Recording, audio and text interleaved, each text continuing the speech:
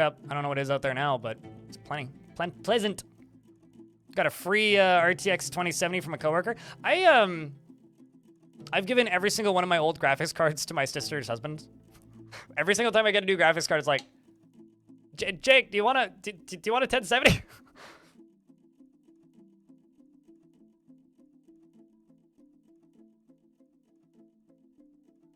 Yeah, and that's why I'm just saying I think Beanish should just talk to their doctor and just, that's it. It's, yeah. Hey mate, if you're just playing Dwarf for it, you're totally fine on a 1060. What happened, Jim? Any way we could diagnose it? If you run into like FPS, like, because I genuinely believe that FPS death is a myth in the current version and can always either be fixed by going back to the most recent save or alternatively fiddling with the game. Because there's almost always something very clearly wrong. All right, so I'm putting a marker into the chat now. So just for formality's sake, if the Twitch chat wants to say hi, VODs, for the VOD watchers who will watch this in like, I guess around Christmas, actually. Probably. Merry Christmas, VOD watchers. Happy holidays. Go get your coal from your stocking and throw it at a vampire.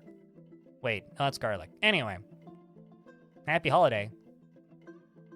Days of Holly. As somebody who's uprooted a holly tree, it's not pleasant. Don't uproot a holly tree if you can avoid it.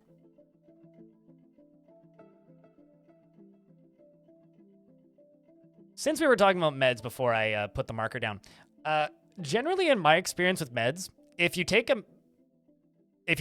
a pill and it's not doing what it's supposed to do, it's not the right pill.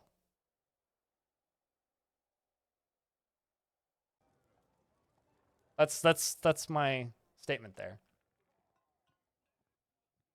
Still have to aim it. Yeah, no, I mean like it.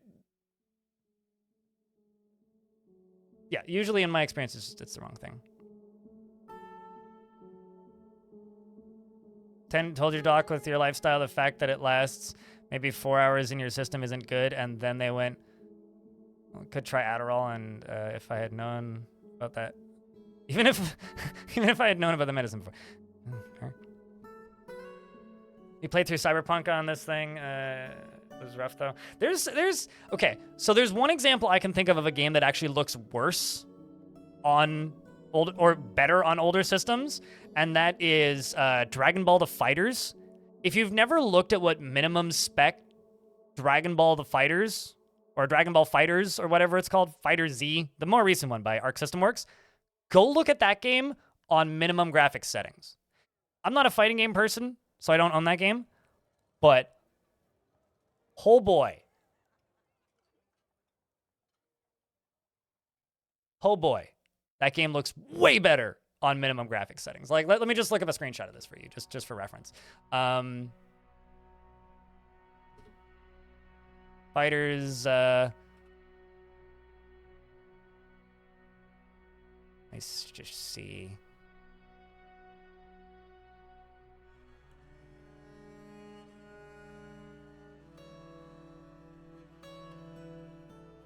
See if I can find a screenshot of it. Because it goes from looking like a 3D game to just like a sprite fighter. Yeah, this is it at minimum spec.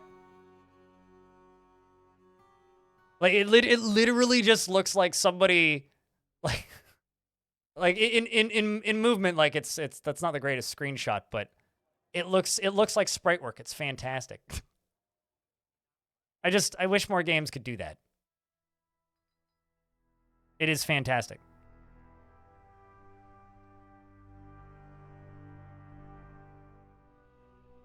Like it looks like something that you'd have on like the Dreamcast or something. Like they're still 3D models, but just like the big fucking chonky pixel outlines. Oh no, the max graphics in that game look incredible, but anyway. So, this is the longest intro I've done in a while.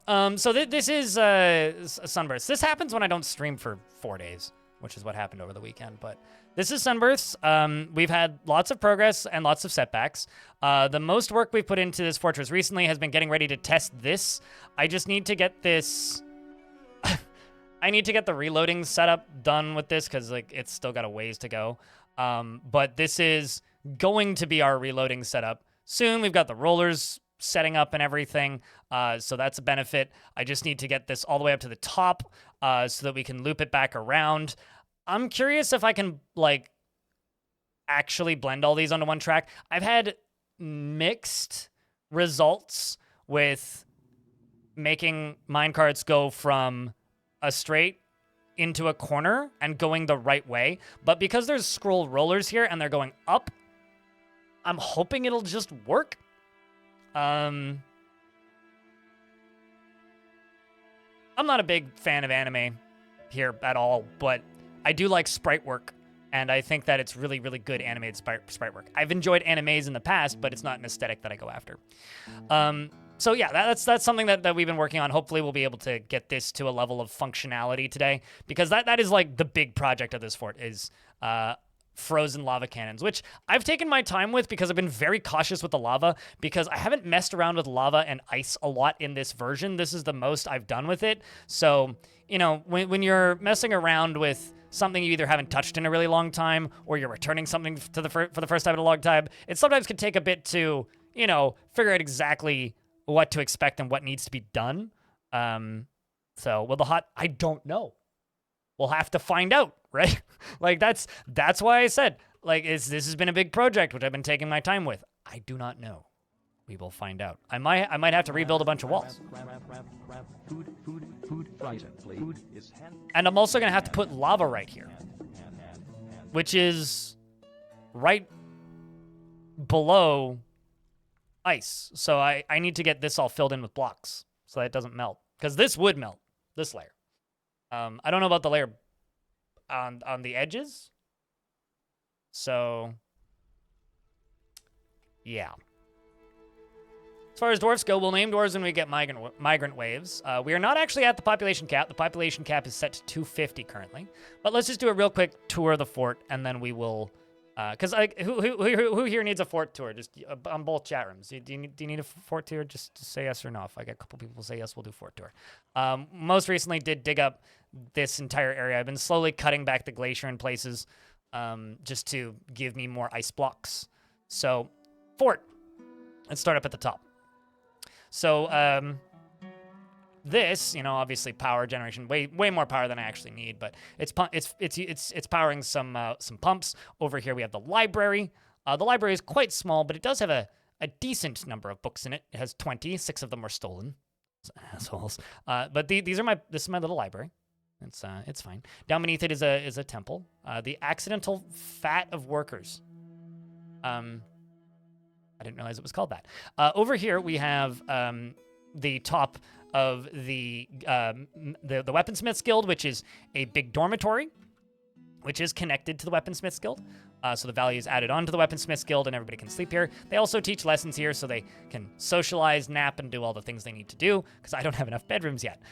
This is the middle of the Weaponsmith's Guild, and this is the bottom of the Weaponsmith's Guild. This is the main tavern. They can look into the main tavern and spot all the artifacts being stolen in real time. We are now breeding giant murder mittens. We're breeding giant leopards. They are being trained for war, and they are being attached to the soldiers, which is fun.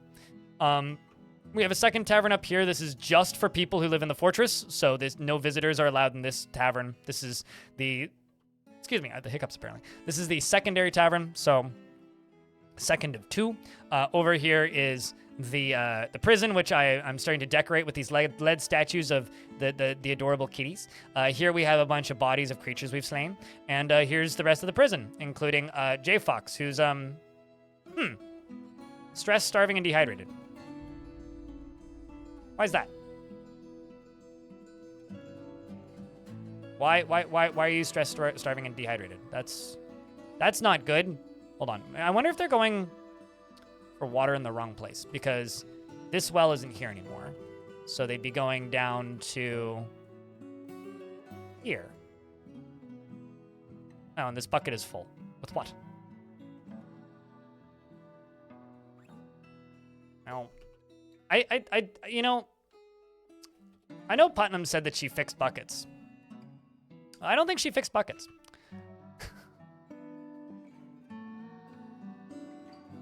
To make the prisoners terrified. They're not terrified. They're just aware of their mortality. That's all that is. The actual scary thing isn't being in prison. The actual scary thing is getting beaten by the captain of the guard.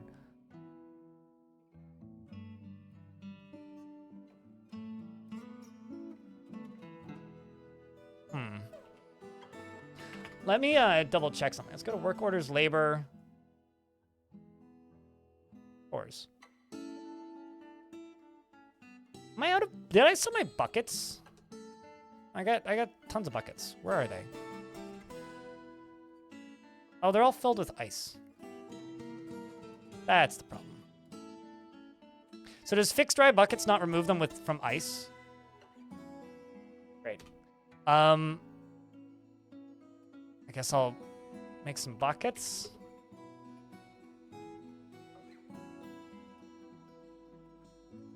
Actually, probably what I need is I need a stockpile for buckets that's close to the well so that they melt.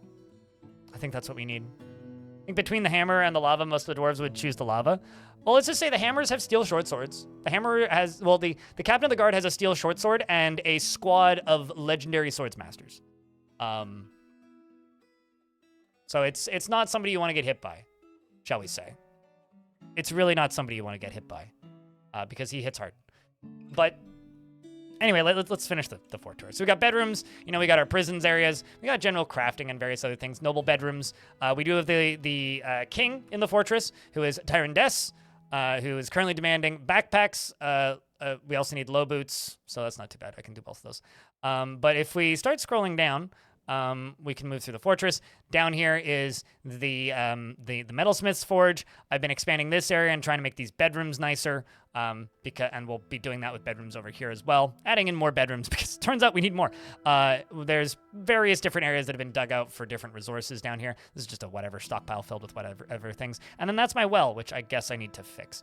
Down here is where the lava is pumped from, which is pumped from right here in the middle of the screen, which goes all the way down to here. But if we pop up a couple layers, you can see that there are 2 cavern layers, both of which I more or less have control over. We do have to periodically open up the doors and go out and fight a bunch of various cavern creatures, but they're generally not too big of a deal. And I can pull this lever, which has been set to be pulled. So as for dwarves in the fort, we have 404, a Devilish Potato, Aethernal, Arklord II, Arkmaster 5000, Bastet, Blazing Iceberg, Bolo Nam II, Brain Fist, Cat Dodger, Cold-Blooded, Cosmic Surfer, Darius Cardrin, Dominok, and Dr. Niche, as well as Dr. Special 420, Dr. Funk, DS, and Elfie, as well as in Fragrance and GM 70 and Aeronamo CD. Gonzo Gorilla and Grimnar 67, as well as Ham, the Weaponsmith and Holy Kai, Ice Hockey Player and Iron Pit, Jam Jalopy, Jetpack Tuxedo, Jay Fox, Kyodoka, Leander, Le Musketeer, Lord Ubda, Lucas Bat and Lyagushka, Maladine and Martin, Midnight Winter, Might Be Goose, Mighty Rhett, Moreb, Nimlark, Non-Major Nerd, Nunu Dudu, and Phoenix Vaughn, as well as Porcelet, Potpourri, and Prismatic Flux, Quendelf, and Rajesh Ryam, as well as Rare Candy, Raw Meat, and Rin. It's Recursive Reverie.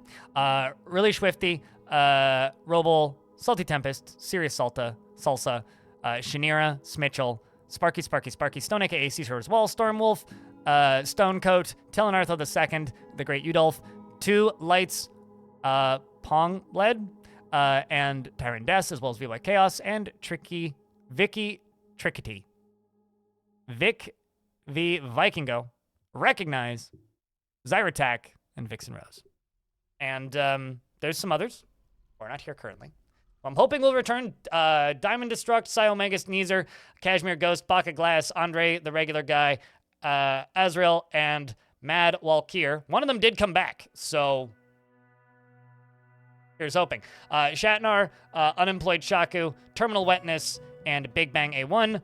2 of them came back from that squad. So, fingers crossed.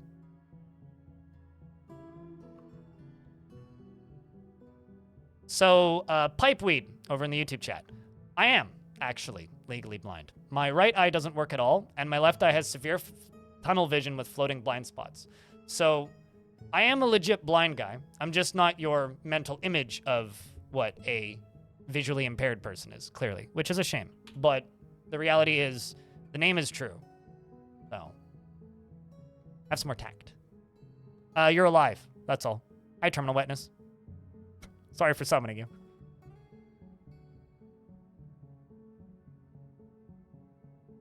All right. So now it's a matter of what do. I need to make sure that dwarf doesn't die.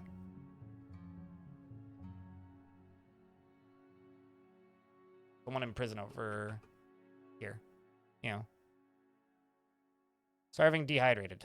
Humiliated after being confined. I'm just going to deconstruct this chain. Because, like, there's... Also... Right, yeah. I put the bee venom and spider venom barrels right there. Because I wanted to get them out of my drinks stockpile. Of this fort so far. Probably just the character intrigue. There's been a lot of fun crimes that have been fun. Okay, well, there goes that dwarf. J-Fo is now dead. I think another one of my prisoners also just died.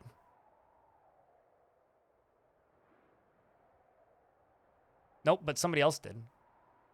Oh, it's a cat. That's fine. Seems like a cat got into a fight with a bunch of cave swallows. I mean, the caves are locked, so the cat was there. That's the cat's fault. That is not my issue.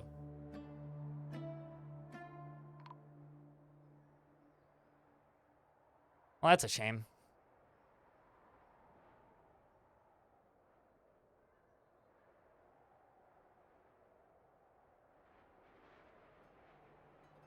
If a minecart goes through lava and then through water, what happens? I don't know. I've never done it.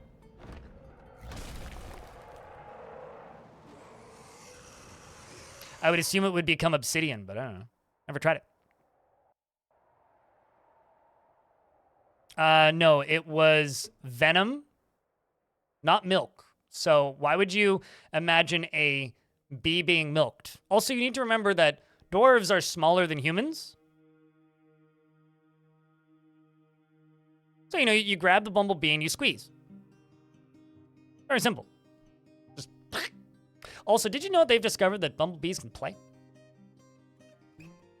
We have a forgotten beast here. It's named Fubug. It's a one-eyed tick. It has lacy wings and a bloated body. Its black exoskeleton is wrinkled. Beware its poison vapors. I was thinking fly? Did it just fly, or am I crazy? I don't think I've seen this model with wings. Yeah, it can fly. Okay. Hmm.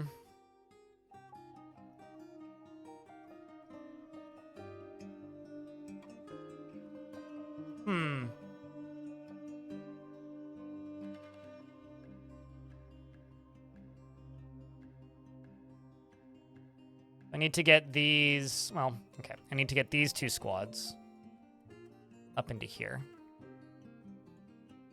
And you, down to here. Poison vapors, that hopefully won't be too bad. Hopefully we can just kill it quick enough that it'll just be a non-issue in the first place. Let's open the door.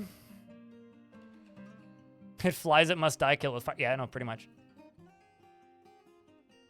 Fubug, there it is. Yeah, it's already up. It's fighting with something.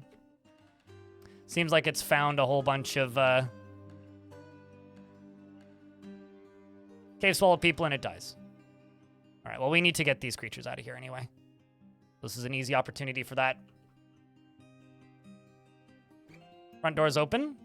None of the dwarves are in position yet. We do have plenty of dogs, so if stuff starts showing up, we'll see them pretty quick. Here come the dwarves. Yep, and we are equipped with steel bolts.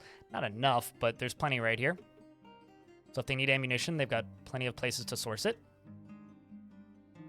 Let's just make sure all of the dwarves are actually in here.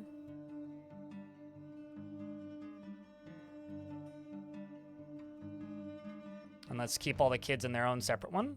Although this guy here, Ficot, isn't in it. This person. Thunk, yeah, you join the kids. I should just call this kids, Burrow. So the Forgotten Beast is dead. But I have a feeling we're gonna need to do some of this. Let's grab the Cold Citadel, need armored, and the Armored Ice and send them out. These are my two main squads, my two melee squads. And I know approximately... Oh, there they are. Here they come. Actually, let's just send them back in because they are coming. Because there's a crocodile coming, which means we probably haven't seen everything just yet. I'm going to send them back in here. Also need to give some more of them more kitties because, like, only a few of the dwarves actually have giant kitties right now. Oh, looks like the Elite Marks Dwarf... I'm not sure how you actually ended up with a sword now, but you're an Elite Marks Dwarf ended up with a sword in a melee squad. Which squad are you in? You're in the Armored Ice. Huh. You might actually be in the wrong squad if you're an Elite Marks Dwarf, but career change, I suppose.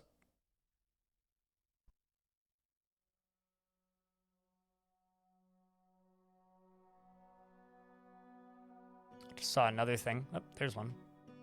Cave Swallow person on top of a giant olm. Hey, Hot Rod Ricky.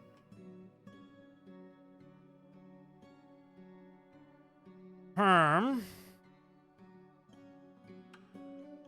can probably just tell the melee squads to just do laps around the fort. Also need to get this filled in. My shower.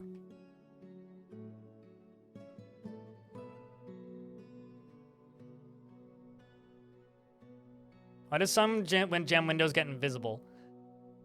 I don't know what causes it, but I find that if you use all the same type of gem, it never happens.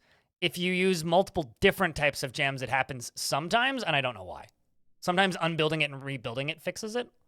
I'm not entirely sure what it is. I don't think it's because they haven't done all the sprites yet. I think it's the same thing that causes this bug, where sometimes you'll bury a dwarf in a coffin and it'll just get replaced with the last bone that was put in instead of the coffin. So I don't think it's that they haven't finished the sprites, because I'm pretty sure all the sprites are there. I think there's just some sort of, like, issue where sometimes one asset will just win out when it's not supposed to. I don't know. Let's send these two squads out on patrol. We're going to send them out on the upper layer. And we'll leave the Marks Dwarves here in defense. So let's find a dwarf that we can follow. Let's follow Ubel towards dwarf. Dwarves are all going to split off in their own directions. We're going to start hearing attacks starting. But yeah, there is no millstone placement texture, but that's not related to windows. You can fill an aquarium with water. Do you need to? Pretty sure you just assign fish to an aquarium. Or a small creature, I guess. I don't think you need to tell them to fill it with water. I'm pretty sure the vermin just exists in the aquarium. Pretty sure I already traded with the traders, so. One of the last things I did on the last stream.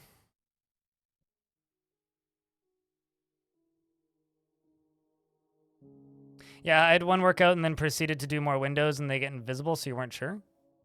I mean, there is an invisibility tool, this tool. So it is possible that you, like, wait, what? I have a question. Were they gone? Like, no window there, but there was a window there? Or were they just a single gem? Like, what were you seeing? Exactly. Because what I'm referring to, you can still see it. It just looks like the last gem that was placed there. Exactly the same as the coffin bug. Or are you saying that there was just nothing there? You can't see any variant vermin when you assign the aquarium. I don't generally mess around with small creatures, so I'm not sure. Wiki's your best bet. I find that entire series of mechanics to be completely useless, so I ignore it usually. You can see the gems, yeah. Yeah, it sounds like the same issue as the coffins then.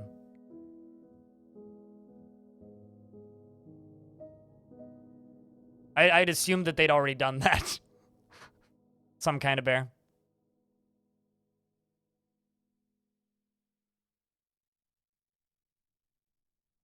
Hopefully this time when you get a dwarf, he doesn't die within 30 minutes this time.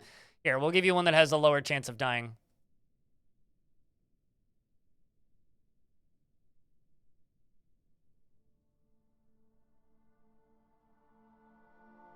Because I do feel kind of bad after that last one. This one's an adequate swords dwarf, so they're not likely to die super quick. Hot Rod Ricky. The YouTube chat. It's often inflamed by hatred, and often develops hatred towards things. Also, 2. He's a very friendly individual and always tries to say nice things to others, and is bothered by this tendency because he dislikes the idea of friendship. He finds humor in most situations and is a perfectionist. He is very ambitious and always is looking for a way to better his situation. He has a tendency towards forming deep and emotional bonds with others and doesn't seek out excitement, and he tends to be swayed by emotions of others. He tends to avoid crowds, and he has a sense of duty. He can handle stress, and he has a greedy streak, and he often feels lustful. He can sometimes act without deliberation, and he does not go out of his way to help others, and often is nervous, and he tends to not reveal personal information. His hands become animated when he gets angry, and he chews his cheek when he's angry, and he mutters under his breath when he's annoyed. And Tom Cass, thank you very much for that brand new, is it brand new? Or no, 2 months. 2-month subscription. I was looking at the wrong screen. Appreciate you. He dreams of crafting a masterwork someday, and this dream was realized. And personally, he's completely put off by the idea of friends, values eloquence, tranquility, and a peaceful day, and finds artwork boring, and doesn't see the attainment of knowledge as important, and does not really value skills related to fighting. But you fight.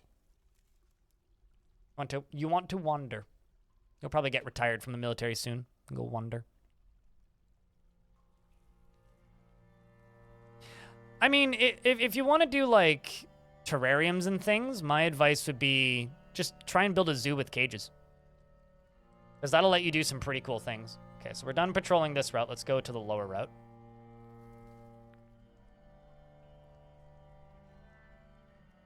So they'll go over to the ramp down, which is right here. That was where the creature died to the swallow people.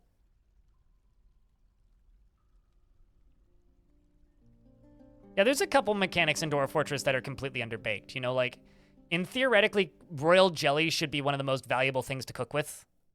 And, like, mead should be extremely profitable and valuable. And, like, wax crafts should be similar, right? But the reality is, wax crafts are about as valuable as shell crafts. Mead is the least valuable alcohol in the game, and most dwarves don't particularly care about royal jelly. So, if you want to make a zoo, be friends with elves, because they'll let you import all kinds of tame animals. The elves always have the best animals for trade. Sometimes the humans can have pretty good stuff too, but it's generally the elves. The humans will have things like normal elephants, but the elves will have like the giant jaguars and whatnot.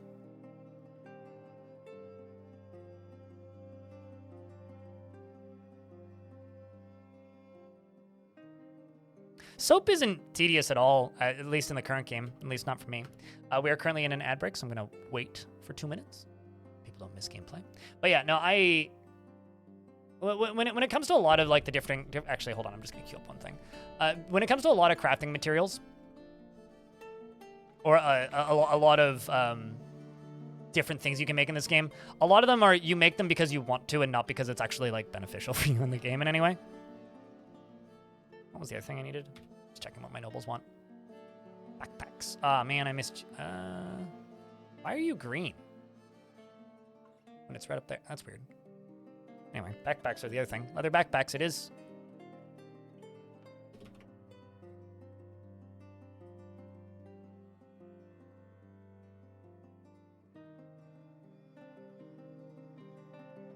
Yeah, giant insects die really quick.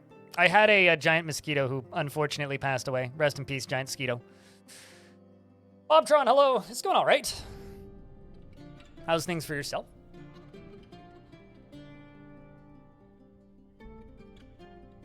Fucking sex. Giant praying mantises are pretty badass, though. I mean, I understand, like, not liking the giant skeeters, but...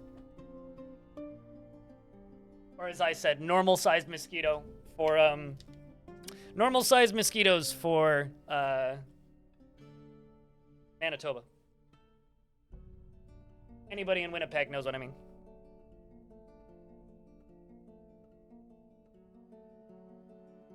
Although the nice thing about giant insects, though, is they do die, because they do die pretty quickly, you don't have to worry about them, like, overbreeding. And be careful of things like giant crabs, because you can't fully tame giant crabs if you catch them. And they breed like 10 at a time. Which... you have to be careful. A lot of dwarves hate insects. They don't hate them as much as they say they do. But yes, a lot of them do hate insects. Okay, so one of my swordsmaster killed a cave toad. We're going to go get provisions. I think that's enough patrolling. Let's get these dwarves back inside.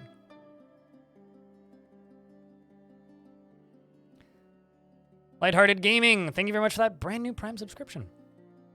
Happy holidays.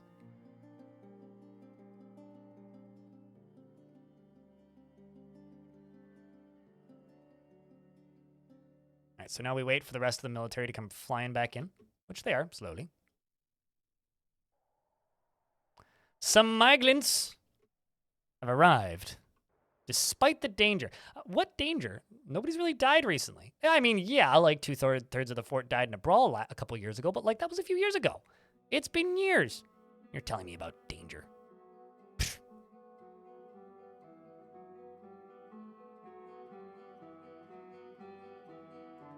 You wonder if the hatred of the giant animal insect applies to the giant variant too? I doubt it. I doubt it.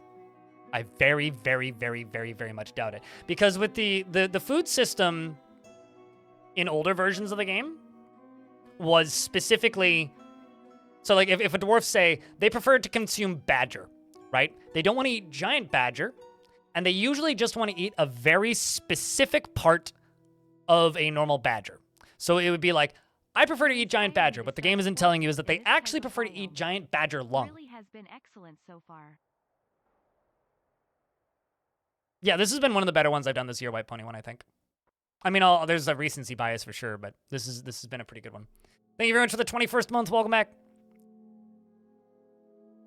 But yeah, if anybody wants a dwarf, if you feel like you may have one, just ask. I can also search your name if I think you might have one. But if you would like a dwarf, you can say pick me. I know White Pony one doesn't, so we can start off with White Pony one.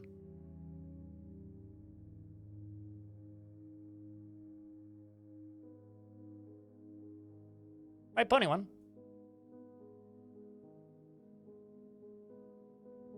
I think Baron de Bus, I think you have one, but I can double check.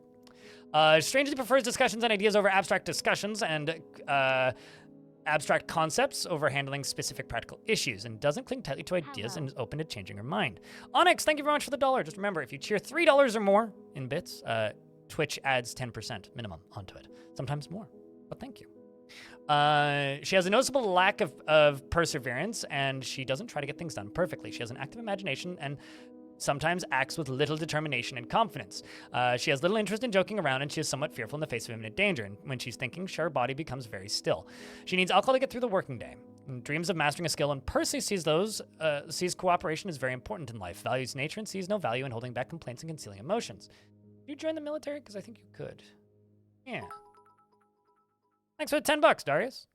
Like this. Appreciate you. How much have we made Twitch give me today? $8.58. Excellent.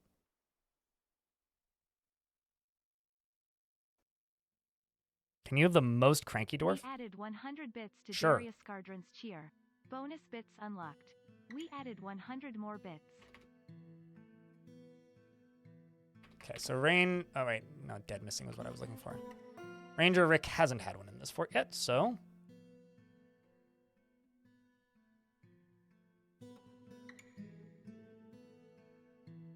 Rick... And... Tigozawr. Tigozawr. Okay, let's just get these two done. Ranger Rick, you have no family and you're not married. No friends. Does not generally seek retribution for past wrongs. Feels a strong need to pay back any favor done for her. She cracks easily under pressure and she is prone to hatreds and often develops negative feelings. She doesn't seek out excitement and has a sense of duty. She has a noticeable lack of perseverance and often acts with compassion. She's conflicted by this as she sees these tendencies as impotent for the quest for power. She doesn't try to get things done perfectly, and she does not easily fall in love and rarely develops positive feelings. She's not particularly interested in what others think of her, and she's not of a great aesthetic sensitivity. She's conflicted by this as she values artwork and its creation and cracks her knuckles when she's bored and speaks very deliberately when she's angry and needs alcohol to get through the working day and dreams of raising a family, and personally finds the notion that one would persevere through adversity abhorrent and finds the pursuit of knowledge to be a waste of effort. Welcome to the fortress. Next up is Taigo, who's a traitor. Not that kind of traitor. She feels strong need to pay back any favor done for her. She occasionally can lose focus on the matter at hand. She tends to form only tenuous emotional bonds with others, and she is quite comfortable with others that have a different appearance or culture. She is slow to anger, she tends to hang on to grievances, and does not have a great aesthetic sensitivity. She is conflicted by this as she values artwork and its creation. She doesn't handle stress well. Her voice trails off whenever she's trying to remember something. She needs alcohol to get through the working day. Dreams of raising a family and personally believes that it would be a fine thing if all time were leisure time, and values a harmonious existence and disregards tradition and doesn't feel strongly about the law. Welcome to the fort. Yours was melancholic and died. Right, yeah. You are correct, yes. So we'll get you named if you get one. If another one shows up. Nope, okay, here. We'll give Bear on the Bus another one because I said I would give you one. How about this, Metalsmith? Bear on the Bus. 2.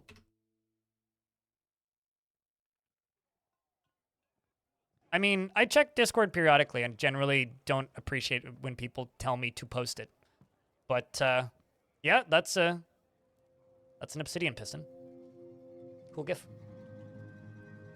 All right. He is a coward and completely overwhelmed by fear when confronted with danger, which means he'll live longer than most dwarves. Is incredibly calm, has an incredibly calm demeanor, is impervious to the effects of stress, and is ruled by irresistible cravings and urges. So this dwarf has a very good survival instinct. They're a coward and completely overwhelmed by fear, so they'll run away immediately. But is impervious to the effects of stress, and is also meditating on strength. He is ruled by irresistible cravings and urges, and he is not a private person, and freely shares details of his life. Paizotheus the Great, thank you very much for the 5-pack of gift subs. Appreciate you, dude. Means a lot. He is very slow to anger and is very comfortable around others that are different from himself. He is quick to form negative views about things and is somewhat quarrelsome. He has a tendency to go it alone without considering the advice of others and can occasionally lose focus on the matter at hand. And he tends to consider what others think of him. He is quite ambitious and generally finds himself to be quite hopeful about the future and doesn't seek out excitement, needs alcohol to get through the working day, doesn't care about anything anymore. Dreams of crafting a masterwork someday and personally finds those that develop skills with weapons and fighting distasteful and finds friendship burdensome and values independence. 24 years old, is married to Ineth the weaponsmith, and his mother is Dastot, who's the Baroness of Paddler. Rhymed. What rhymes with paddler? Rattler? Battler? Okay. All right. Saddler, sure. Yeah. Sandler? No, that's pushing it. I'm gonna jump down here and we're gonna assign some animals that I see running around up top. Don't need you. Give that crow. Don't need you. Don't, stupid bunnies. Don't need you. Don't need you. Apparently I have a goose running around. More birds.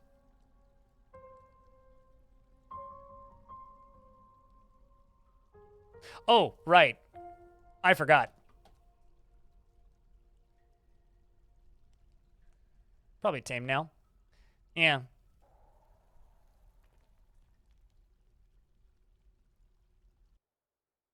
I have this.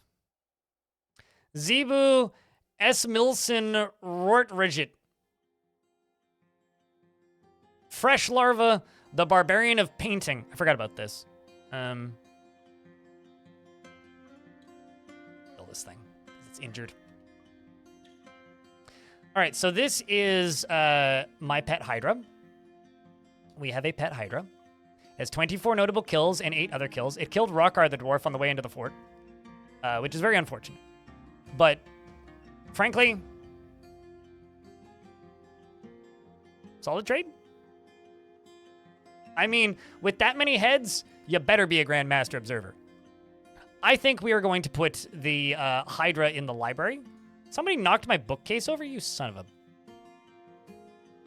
dork. All right, so we're going to put the Hydra in the library. Just in a cage.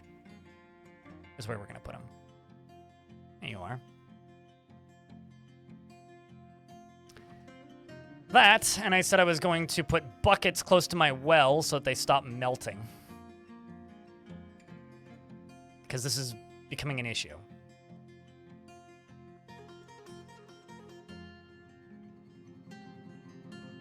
Yeah, we got a Hydra, so I'm pretty happy about that. Pretty damn happy about that.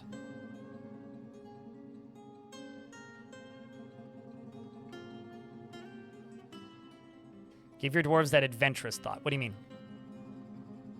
Oh, like while in the library? Yeah, I guess potentially. Well, I mean, they'd get a sense of adventure being near the Hydra. That's for sure. Okay, I've got dwarves that need to be memorialized, so let's get that done. It's kind of a slow start because it's been a couple days. That and like, I've been playing a lot of version 28, which is like the first version of the game that was 3D. So that's been a process. Can you tame the Hydra? I'd need a breeding pair to tame them. I can train it very well.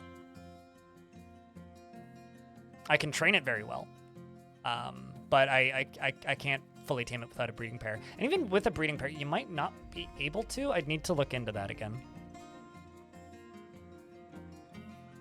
Like, I'm not sure if Hydras still have issues with fighting with war animals. How long do Hydras take to grow up? I would need to look at the wiki. I want to say 1,000 years. I think they're like dragons. That or they're born at adult size. It's one of the two. Yeah, so they're adult size at birth. Which means their maximum size is 8 million centimeters cubed. So I guess that would mean and they're immortal. So you can't fully domesticate them. But that would make them a really good... Yeah, okay. So looking at the wiki, despite being reptiles, they don't lay eggs and give birth, meaning they don't need a nest box. Because they were born as adult, it isn't possible to fully tame them without modding. Some dwarves like Hydras for their 7 heads. But it would make them a really good food source and, like, leather supply. Which, I mean, I'm not above that. I'll do that. Why not?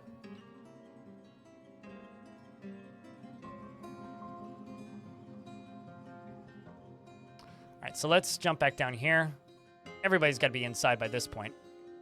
And if they're not, well, rip.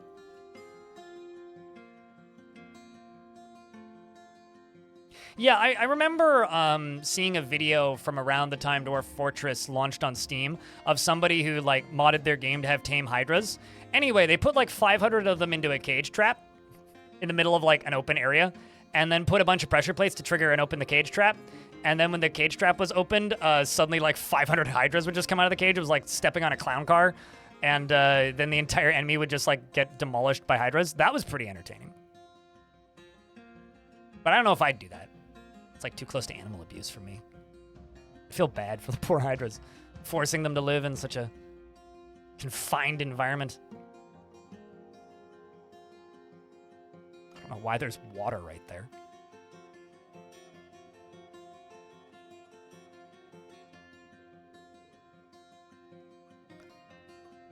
So I need to get a bunch of different layers set in here.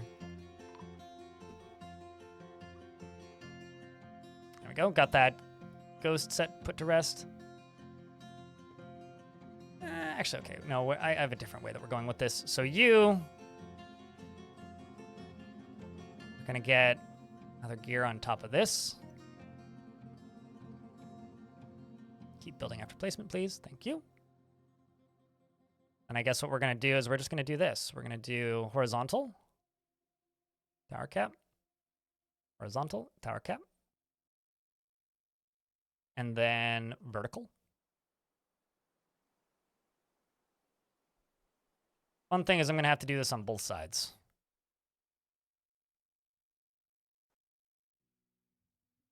That's the fun thing, is I'm also going to have to power this side. Well, actually, maybe not. Maybe not. Maybe not. Maybe I can set this up where I don't need to power both sides.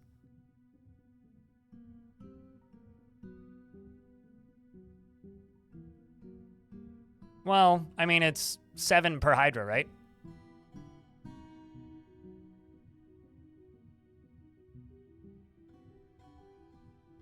That's connected, but this isn't, so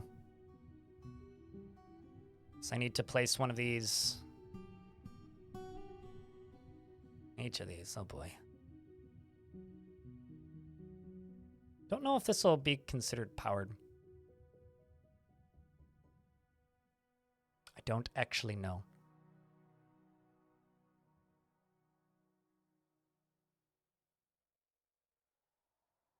Hydras are pretty awesome, but they're a weird creature to try and raise in this game. Like, real weird. Because they kind of like, they're kind of like almost dragons, but not quite. All right, well, we can just let that go.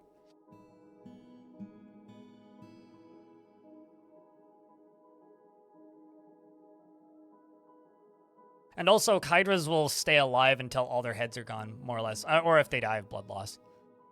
But yeah, I mean, I think setting up like a Hydra meat and industry would be pretty rad. Speaking of industries, we've also started up glass. Over here we are, as you can see, collecting sandbags. It's pretty good.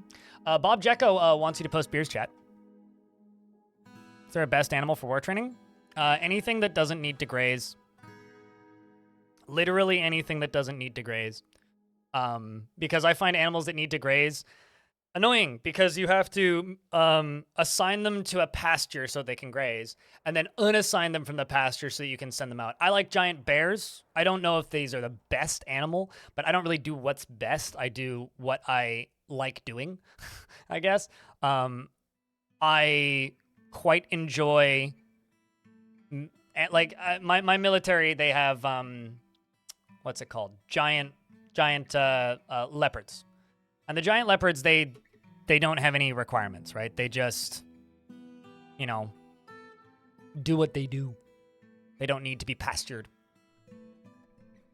I don't know. Can you war train giant boars? I don't think I've ever done that. I don't like war training animals, I'll be honest. So I use what's aesthetically pleasing because I think they're all pretty bad. No, thank you. I don't feel like opening up a link for a comic.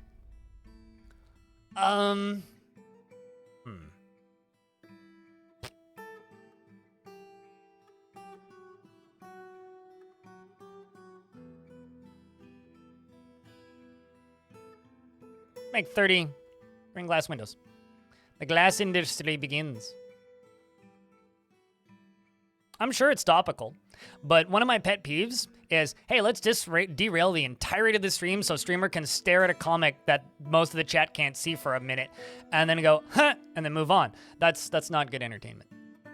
It's the reason I refuse to look at any XKCD links, no matter how topical they are. Do not care. How much magnetite am I sitting on? 565. Jesus. Okay. Let's do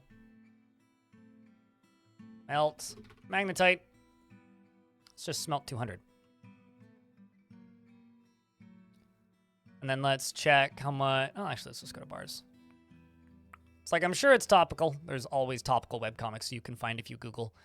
I'm very rarely willing to read them.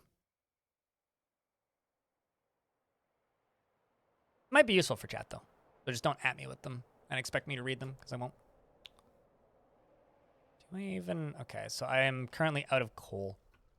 It looks like we are out of coal. It was mostly this area. Okay, so there is some back here. Definitely lemonite here. Look, I see coal. I see coal! Find out some more coal. Oh, never mind. It's at the edge of the map. God damn it. You lied to me, game. That's pink jades.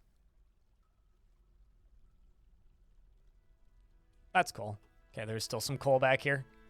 I'm sure if I just, like, also, you know, off auto and just do this, I'm sure we'll find plenty of more stuff.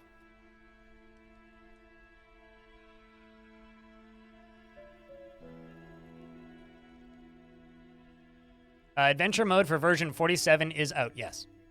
It's been out for a very long time.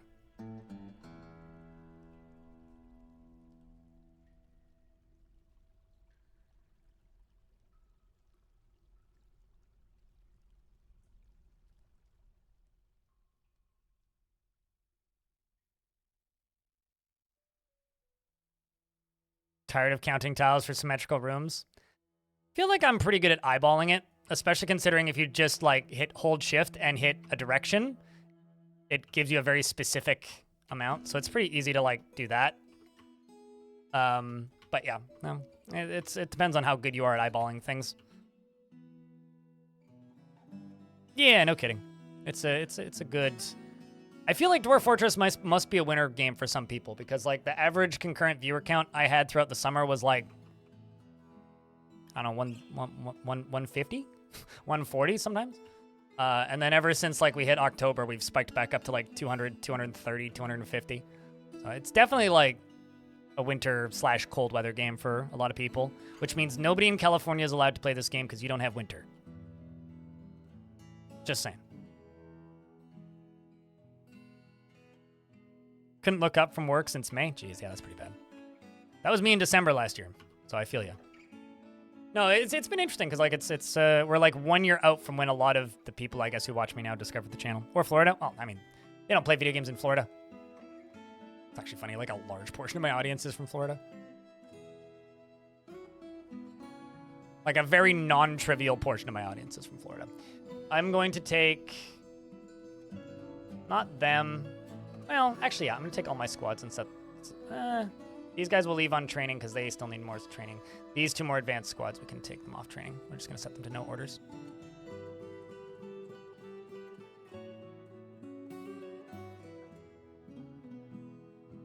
Gatekeeping winter. Damn right!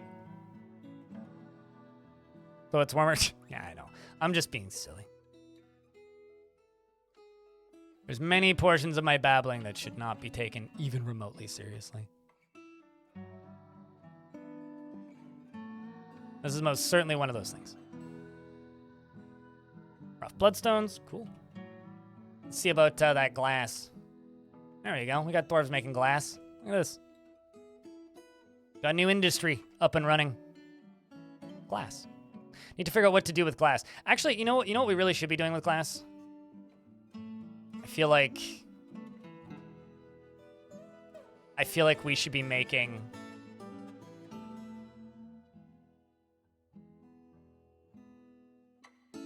we should most certainly just be making glass furniture. I'm just gonna set like a fill 500 bags with sand job. And let's make green glass table. Well, maybe not tables. Let's do a green glass box, which is a chest for some reason, and green glass cabinets. And let's just do 80 of those each.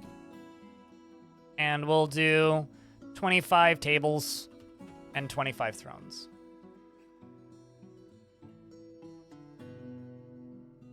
It's weird playing older versions of the game where the maximum number of things you can queue up at a time is 30. And also, the bookkeeper in version 28, if you set this to maximum, it literally takes them half a season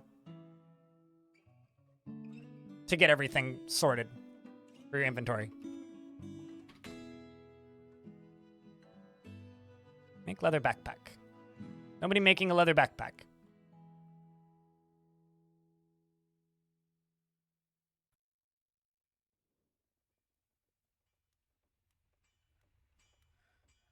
Job hasn't been assigned or is getting canceled.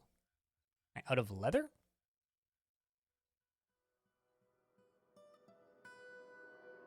Why are we not making backpacks? Okay, well, we're canceling the lead statues. That makes sense. Not even seeing it. All right, well, that's weird. There's my tanner shop. Where was my leatherworks again? I know I have one. So I've been making leather stuff. My craft dwarf shops. My stills. That's the carpenters. Where the heck did I put the leatherworkers?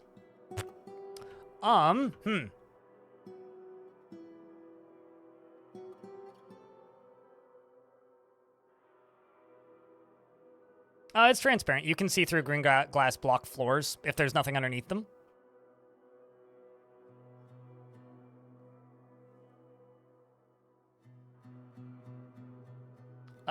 Samsul, the only reason that's impossible is because you wrote, try not to let your dwarves die, in brackets, impossible. I mean, try not to let your dwarves die. Yeah, that's impossible because they die of old age. So if you make a decent fort and you seal things in and keep them all happy, and they don't tantrum when they're happy, so they won't hurt each other, and there's no way out, so nothing can get in and hurt them, they will eventually die of old age. So yeah, of course it's impossible because they die of old age. Yeah, walls just look like normal walls that are green. Yeah, I don't know where my, what's going on with the leather situation here. So, since this is my clothing works, I'm just going to grab this stockpile. Oh, got a hole in that. Dig through this. We're gonna make a little leather industry directly beneath this. I don't know where my leather station is. I know I have one, or had one. At least I thought I did. Let's also add leather to this stockpile.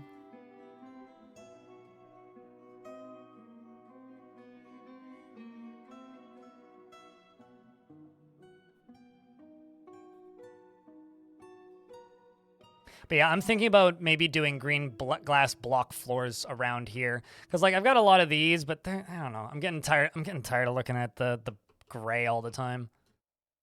Want a little bit more color on my blue, you know?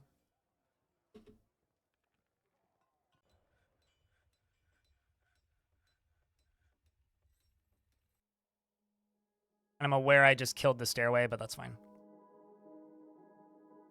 All right.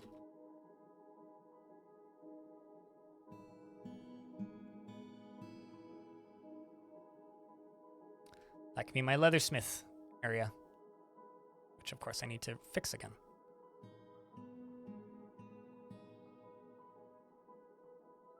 I mean, it's not like perfectly transparent, but no, there's no ladders. It's just stairs and ramps.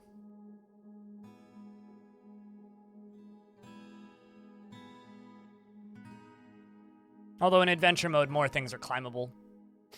You train climbing. Hello, KitFox Games official Twitch account. How are you doing? Oh, great. There's a hole in the void again. Well, that's unfortunate. Well, in that case, I will simply dig a tunnel down this way.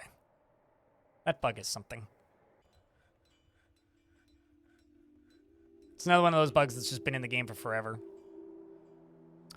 I'm just gonna dump a bucket of water there. Did my dwarf return with his father's sword? Nope. But I'm holding out hope.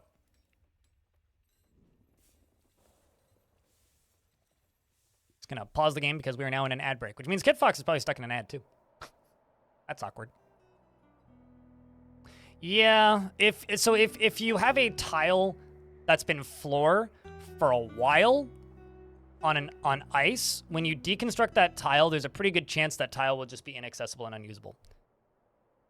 Fun. Although, if you then dump water there, dig through the ice, then rebuild floors, it'll be fine. You can then rebuild floors after that. Cathode RayTube, thank you very much for gifting a sub to KitFox Games. Appreciate you. But how's things? What's going on, KitFox? And Neezer, thank you very much for the 8th month. Welcome back. How's the mugs? Still holding hot beverages as advertised, I hope.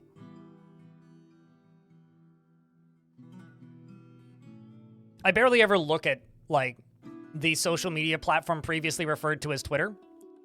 So, It took 3 days for someone to tell me that you guys had posted pictures of my mugs. Ooh. Did that just go out in emails, or? Never heard of it, nameless. Like, is this something I can show?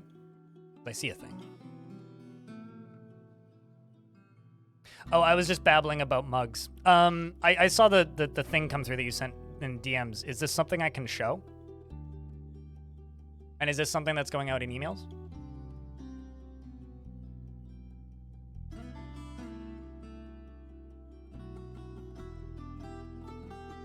Email is sent. Okay, cool. Then I will be making a video tonight. Then I suppose, guys, we got. You guys want to see exclusive DF news? Courtesy of KitFox. Check this out. I'm gonna show this in order of importance, starting with the most important. Okay, this is clearly the most important.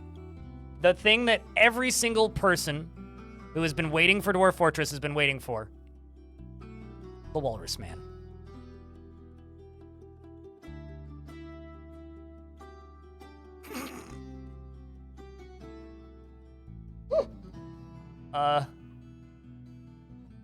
You know, I'm just gonna I'll check these in my Discord in a second. So there's that, and also I should scroll down actually. There's the Walrus Man sprite, which I think already exists in the game somewhere, but it's the portrait and the companion sprite. And then over here we have armor on a very injured person. That's a lot of scars, jeez. Old wounds. Oh, it gets better. It gets better. This is the big one. The inventory screen for adventure mode.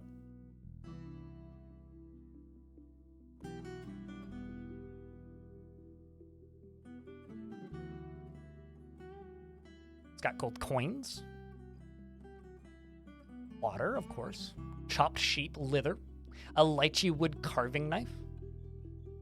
Giant vulture leather, so I guess, like, you know, examine, drop. Not sure what that would mean.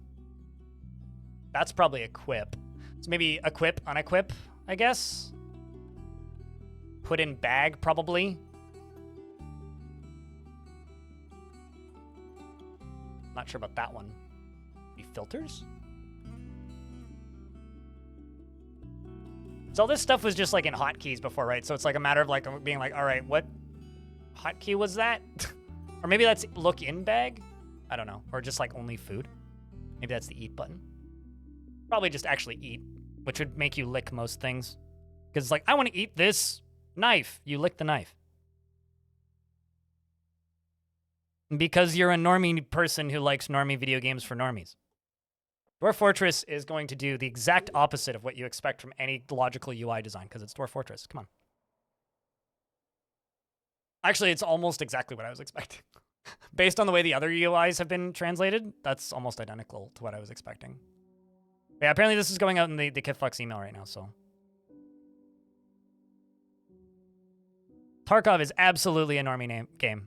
Look at the player counts of Tarkov. Then look at the other UIs that use the exact same UI as Tarkov. Tarkov is a normie game. Just because it's hard doesn't mean it's not a normie game. Absolutely a normie. About as mainstream normie as you can get. Hardcore gamer bullshit, but turns out there's a lot of those. Just copy pasting these over to Discord.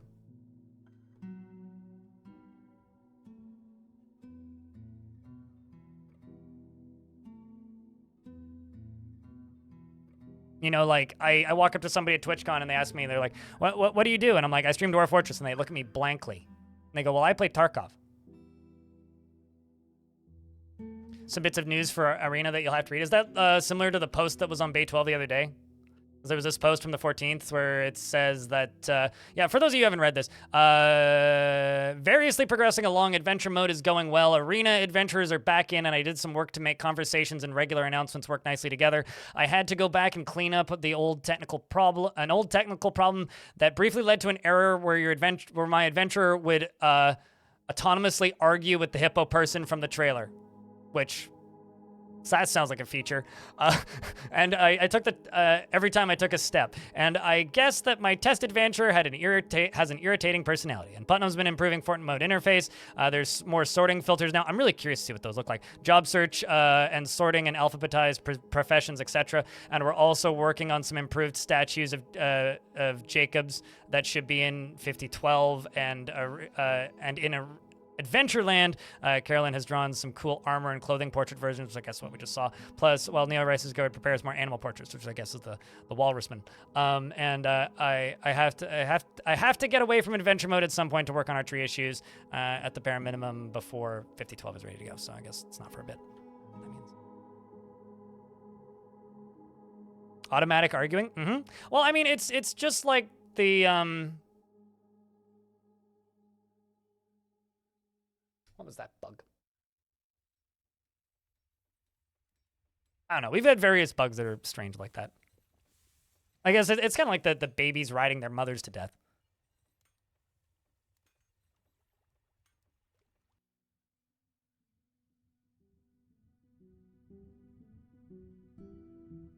You can do either, Rabiel. It doesn't matter.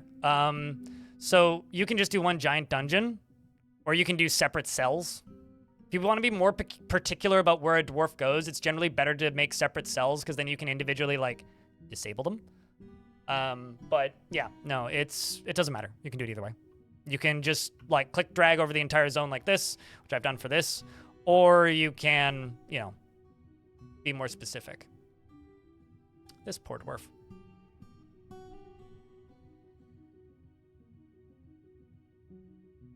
And I need to go to where my well is. Speaking of wells, put all my buckets here. I need a buckets stockpile.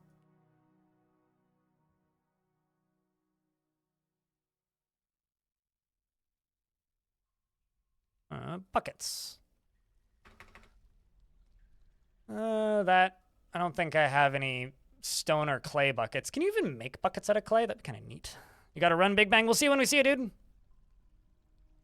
Remember to breathe. No, I mean, I'm going to stop using the various DF hack plugins and UI interfaces as stuff gets added, right? So, like, when we get sorting filters, I will stop using the DF hack ones.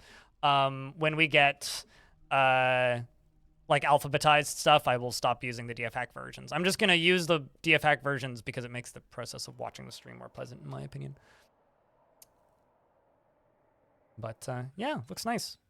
I'm very keen on that UI. I need to like open up the old inventory UI from an older version of the game. Actually, give me 2 seconds. Hold on, I'll do that.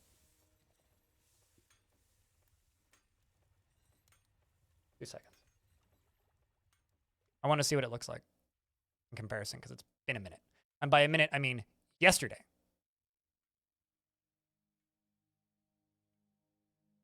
Literally yesterday.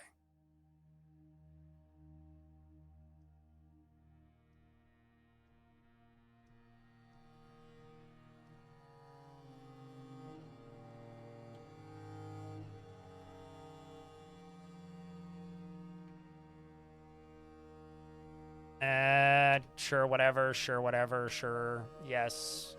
Next, go. Yes, okay. Inventory. No, yep, inventory. So that's the old inventory screen.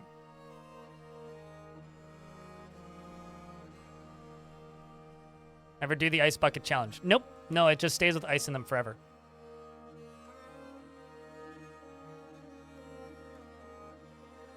Yeah, so that's why I'm looking at the new inventory UI, and I'm like,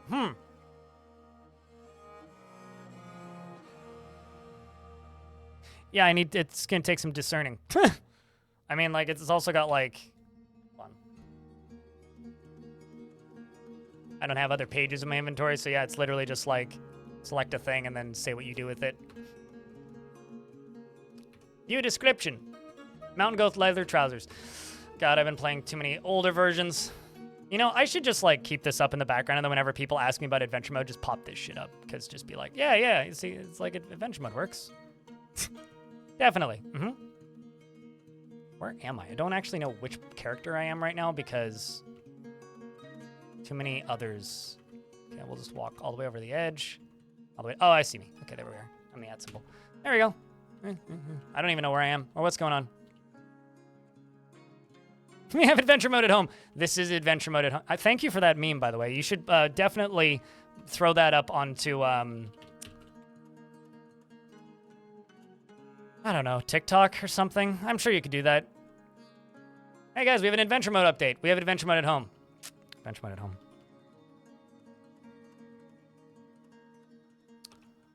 Retire this adventurer and close the page. Done.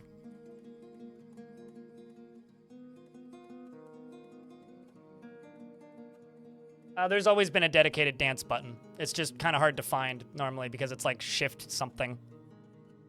But literally, it's perform action dance. Which wouldn't surprise me if that was just straight up just a dedicated button.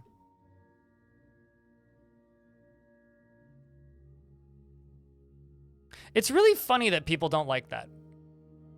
To me. It's also really funny when the thing that not irritates is the wrong word. The thing that perplexes me the most, I guess, about old school Dwarf, or not old school Dwarf, people who are air quotes Dwarf Fortress fans, who are just like, you've like, you know, ripped this off or whatever because like now you're charging for the game. It's like, well, I mean, if you want that very particular flavor of Dwarf Fortress, it still exists. It's right there. You can just go play it. That's what I think makes people mad. Because I've done that a couple times, and every time I do that, people are just like, bah! You can't say that to me. I don't. It makes my eyes bleed. It's like, well, you've got some shitty fucking eyes, dude. All right, let's do that. I'm lowering the number of shops that can be making glass stuff, because I don't care if it takes a little bit, and I want this to be the highest priority, so all of them should be doing collecting sand. I was like, in fact, you know what? I'll set 2 of these as 1. The boxing cabinet can just be 1. It does exist. Yeah, I mean, it's a fact. Although I am a big fan of telling people that sometimes you think you know what's for you, but you don't actually because you've never given it a shot.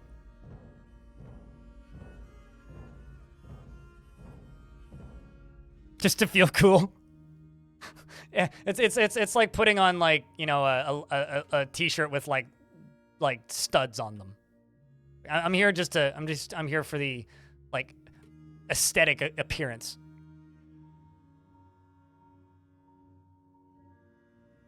But yeah, I don't know. I played 10 hours of version 28A in the last 2 days. 10 hours. Still perfectly playable. Although it's weird playing a version of Dwarf Fortress with no minecarts and no power. And like a lot of the stuff that we just kind of accept are like parts of Dwarf Fortress now. It's like it's kind of hard to go back to that era. That's hard, in my opinion, is going back to like that era of Dwarf Fortress. Because the graphic has to give you a sensory overload pretty bad. You know what gives me a sensory overload pretty bad? Stellaris. That game is harder to discern than ASCII Dwarf Fortress. Hot take. Significantly harder to discern than Dwarf Fortress. Or any ASCII game for that matter. But no, I get it. It's once again, it's not for everybody. Just like Stellaris isn't for me. You know?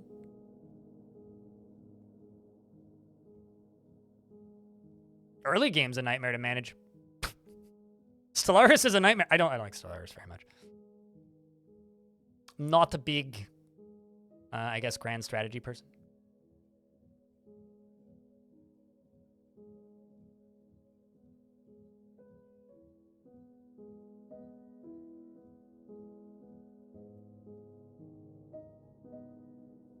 You're more than happy to wait for stuff to be finished. Those things don't happen overnight. Yeah, I mean, not every game can develop at the speed of Path of Acro, right?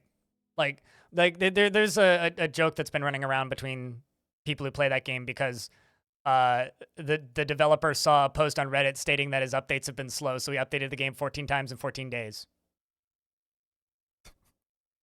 He literally updated every day for 2 weeks. Every single day, he added something. It was like an item, a class, something every day. And not all games can do that. Like, it's completely unrealistic to ask of most games.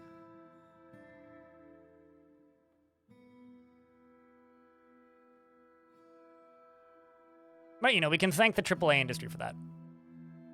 It was something, wasn't it?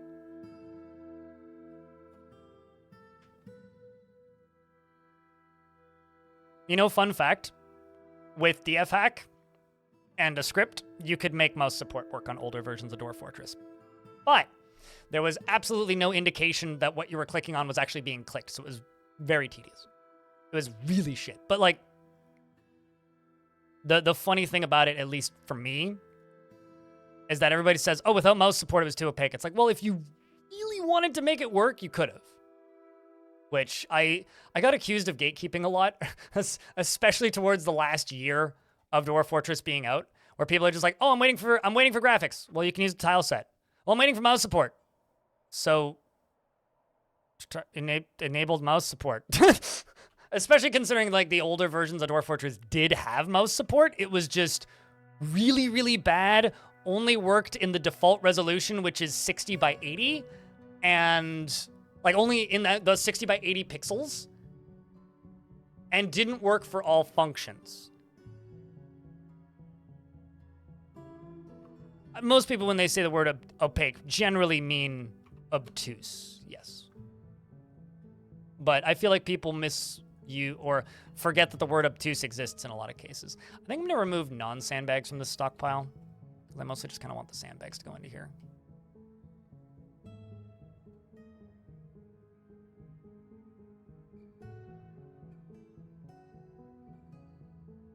Because I want them to come back over here and then end up in this stockpile right there. That's what I want. Eventually, those bags will start to move. What I could do is I could just put empty bags in here, but that's the seed stockpile. Actually, you know what? I think it would probably be good to have just a little infinite stockpile here for empty bags, just purely because, like, seeds right there and sand right here, so it just makes sense.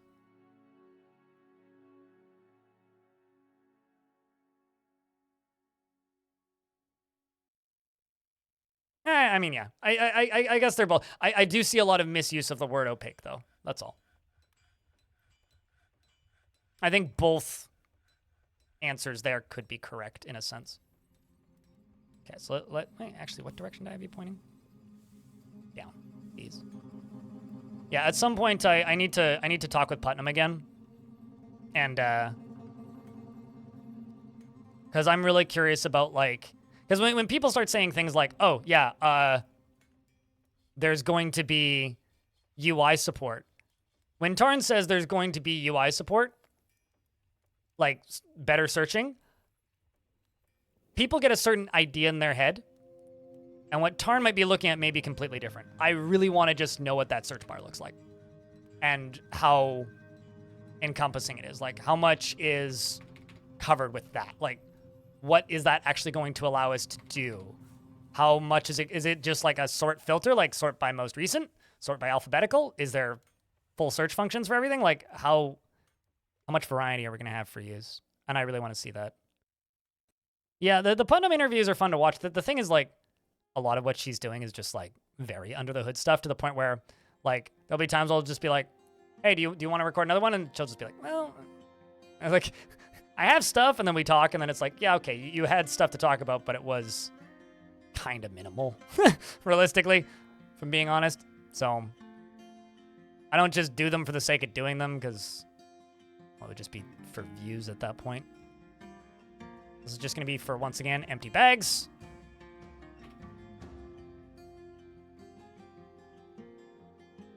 And, you know, like, there's a lot of features people want and a lot of features people think of when they think of what most modern video games have.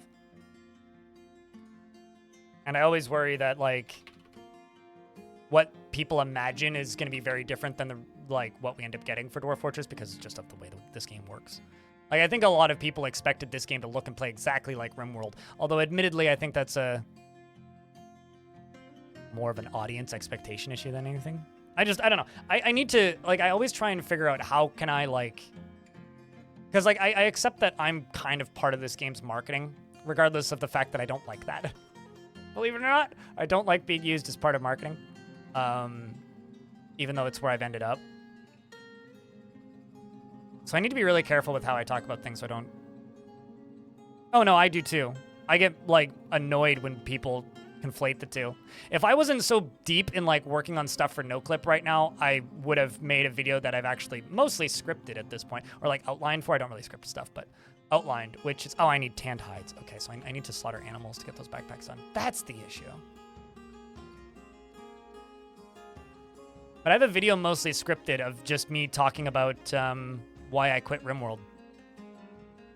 I've got, like, a very long list of reasons, which I'm going to parse together into a video at some point. Both of those bunnies have been gelded. Good, good, good. You know what? I've got a bunch of... Okay, I've got a reindeer for some reason. We can eat that. I've got a couple baby giant one-humped camels. I can start butchering the adults of those soon. Because we're using those as a farm animal, like a livestock. Also eat some elephants. Got tons of dogs and puppies.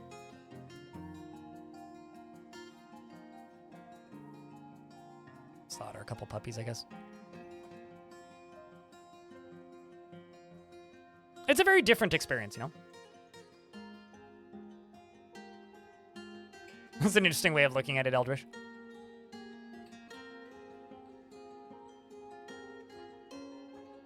You know, it's really, really interesting. So it all comes down to one thing at the end of the day, right? And I'm just going to read this line from bottom text over here on YouTube, which is, I truly thought RimWorld was going to be more like DF with a mouse. It came close, though. Yes. I think that what a large portion of the video games at large community has run into with this game, or with the, like, RimWorld Dwarf Fortress thing. I'm just titling that bags. I know you can't see it, but we're just adding a minecart to this. I think what happened genuinely is a game that was marketed very, very, very, very, very early in development, right? Like, the early marketing for RimWorld was a vertical slice, right? It was not a video game. That very first Kickstarter demo, which is probably still available online somewhere if you look, was not a finished video game at all. And it was sold as a game that was going to be heavily inspired by Dwarf Fortress, which it was. 100%. That game was heavily inspired by Dwarf Fortress. But by the time it finished development, it was nothing like Dwarf Fortress. So it went from a game that was essentially flat Dwarf Fortress in a sci-fi setting to a game that was inspired by Dwarf Fortress, which are two very different things. And I think what ended up happening was there was, like, you know, over the years, there's been a lot of articles written about Dwarf Fortress that make it seem very interesting to a lot of people, which is understandable. And I think what happens is people not quite falsely marketed themselves, because that makes it sound like the game was, like, misrepresenting itself, which I don't think it did, at least at the time.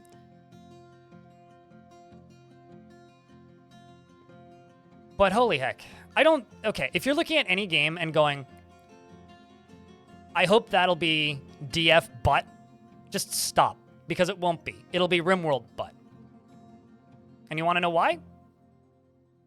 RimWorld has sold 5 million copies and God knows how many millions of copies of DLC. Dwarf Fortress has sold a fraction of that. In fact, I'd be willing to bet that RimWorld DLC has sold better than Dwarf Fortress. So I do wonder. Oh, also, I've been informed that this is actually the most important picture related to Dwarf Fortress news.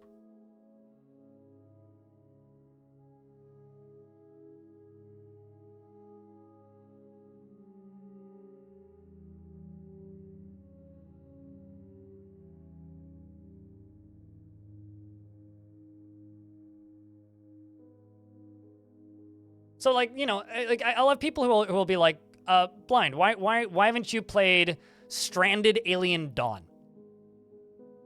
You know, Like, why haven't I played Stranded Alien Dawn on stream? Because I don't want to play somewhat 3D RimWorld in a sci-fi setting.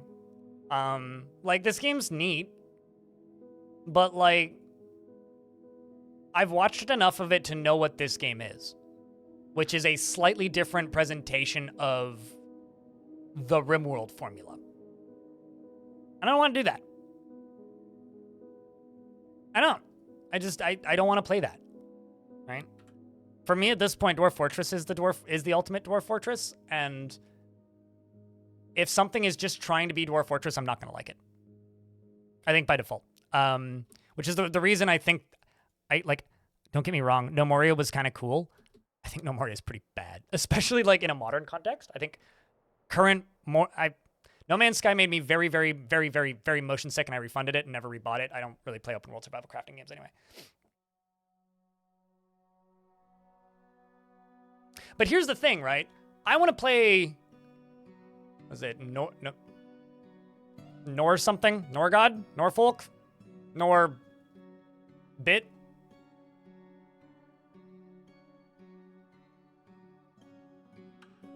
Nope.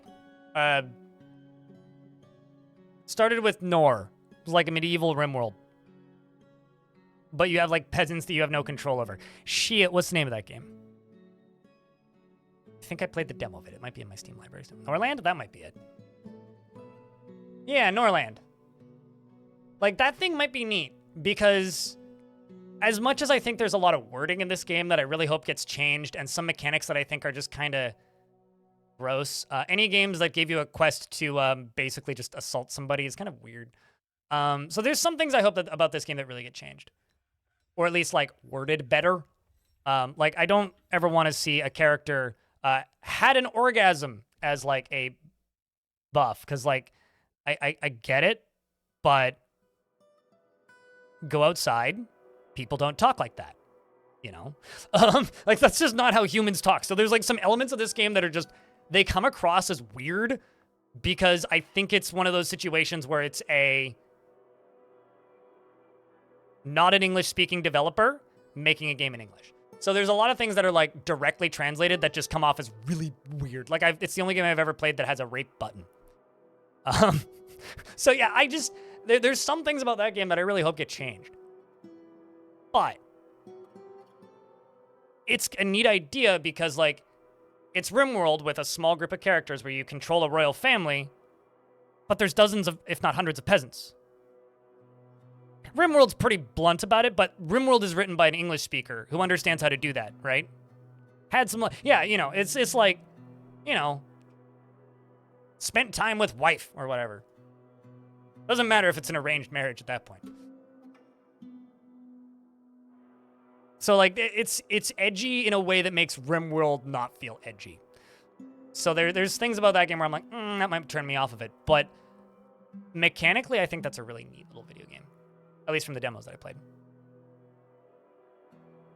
Do I have any adamantine on my dwarves? No, I haven't dug that deep. Why? Who cares? Adamantine is just steel for weaklings. It's steel for dwarves that need less weight on their back.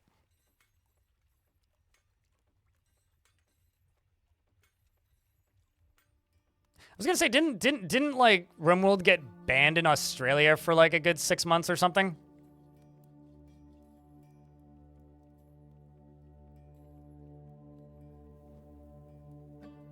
But then again, like, everything gets banned in Australia, so... in a world where Left 4 Dead got banned in Australia, I don't think that matters. They needed to have clearer drug drawbacks? Fair enough. I can't actually remember why they got banned. I just remember hearing that happened. It was like, what? Weird. Why? Like, that game's edgy, but, like, so's South Park. Although, is South Park banned in Australia? Wouldn't actually surprise me if I'm being honest. Okay, so you loading from the correct stockpile? D4. Yeah, okay. We're in an ad, so I'm just waiting. Because the game has cocaine as a consumable item in it. Huh. Okay. Sure. sitting here going like, well, what about Grand Theft Auto? But anyway, whatever. Yeah, killed about 5 dwarves trying to mine it. Ah, yeah, no, I'm good. I've played enough of this game, Meister games, where it's like adamantine isn't a draw because I just don't care, if that makes sense. Like, I'll go get adamantine at some point, but it's not a priority for me. I don't need it. It was because of the drugs? All right. So, you know, I guess, like, rampant cannibalism and familial abuse and killing children and all that stuff's fine, right? But, like, drugs?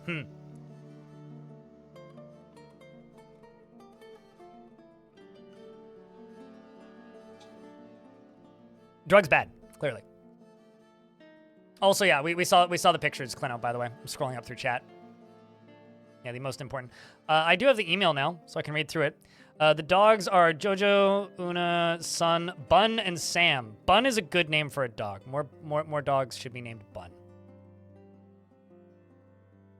Day 12 puppies. The mascots of Dwarf Fortress.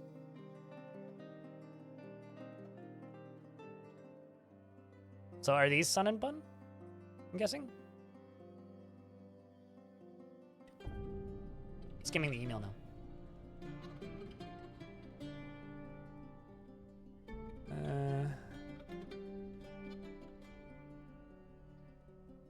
This involves menus. So we managed to get the environment and grid menu and the climb and hold menu, the jump action and conversation menu, and the inventory menu with the combat actions and options up next. The adventure menus can be fully operated with the mouse and keyboard or whichever mix works for you, which is why you can still see the traditional roguelike letters on next to each of them, which is good. I'm really curious to see if, like, the UI changes when you swap to keyboard. You can also, or if it's just like, oh yeah, okay, that makes sense. That's why they have the keys all the way down this side, is because you still have like the hotkey menus. Neat. You can also click in the play area and open up the context menu for a tile, which gives all the possible options whenever there is an environmental options. There's a context menu. I want to see what that menu looks like. Options, conversation, dialogue options. As with Fortress mode, there are lots and lots of things that you can do, so this should get a handle on the possibilities that you can find down in the menus. Also re-enabled the Assume Control option for Arena. Ew. This lets you take control of a creature that you've placed in Arena, so you can jump into action for yourself. So it's like combat training, basically. Was this an email? Yeah, this was. I'm reading this email. I'm not showing it because I don't like showing my email because there is actual stuff in here and I don't want to accidentally flash an image I don't intend to. But I am reading an email from KidFox. I'm assuming this will go on the Steam page as well, right? I don't know if that's up yet, but yeah, no, it doesn't look like it's up yet. I don't know if they're posting that, but for April, so that lets you take control of adventure. Yeah, okay. Jacob has been working on statues most recently, and Carolyn has been adding more features to the portraits. Yeah, okay, so that's very similar to the thing that we read on Bay 12. Go all again in January. More updates as work continues. Cool. We're also, like, kind of close to April already. April will be here before anybody even realizes it. All right, get back. Yeah, I mean, if you're on the KidFox newsletter, it'll be in your email soon. Soon, TM! So yeah, we've got a big sand industry running back and forth now. Lots of bags. Tons of bags. Tons of bags. Tons of seeds. Forgotten shoe. Made out of forgotten leather. The leather is forgotten. So was the beast that it came from. He'll graduate in April. Perfect timing. And congratulations.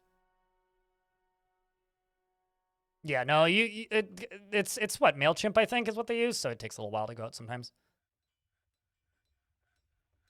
Well, it's going to take a little bit for these to start filling up, but hey, there we go. So since I'm going to show you guys a life hack here real quick. So I find that because like the sand is collected from these shops. These shops are sand, are where the sand collection job is. So the dwarf goes there, they grab a bag, and then they go to the sand, and then they come back. Something that I've been doing to speed up the sand collection process is I go to my sand location and I make a magma glass furnace not on magma because they can still collect sand from them. And then I just forbid all other jobs on it and just set them up as like sand collection points, which is actually like kind of like cheating, but it works very well. So we're going to do that because it speeds this up. It almost makes me wish that there was just like a sand castle shop or something, like just a like a sand pit shop. That's just like, what does this place do? It gathers sand, damn it.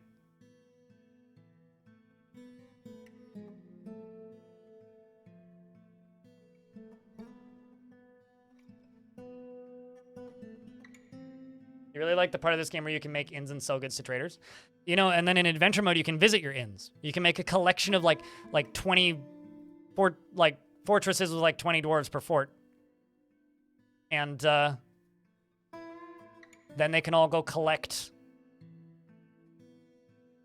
items from different places, and you can have little trophies in your inns. You know, we should do that. We should do a dwarven pub crawl on like New Year's. That would actually be a fun thing to do next year once adventure mode's out. Just building a series of pubs in a row, and then you have to like make it to every single one and like set it up so that there could be like, I don't know, little obstacles in each way. Like, oh, there's a haunted forest here. And then like, oh, there's like, you know, 2 necromancer towers you have to sneak by. This pub might just be like under invasion because there is a necromancer tower right there. Xander, Clayard, yeah, something like that. All right, it's time to trade. I was waiting for them to show up, which is why I wasn't setting up other jobs. What in the heck? Zasset's mangled skeleton? Sorry, Zasset. I don't know what happened there. All right, let's trade stuff to the dwarves.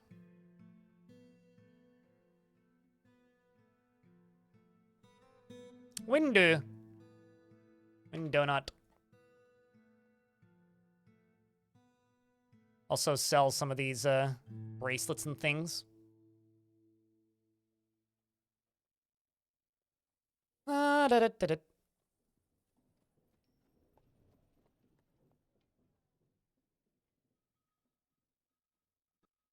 The real question is, will vampires still be blue in April? Or will that get fixed before April? I really hope that gets fixed by 5012. Am I doing early access? I don't know. Ask Kid Fox. I don't have access to it, if that's what you're asking. I was more thinking for next year. Sell a bunch of shoes. To celebrate your job interview and finally getting your dream job after 5 years of struggle. Jesus. I don't know how I inspired you to do things. Maybe just like made your brain feel less quiet, but I don't know how I inspire anybody to do anything, to be honest with you. But happy if I've helped in any way. I mean, for whatever it's worth, it took me about 4 years before I was making enough money doing this to even write it off on my taxes, or to even consider it like a taxable income. And then after that, it was oh boy, an additional 2 years of like basically making nothing. It wasn't until like year 7, I think, that I was actually like making an okay income of doing this. This is gonna be a lot of items.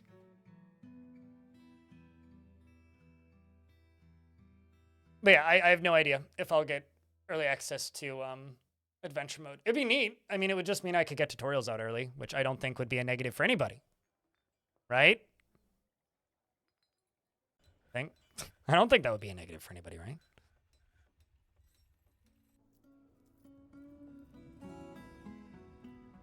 I mean, for whatever it's worth, I got, like for full disclosure, I got Fortress Mode Premium 4 days early, and I couldn't stream it. But it was enough time for me to make tutorials. So if I were to bet, I'd say something similar to that. But who knows? No, obviously, I get it. It depends on how hot it is too, right? Like, it could be, like, completely busted 2 weeks before launch.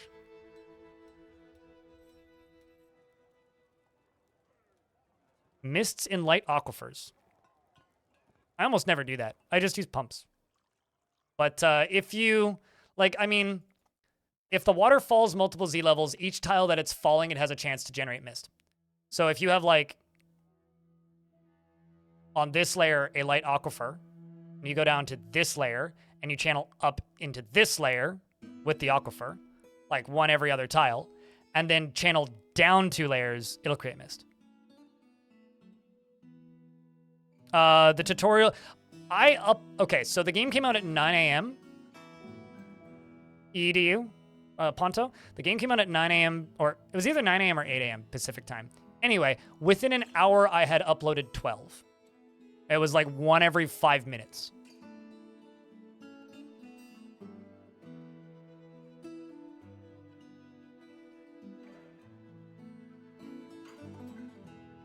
That is quite the wall of dwarves.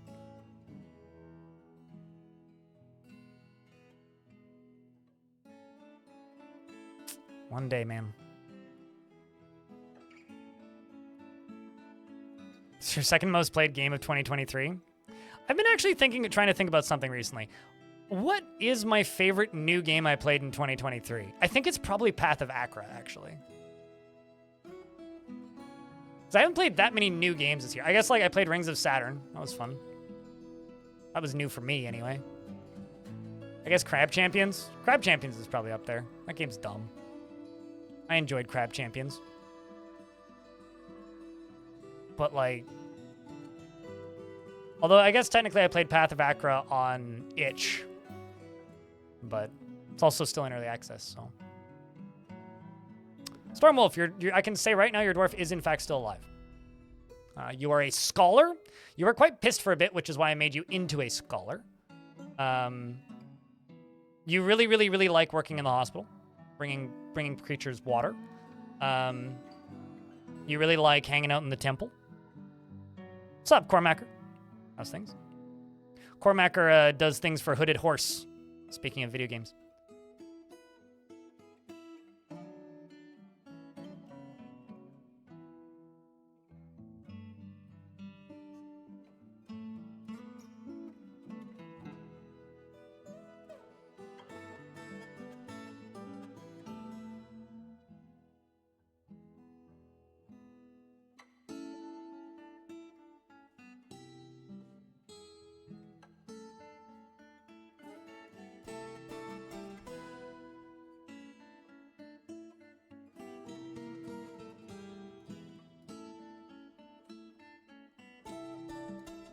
I'm just like skimming chat and things that I've missed. Can't deny you played Red Dead Redemption 2 for the first time, and Baldur's Gate is pretty good. Yeah, that's fair. The thing that I always tell people about Dwarf Fortress is Dwarf Fortress will always be there. Like, this is a game that's just always been there. And I'm pretty sure is just going to kind of continue being there. Dwarf Fortress ain't going away anytime soon. And there's a lot of other video games out there. You excited for Adventure Mode? I was playing Adventure Mode 90 minutes ago. Actually, probably less than that. 30 minutes ago. I had version 47 open. I mean, it's Adventure Mode.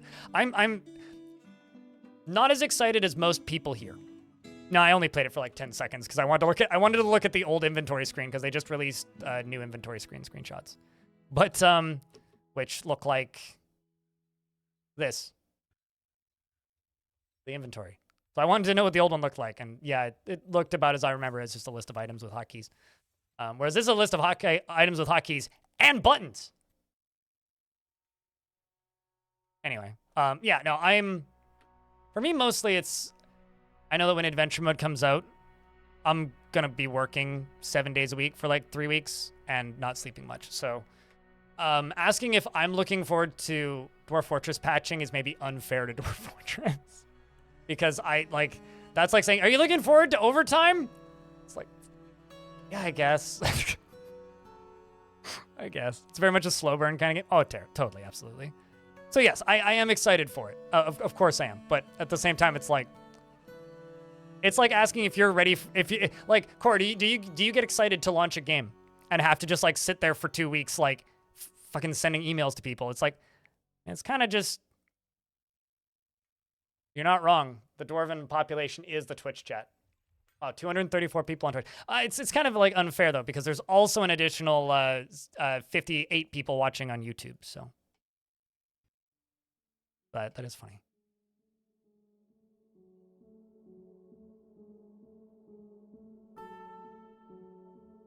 You love Dwarf, Misha. You love Dwarf Fortress, but whenever I play, I always have a feeling that I'm doing something wrong, and I have an urge to restart. I feel like that's just like city builders in general, right? Howdy blind. Launch week and after launch, and launch week and after launch week are no. I mean I would feel like the week before to get things lined up, launch week, and then the week after launch week. Yeah, so it's like same kind of thing. So like yes, I'm very much excited to play, but it's also I'm gonna have to power relearn everything because I've spent a couple hours in adventure mode recently. That's purely because of a side project. But again, that's older adventure mode, so I'll have to figure out what's changed, where the UI is, all the buttons, all the things that you can, and yeah. It's because it improves Fortress mode at the margins in areas where it's viably delayed because they benefit adventure mode more than Fortress mode. I'm excited for Fortress mode, not because I'm excited for Fortress mode to be back in the game. Like, that'll be nice. That'll be good for everybody who plays the game. What I'm actually excited for is... Genuinely, what I'm actually excited for is adventure mode to be done so Tarn can go work on something else. That's what I'm actually excited for. Like, adventure mode is great. Like, it's a very important portion of the game. It was one of the original modes in the game. It was one of the first things that they put in the game in the first place.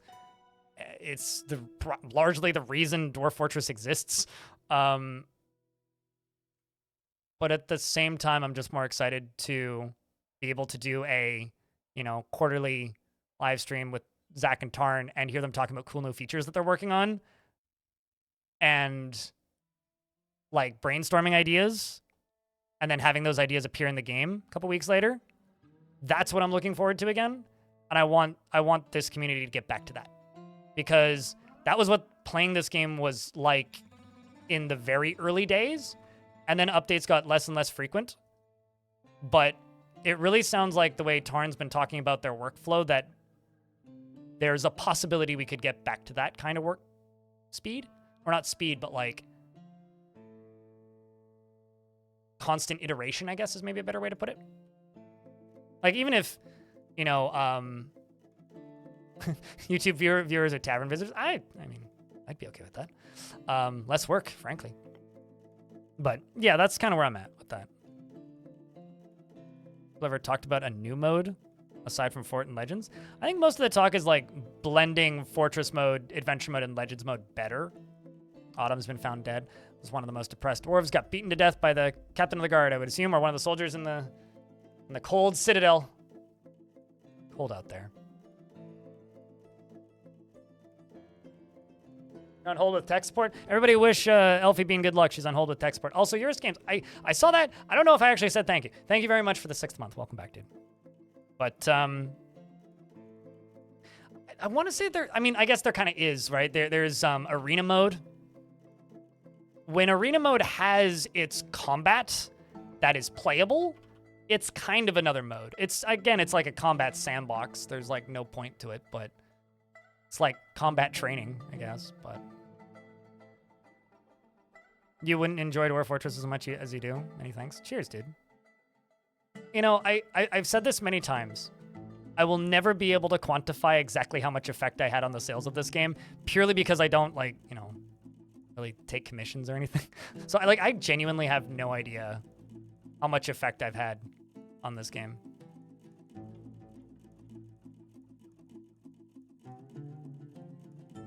He has mused about... Oh, actually, here's kind of another mode. I know that Tarn has also talked about the idea of, when you embark, right?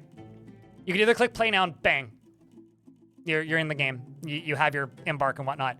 Or you could prepare carefully, and prepare carefully would include driving your wagon to the embark location, and playing like pseudo what's the word?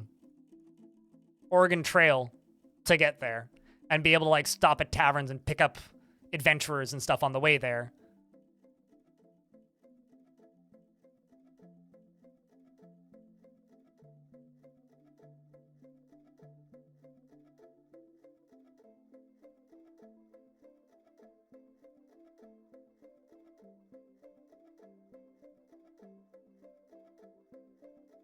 But anyway, pick me. Well, at least you're getting ahead of things.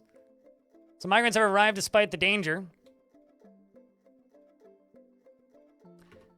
Nasty Ninja, congratulations. You are actually married, if you didn't know. You're married to Aimush, who's about to show up. She's a surgeon.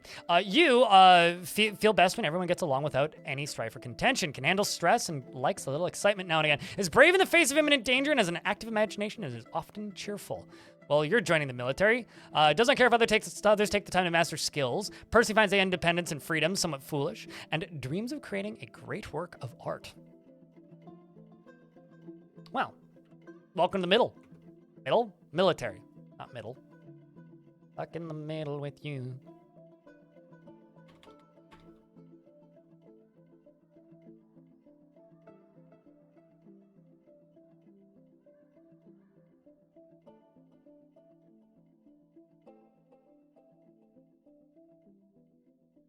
Misha, what you could do for that is you could take your like what you'd want for a normal embark and then use embark profiles.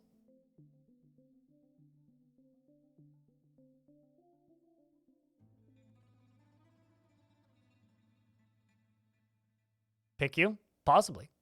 If you'd like a dwarf, they pick me. Assuming you don't currently have one. If you think you have one, just ask if you may have one and then I'll check. Yeah. Ashel Toll does not have one currently, so. But we got one pick me, which is you. Just skimming through, see if I missed anybody else. There you go. Yeah, I think embark profiles are probably what you're looking for. Ashel.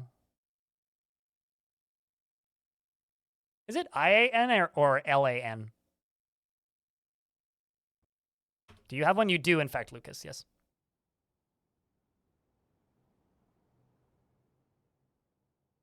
Yeah. You are a very, very, very, very, very happy child. You are 16 years old. You're ecstatic with life. It's LAN. Okay, that's what I thought. Have I missed anybody else who's asked if they had one? So this is Ash, and Ash is of course married to Nasty Ninja. Congratulations to the happy couple. Yeah, you're just like the Disturbed song. I'm alive. I'm alive. Anyway, she dislikes receiving advice, preferring to keep her own counsel. She has a great trouble mastering fear when confronted by danger. Must be why you get along with your husband. Generally acts with a narrow focus on the current activity, and does not often feel lustful. Tends to be swayed by the emotions of others, and does not easily fall in love, and rarely develops positive feelings. How did this happen? Has little interest in joking around, and isn't particularly ambitious, and is not particularly interested in what others think of her, and is often cheerful. Laughs in a unique way when she's nervous and needs alcohol to get through the working day, and likes working outdoors, and only grumbles mildly at bad weather. That was a really small migrant way. DS. I think you died.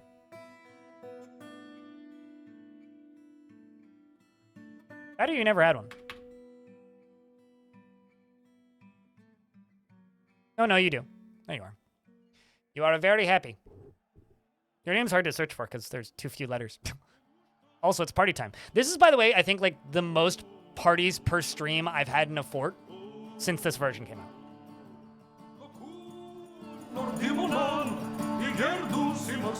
The song that they are performing is...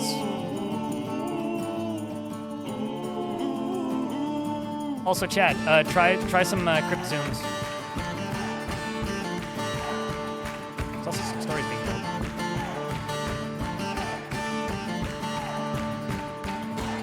Trying to find somebody who's dancing.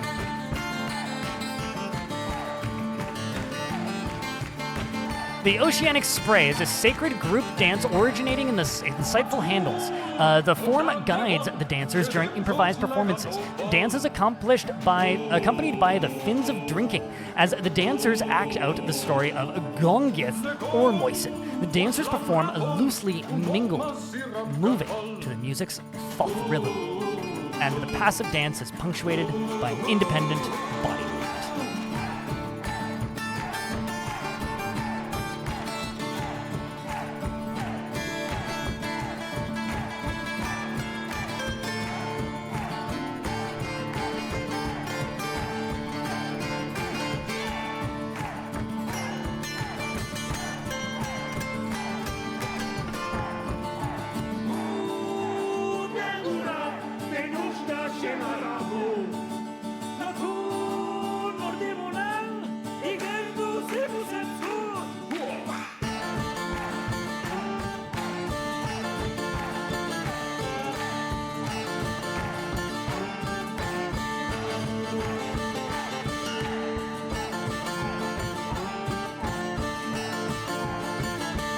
A little bit of hitching here.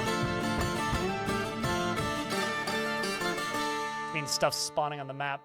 It almost feels like we're getting attacked by the elves. But I would have seen them already. Like the frame rate went down to 20. I do have a lot of livestock, so it's probably something to do with that. Murdermins seem to be enjoying themselves. Yeah, I'm thinking about, like... Why would the elves attack? No, I'm not saying they would. I'm saying it feels like they are. Because when the elves attack, usually what ends up happening is the frame rate for the game gets, like, cut in a quarter because suddenly there's, like, I don't know, another... The difference... Okay, so there's a difference between sieges, right? When humans attack, you get a notification. It says you're being sieged, right? And then they all walk onto the map. When the goblins attack... a pop-up happens, and then they wander onto the map. When elves attack, they stealth onto the map. So the game is suddenly processing a lot more stuff, but there isn't a pause. So they'll just be playing. Whoa, game slowed down a bunch. And it's because 200 entities just walked onto the map, and the game's figuring out where they all are and where they're pathing to and all that. That's all that is. Esoteric frame rate to slow your frame rate. No, it's not really that. It's more just like they're stealthing onto the map, so suddenly there's a lot more entities that need to be processed, right? That's all it is. Don't mind me. I'm placing lead statues of giant leopards everywhere.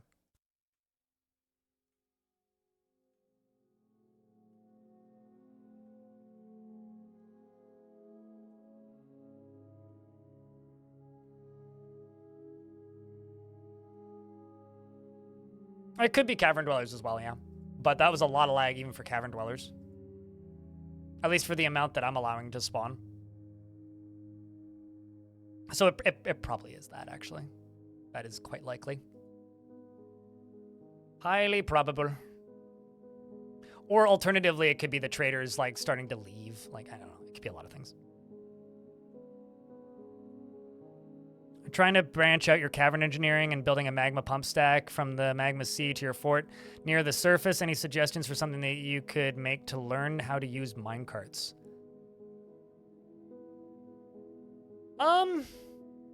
Just set up a boulder route. Something to collect boulders and drop off boulders. I mean, I do have several videos on how to do minecarts at this point. So yeah, I would recommend just starting with boulders. Just transport some boulders. It doesn't matter if it's actually more efficient or not. Another one also is starting a minecart route out. We're in an ad break. Starting a minecart route outside of the fortress for wood to then transport wood into the fortress. One of the first big minecart routes I built in this version of the game, just to like wrap my head around it, was from the center of where I was doing the majority of my logging into a big stockpile there, and then into a minecart, and then all the way up the side, and then it would drop the logs down through a trap door, which would then fall to where my forges were. And then it would run back around to the front. We follow something specific with this colony? Well, if you type an exclamation point goal, you'll have a pretty good idea. But this fortress is was founded on the back of a very successful weaponsmith guild. So we have literally almost every single one of our artifacts in the fortress are weapons. So we are famous for our weapons, and I've been making masterwork steel swords, and we've been going through much intrigue and excitement as all of the criminal organizations around the entire land, I suppose, try and steal my stuff. If you go to the YouTube video, actually, a crime story, which I uploaded, it'll give you a pretty good idea of the kinds of shenanigans we've had here. Speaking of, I should see if there's anybody I can interrogate, because there's always somebody I can. Yeah, this particular one, Ape Polygroped, the necromancer and her husband, Ked. Ked keeps on pretending to be other people and then showing up, and it's very funny when it's just like, oh, you're a bard. Why do you have a pike? And a full suit of armor. And can't sing. Well, it's a necromancer's wife here to steal my stuff. Clearly.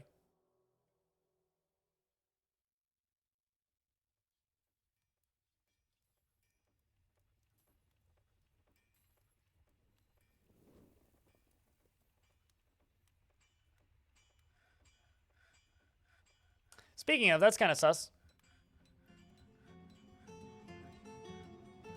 I'm going to interrogate a zombie. How much you want to bet he can't talk? So I can't even interrogate. I should like convict him of something. There's no way in hell this guy's actually friendly. There's also a Yeti on the map, probably also not friendly.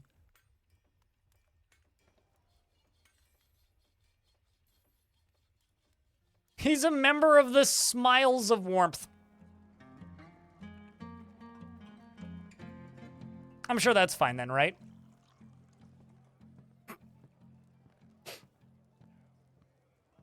Yeah, everybody's a weaponsmith. He's a good fella. He's from the Smiles of Warmth. They're a very, you know, kind group of individuals. He's not green, he's blue. He's definitely a zombie.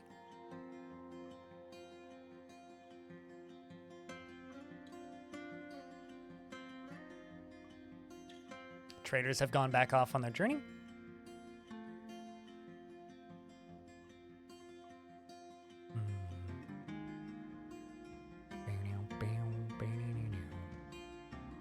I always felt so sorry for the undead that go to your tavern and enjoy themselves and then get a bunch of felt nothing.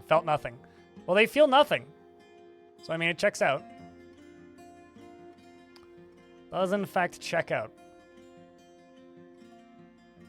Why aren't they interrogating him?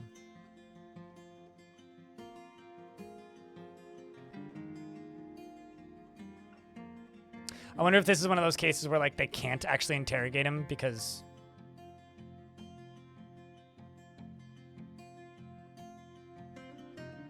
Also, what?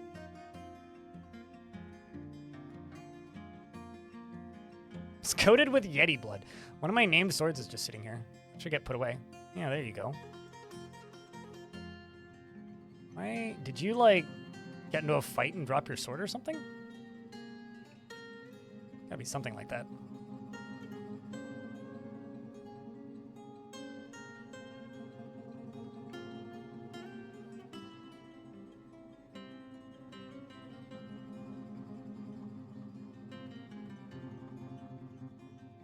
Does this have any big open halls? I mean, this is the majority of the most open areas. I mean, like, there's like this.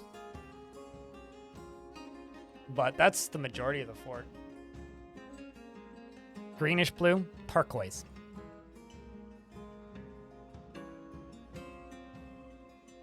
Serious drought of the stuff. It's the only reason I have a career, let's be honest. If there was, like, a ton of competition from the get-go, I never would have made it anywhere. Because I'm just a generic, boring, coffee-obsessed rat holder. With rubber ducks on my desk. Someone had to. What was I doing? So, full disclosure, I'm on a higher dose of my meds than I was last week. So it's like... Not like brain's working in overdrive. It's like brain is on... Well, drugs, I guess, is technically the correct term, but... This makes it sound worse than it actually is. We're embarking next to tons of towers, and you'd get a bunch of demon visitors. Demon does not equal necromancer experiment. I mean, if it is necromancer experiments, then... I don't know. I've been in... I mean, they definitely can have demon in their name sometimes, but they're not actually demons. Got really confused when I saw a nightmarish creature reading a book in your library. Yeah, it's funny. Like the first couple weeks that Dwarf Fortress was out, I had a lot of people who were just like, I got attacked by demons, and then they'll send me a screenshot, and it's like just necromancer experiments. Like, those ain't demons. Those are necromancer experiments. Those are a very different thing. But then you'll get another one that'll just be like, I had somebody pop in who was just like, I got attacked by a demon, and I was like, are you sure it's not a necromancer creature? And yeah, no, that was actually a demon. Like, just straight up was demon. That explains a lot.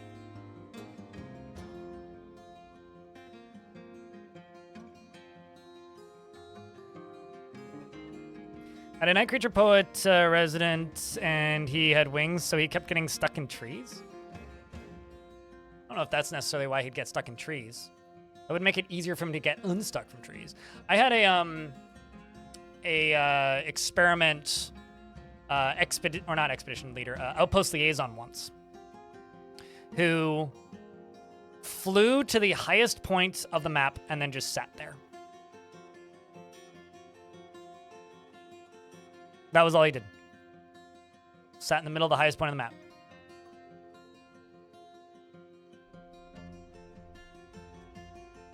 Can't do these over multiple levels, right?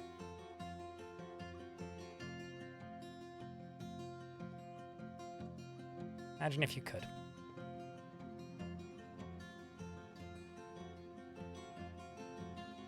So there isn't one right here because it needed something to connect to. So let's connect you to something. Gabbro, yep. 4 of them. Metal chains. Now can I connect you here? Okay. So my theory works, which is good. My theory works. So track rollers are a little weird. They need to be connected to a piece of machine to be able to be constructed, but they don't necessarily need that machine to be there once it's constructed, which is odd. Which makes constructing these multi-layer things kind of stupidly tedious at times. Like, I've got this corner, I've got this corner, this corner. These are all going to need all mechanisms sitting on them so I can construct this. You're going to go up. I'm going to go up to here. And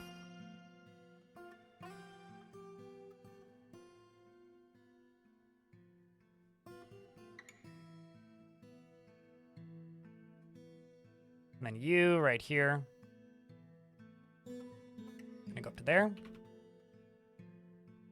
That can get removed. No, actually, I think I do need to go over top of you.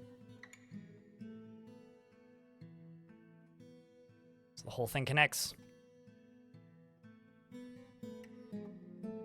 But yeah, I like having night creature residents. They're kind of neat. It's neat to see that, like, a Frankenstein's monster can just get integrated into society. You know what I mean? It's like, because that's really what they are, right? They are like a Frankenstein's monster equivalent. It's kind of neat that, you know, they can get integrated in society and be okay, live good lives.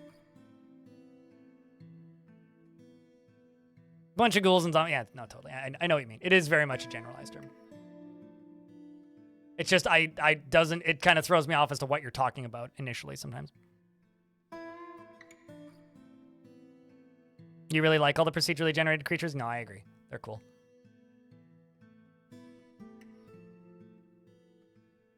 Yeah, no, this fort is like consistently running at 80 frames per second.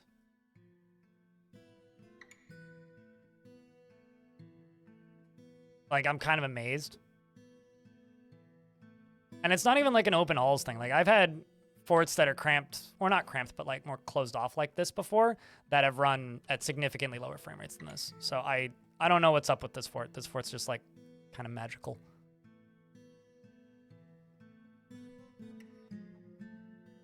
Yes, it just needs to be sized for them.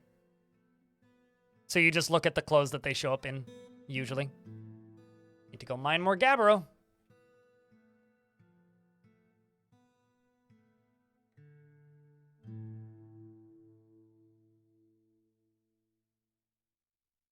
This area.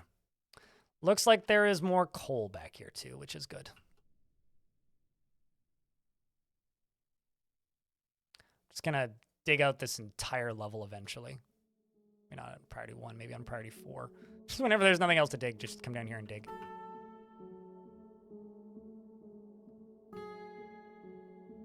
Because hot damn, I need this gabbro.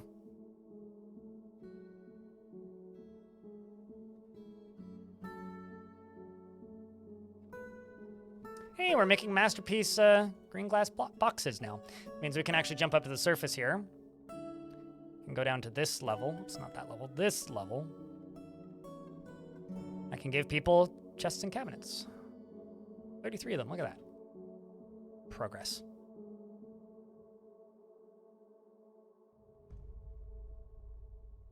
There's a fire alarm going off in my building. I can hear vaguely through one of the walls. Someone's burning their pancakes.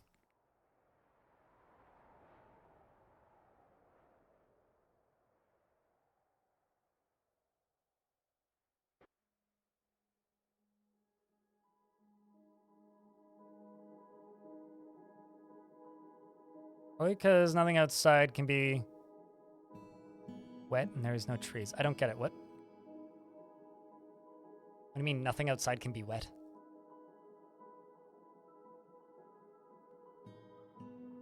So a lot of these dwarves are getting pretty significant bedroom upgrades.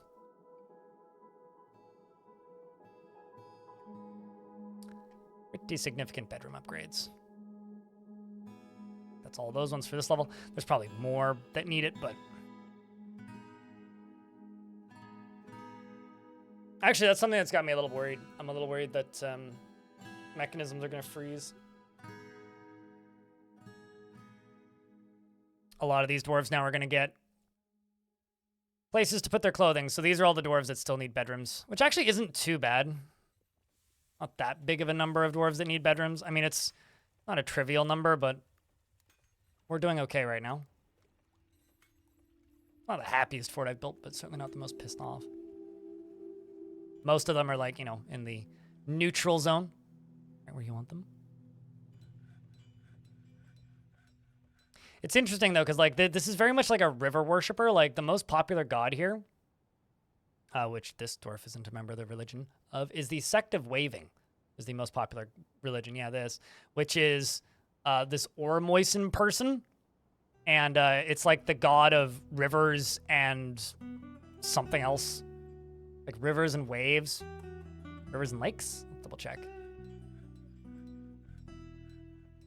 Temple. Yeah, literally just rivers.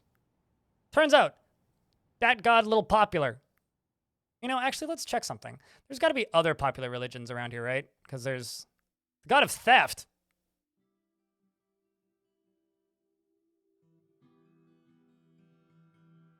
All right, who worships Met? Who are you? That's sus. Doctrine of Newts. It's 2 worshippers. The Oily Sect. 1 worshipper. Doctrine of Judging. I don't like that. Bad one. Nothing really.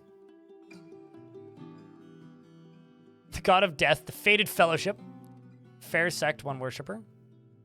Oh, there we go. Sect of Waving. Wait, what?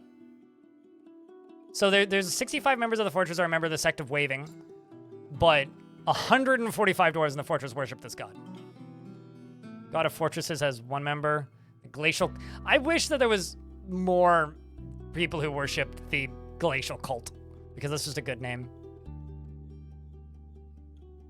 3, 1, 1, 2, 1. Okay.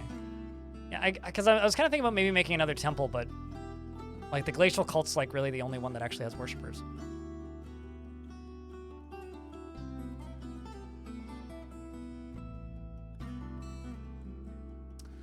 That's a bit of a shame. No. It's just flavor text. They're just death metal heads, you know? Like they just really, really, really like Cannibal Corpse.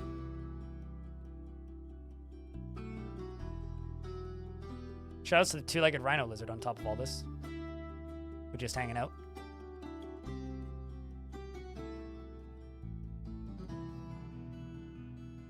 Alright, let's remove the collect sand from here. Move the collect sand from here. Go up to here. Work orders. And increase the number of shops. Let's do 3 shops max and 3 shops max for those two. And 2 shops max. I'm gonna increase it so more of these can get jobs.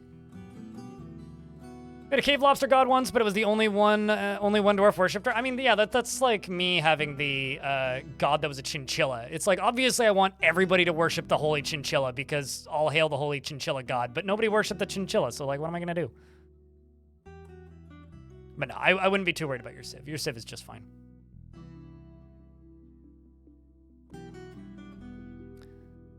Also,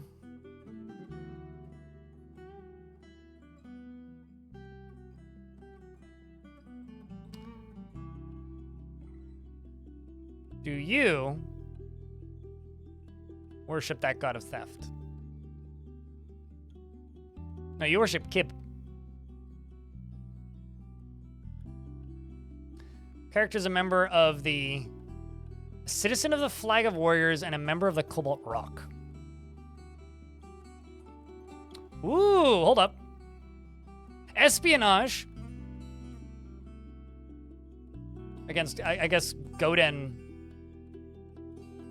the dwarf poet hunter.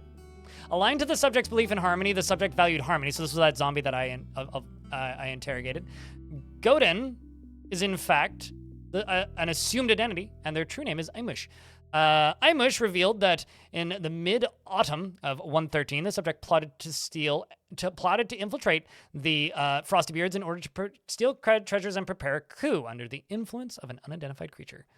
So, I don't actually think we were able to... Yeah, he left.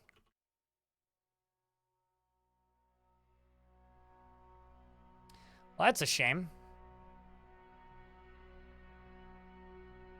I'm not going to convict you of this, but I'm going to interrogate you. You said, you're good. And he admitted everything, pretty much. More or less how that went shaped up.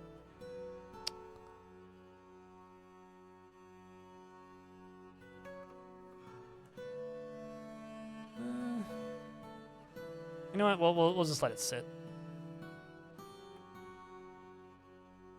He wanted harmony and he left, but he didn't actually, you know, what's the word? He didn't actually, like, cause any problems. So we'll just keep an eye for if that zombie comes back. Because if you come back, you're getting convicted. I'm going to my prison.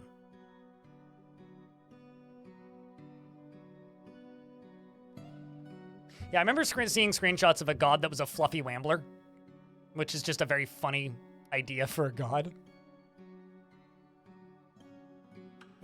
Let's see how this goes. Nothing. No, this person is innocent, it seems like.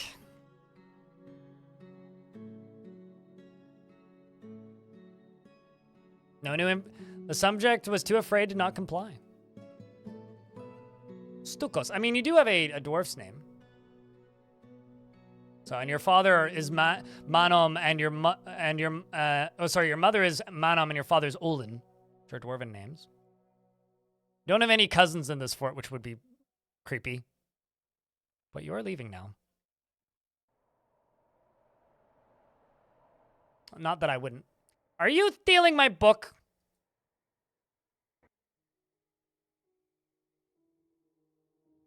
Oh, fucker, I think you're stealing my book. Oh, no, never mind. There's now more books than there was before. Take a book and leave a book, I suppose.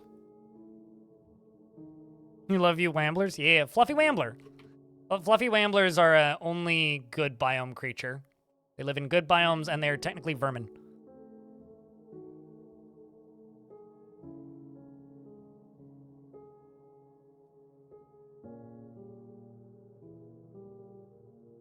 That was not the tool that I wanted.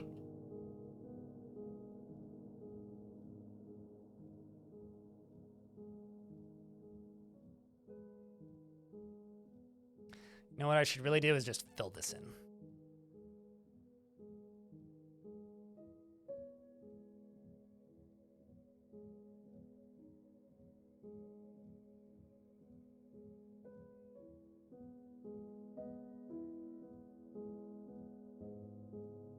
They exist to clutter your dumping stockpiles, as with most vermin, if I'm being honest.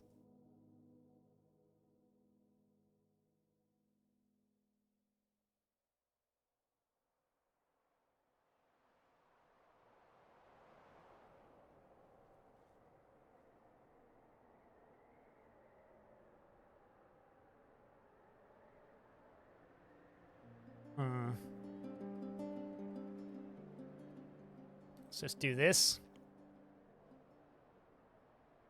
And then we'll build a set of walls right there. Use these to just work our way up. It's nature's cat toy. That's one way to put it, yeah. Anvil! I think anything that's alive and smaller than a cat is a nature's cat toy.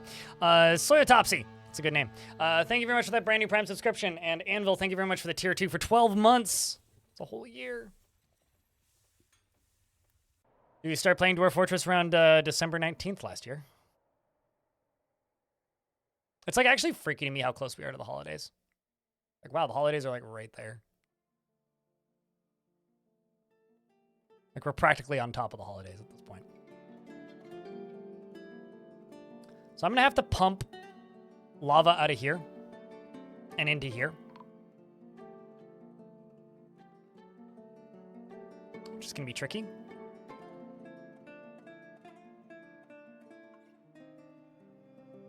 Mainly due to watching me. That's what I was assuming. Yeah. That's what I was suggesting. Okay, so I'm actually going to need to go from like over here.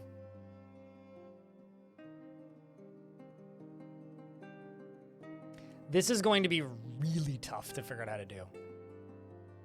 Because the easy way, on paper, would be to just dig into this. The problem is if I just dig into this, there's nothing stopping it from just overflowing. And I'll have no way of draining it. Which is a bit of a problem. Well, actually, I can very easily make a way of draining it. Should probably set that up even.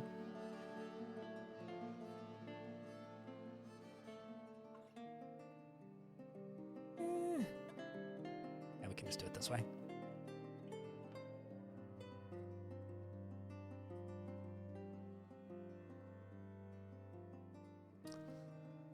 This is going to be tough.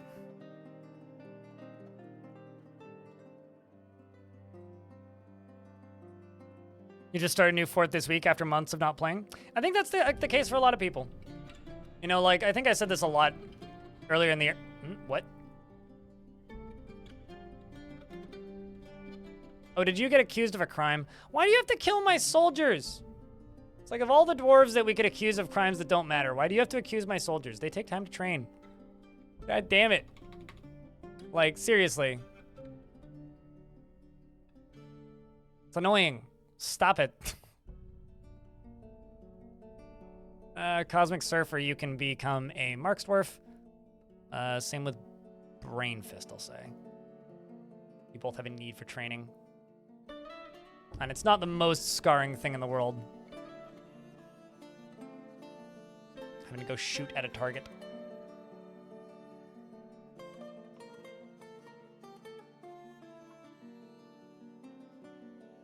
Gonna take a little bit for them to get to this. It's mostly the construction's going quick right now.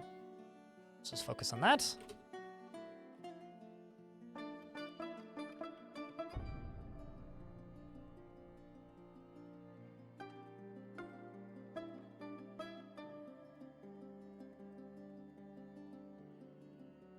so this, I'm gonna go up to here.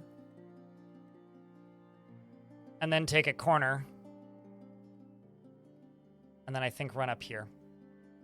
So I'm gonna do this. This will be the easiest way to do this.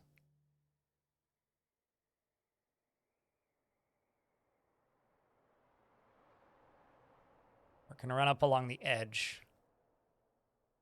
I'm gonna need so much space to actually do.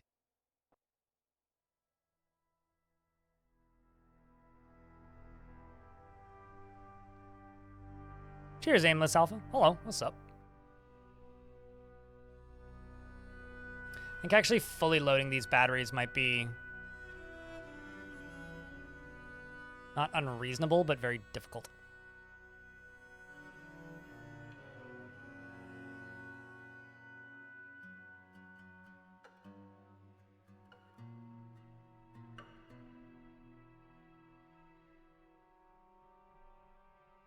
Also, where are these dwarves at? Taking them a little bit.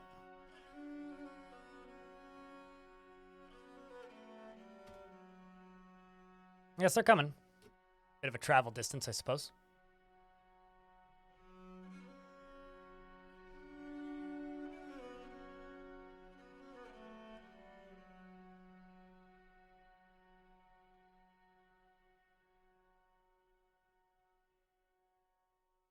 Curious how this lava situation will turn out? Well, think about it this way. I have a pretty good idea of what I'm doing. So I'm generally pretty good at making things turn out the way I want them to. It just might take me a while. I also wouldn't be able to do this if this was like a haunted biome or a stupidly violent biome. The only reason I'm able to do this is because this is Untamed Wilds, but this is like the quietest Untamed Wilds biome I've ever had. You're very inexperienced, that's fair. But I know my way around lava. Maybe a little bit too well, even.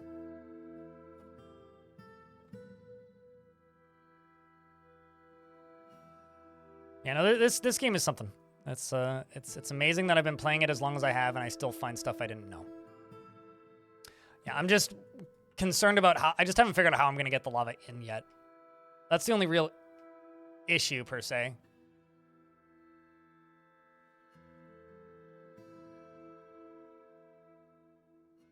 Because, like, what I... Actually, you know what I could do?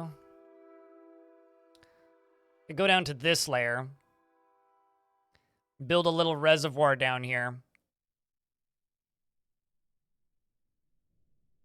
And then pump stuff out of that reservoir into here.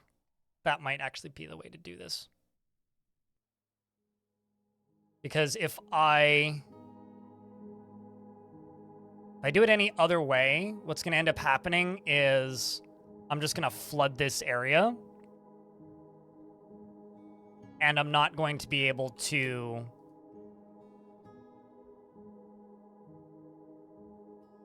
have, I guess, easy access. Need some levers. I'm not going to have easy access to draining it, and stopping it from flooding if I just dig in is going to be a bit problematic. So if I go from beneath, I'll have a little bit more control of when the lava comes in.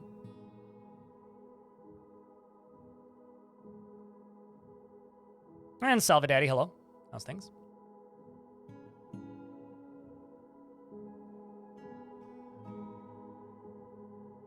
It's a bit square, but inoffensive.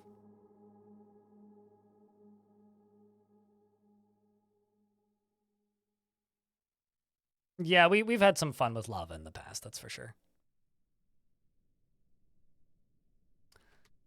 But my miners have a lot of stuff to do. I mean, how many miners do I have currently? Not even remotely enough.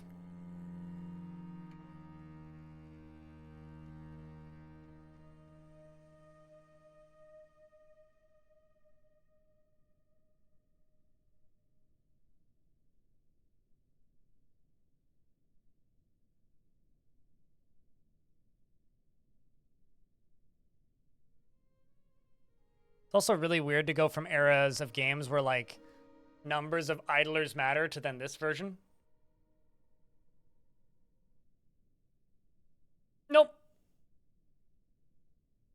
Finding cavern does not make harder enemies attack you.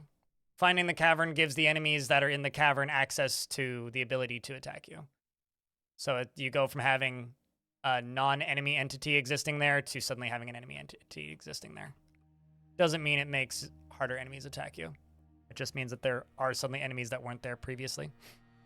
I mean, you'll get attacked by things, but similar things can come from the surface too. Like, you get Forgotten Beasts from the caverns, you get Titans on the surface. There's just a lot less Titans on the surface. Titans are essentially Forgotten Beasts that live on the surface.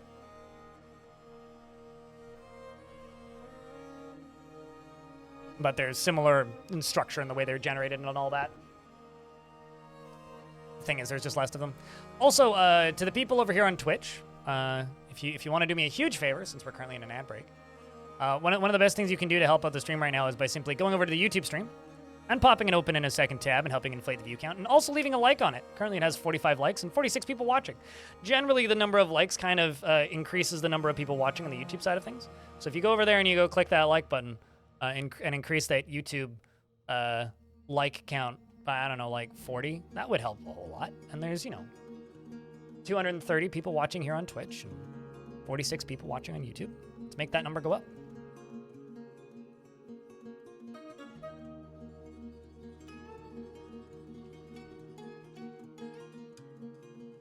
It took me a second of staring at your username to figure out exactly what it says. Is your name really Serious Defecation Inquiry? Is that actually your username? That's something. Man, Hori, thank you very much for the 10-pack of gift subs. Chat room, can I get a big round of beers? Recognize almost every single one of those names. Appreciate you. One of them's a 42-month resub, too. Meaning is something.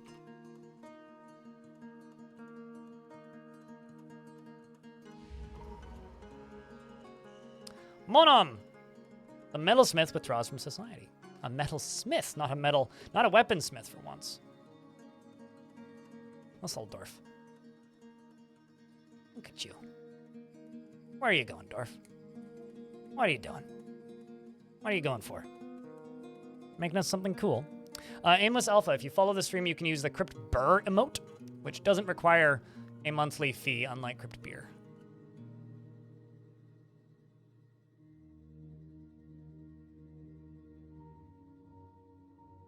How's the tech support? Customer support? Whatever you were up to? So it's claimed a magma furnace. Yeah, I think we need to clean out the caverns again. Frame rate's gone down a bit. Back up to 70. Yep.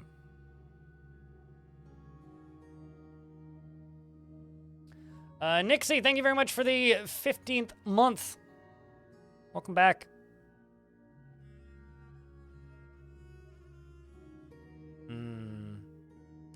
Yeah, I think we should clear the caverns. You still like that emote? I was gonna make it a temporary only hot potato thing, but people like it, so. That was a very short notice emote. I was like, hey, Cooler, can we get can we please get a potato emote? And he just drew me a potato with a beard on it. Done. Sold. Thank you. Also, just as a reminder for people, because, I do have to sell out sometimes. Twitch is having a thingy on right now where if you cheer $3 in bits, Twitch adds an extra 10% on top of it. Now, that doesn't mean you need to do that. It's just if you are going to throw bits, just do it in, $3 or above, because it costs Twitch extra money.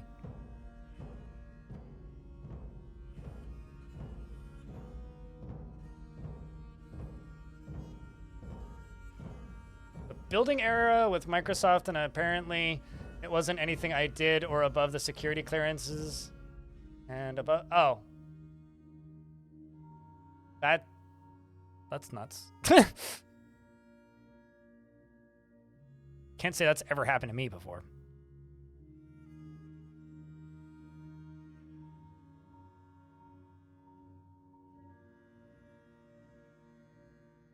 Apparently I'm out of empty bags.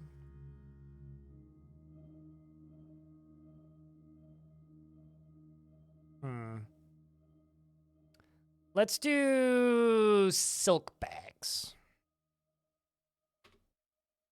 Wrong screen.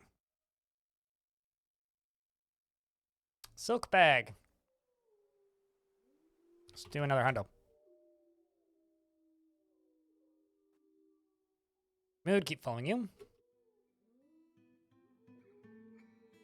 Square blocks. Rough gems. Query. Lots of blocks.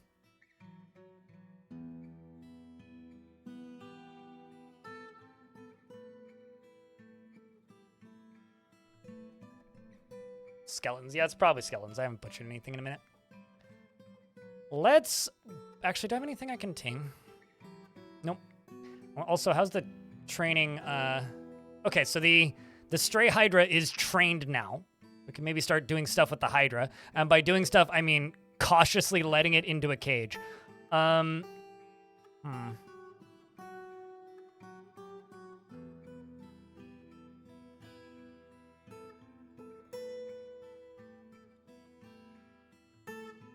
It's just better value for money right now. That's all.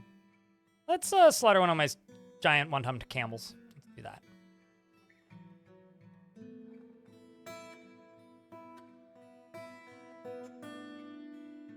So chat room, are you guys all ready for the holidays? Got all your Christmas shopping done? If you're doing any?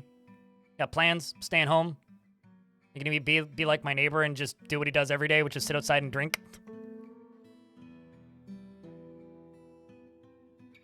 I have to go pester a bartender on Christmas Eve because I know he's working.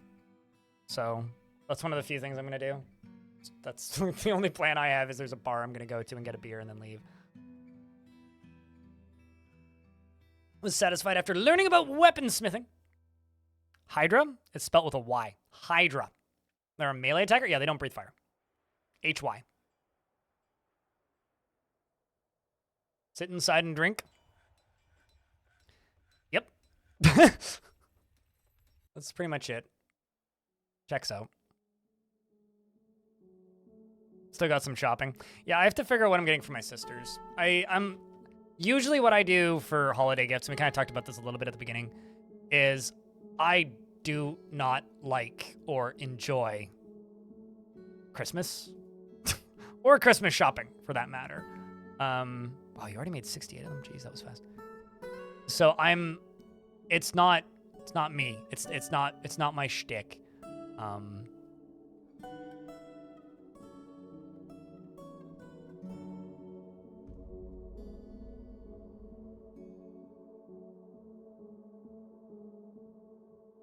Let's do 20. If we're less than 20, then make 10. Do that. Humbug, damn right. So usually what I end up doing is I buy little knickknacks for people or like funny socks and then give baked goods. Like my mom's getting us thing and then stuff I've cooked with my dad, with my sisters.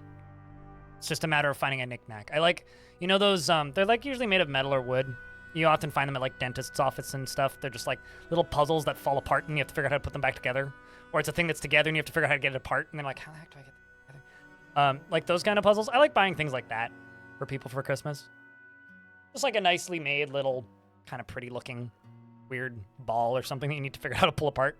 Just because like usually what ends up happening is the person who got it as part of their gift then just starts fiddling with it until they solve it, and then they hand it to the next person, and it becomes like a little at-the-house activity. That's something I like doing, or I've done in recent years, which I'll probably do. There's a little shop that sells those things. Which means, knowing my luck, I've probably bought people the same puzzles multiple years in a row. But, you know, perfect. It's just skeletons that you need, hey? Not like tanned hides or something else that I'm missing?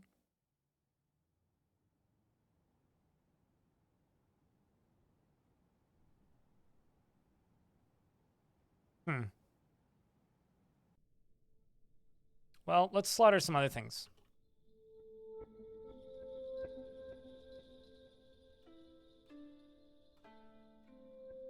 Slaughter 2 more dogs. Do that.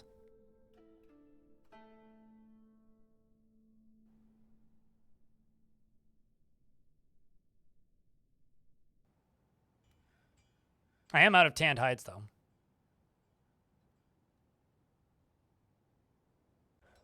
Do I not have a... I do have a leather worker, or, what's it called? A tanner. Yeah, it's right here. Weird. Because they're making those backpacks. I guess I've just been out of leather this whole time. I feel like I never have any leather supply ever. You'll visit your daughter who isn't into shopping like you. You had our gifts negotiated before. Negotiated, yeah. That's generally how it ends up, right? We're just aim to have a good time. Yeah.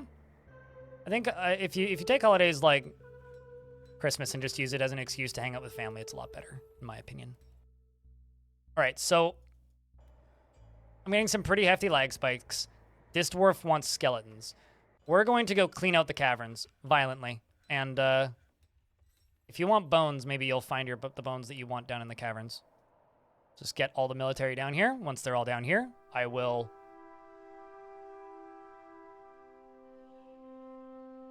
open the door up. Ooh, look who's back! Back again. Shady's back. Stab your friends. Going to interrogate you on behalf of this. We know that it's not actually Godin.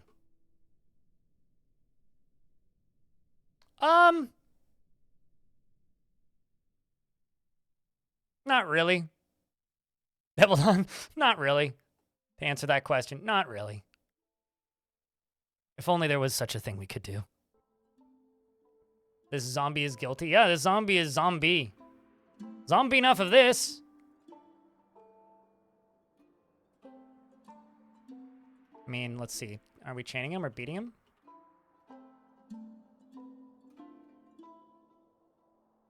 Ah, there. So Captain the Guard is going to go interrogate him. See? Already on it, in fact. Which means Captain of the Guard is just, like, completely abandoned his post to interrogate a criminal while the gates are opening down in the basement. Many things could be happening down there, and we'll never know. Unless I hear a foghorn. Okay, let's see how this goes. Want to make sure that this gets done.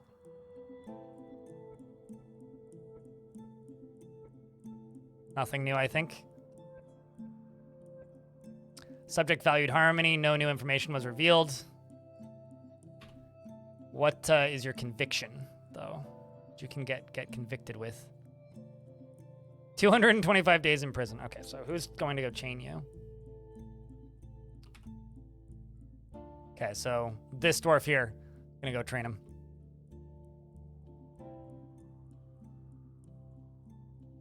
Station, station, station, station.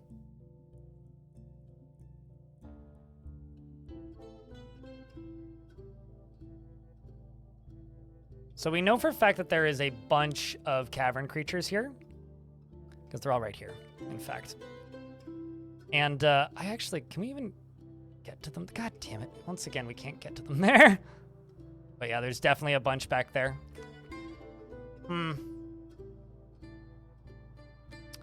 I'll just set... See, these two to patrol the top one. And you two patrol the bottom one. Say good luck, dwarves.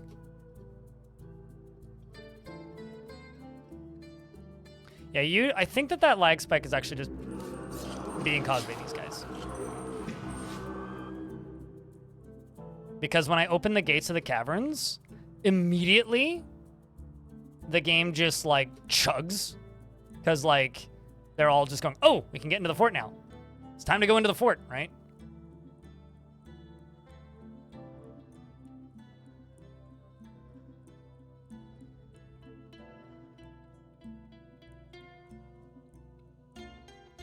Not bad so far.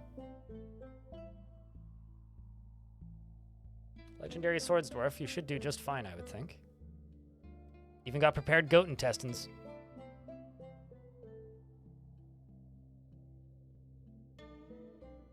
Strange mood, hey? Well, now you're getting the thing that you need. Whatever they needed, they're getting it now, so that's good. Did we chain that dude up?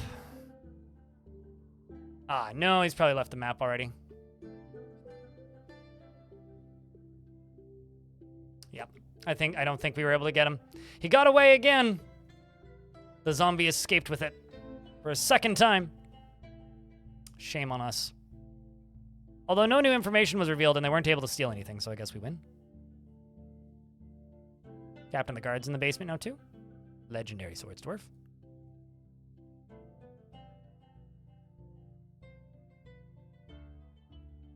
Go and boop some snoots. What snoops we booping? How's things, Diamond?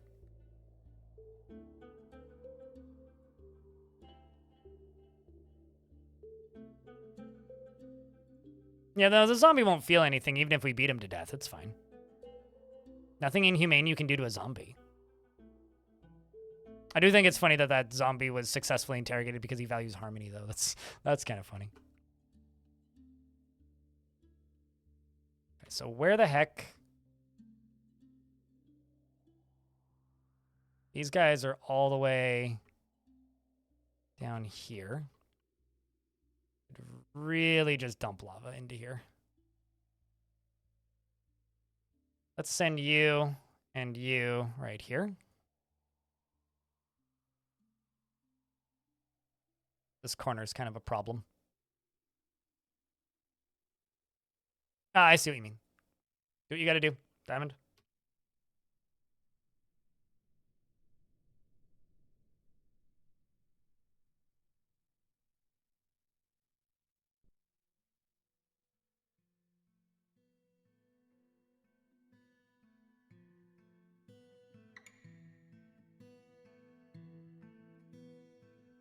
Going to go back home to pick up his library card. Yeah, so we can take out a book on dying and everything else or whatever. So there was a Yeti fighting. Let's send Mark Swerves over here. Now, Mark Swerves, please don't be full dumb and dive into the water. That would be very not smart. Can they not see it? Okay, the first one immediately pops out and they're shooting bolts at it. I got ambushed. Seems like they're gonna kill it pretty quickly, I think. Oh, sweet! And Monom the Metalsmith has created Nestef Hotik, an iron crossbow, and offers it to the Frosty Beards. So we are going to pause this combat, and I'm going to jump up here to this crossbow, yes, crossbow, and we're going to take a look. This is a iron crossbow. Our craftsmanship ship is of the highest quality. It is decorated with dog bone and encircled with bands of round mudstone cabochons, and round granite cabochons, and real and oval obsidian cabochons. This object menaces with spikes of iron, and on the item is an image of two crossbows in mudstone, or two cassavas in mudstone. On the item is an image of a lion, of Omo Lionboard, the elf, and Telling Blossom Simple, the Glacier Titan in yellow zircon. Telling Blossom Simple is striking down Omo. The artwork relates to the killing of the elf Omo by the Glacier Titan, Telling Blossom Simple in the ambiguous glacier in year 50. On the item is an image of a full moon in microclimate. I'm sorry, what is that? Does that just make emotes wider? This is like that meme of like, what's the best limo? And then it's just like, the long limo. And it's just like absurdly photoshopped long limos. That is extraordinarily silly looking.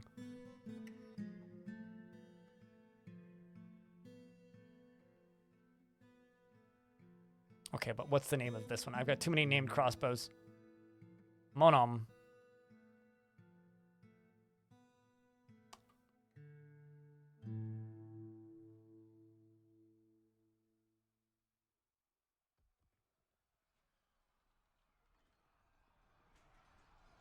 Also, if I'm not mistaken, it's literally just named after him.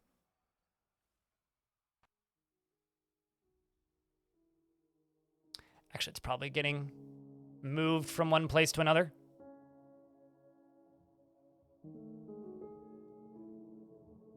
Oh, I see. It's Nestalotic. Okay, I get it. I was reading the wrong thing.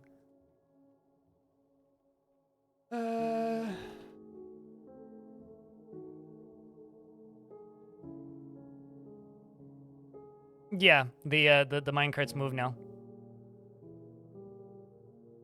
Minecarts move now. Which means we now have another space for another emote.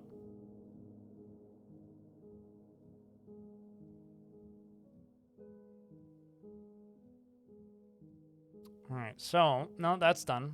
Let's jump back down to here.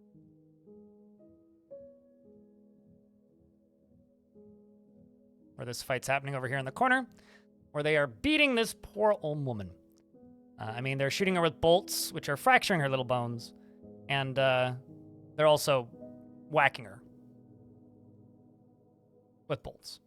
And I'm gonna send this squad around here to assist with finish. Oh, never mind, she's dead. Well done, DS. I think got it. Nope. Well, maybe. I don't know if she ever got a name. Nope, just an old woman. Yeah, looks like DS got it. I really wish I didn't need to be so mean to these poor old people. Hello, Sui. How are you? Your dwarves keep making statues of this elf who died to a bronze colossus. I really like it when there's just, like, random characters that, like, seemingly did nothing of importance or value to anybody, yet they just get completely immortalized in history. I've had a couple of those over the years where it's just like, oh yeah, no, this is just like an extremely memorable little character that just for some reason is, you know, incredibly well known in this one faction for some reason. I don't even know if I can get to here. This is actually in the upper layer too. Okay, so what I'm gonna do, because I need to get these creatures out of here. I guarantee you there's just like a billion of them back there. I used exterminate once to exterminate them, so that's why there's a bunch of bodies back there. But let's just dig out, okay, maybe not quite literally all of this. It's a little silly. But I'm gonna dig out all these stalactites here that are blocking movement. And I already did down there. Unless there's some spawning like or appearing like literally right there, which I doubt. That should be the majority of it. Yeah, there can't be any there because there's no trees here, but we can dig this out regardless as well. Rare Candy, thank you very much for the 4th month. Your dwarf's still alive, just a heads up. Not too pissed off either. Hasn't committed any crimes that I'm aware of recently. Maybe plotting, I don't know. The name like old school RuneScape, you clearly can't be trusted, but so far so good.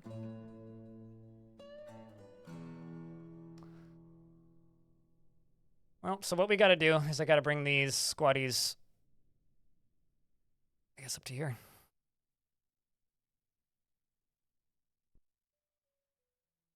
Kind of surprised I haven't run into anything just yet either.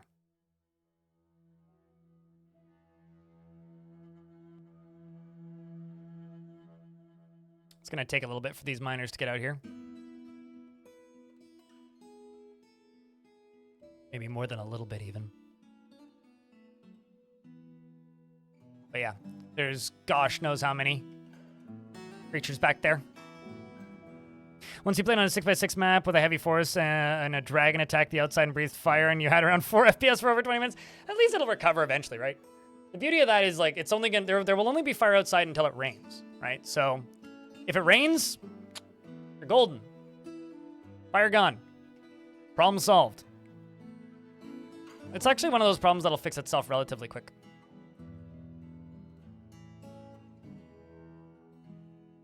You know, there's some people call stuff like that FPS death. I call that dramatic slowdown. It's all a matter of how you look at it, right? It's bullet time. Unintended bullet time.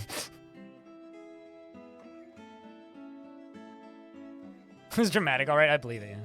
No, that sucks that your frame rate went down so much, but generally the two things that would affect your frame rate there would be dwarves getting blocked. So if you had dwarves above ground when the fire went, if they got stuck on the wrong side of the fire, that would hurt your frames real bad. And then the other thing would just be stuff collapsing. But so I'm not gonna read too many of these combat logs, but we are just gonna send dwarves in. This cave swallow's already been hit by a bolt. Flying steel bolt hits the cave swallow woman blowgunner in the right lower leg, chipping the bone. Ligament has been torn. Steel bolt has been firmly lodged in the wound. In the midst of the conflict, I must press on, she says. The dwarves go barreling in, cleaning out the creatures as if they ever had a chance. Now, there may be more back here, so I'm just going to leave the dwarves here. We don't actually know. There's likely more right there. In fact, the game just chunked again. We also still have the other squads, one on the bottom layer and then one in the middle layer. So we'll get another notification if there are more of them. Guess we'll find out in a moment. Yep, there we go. So let's get all of these dwarves right here, because gosh knows how many of them are going to come out in a second. The miners are diving onto it right away. Iron Pit seems to be rather enthusiastic with that pick, but unfortunately missed the hit. That is Cave Crocodile blood, though, so maybe Alcord's doing some work. Has, in fact, scratched the Cave Crocodile, tearing the fat and bruising the muscle, and says, I cannot press by. I cannot stand by. There's no need to feel vengeful. He is terrified and doesn't feel anything. I guess that's good. You are vengeful, however, Toulon, who has struck the Cave Crocodile in the upper body with an iron pick. It's the game providing suspense. It gives you time to plan your actions and scream at the monitor.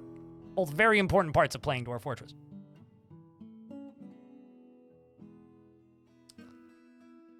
Gotta love the violent mining bits. All right, so let's see. Is there any other places they could be showing up at the edge of the map and not able to get out of? Nope, nope, nope. This is definitely possible. We should maybe do this area next. Send the military over here. And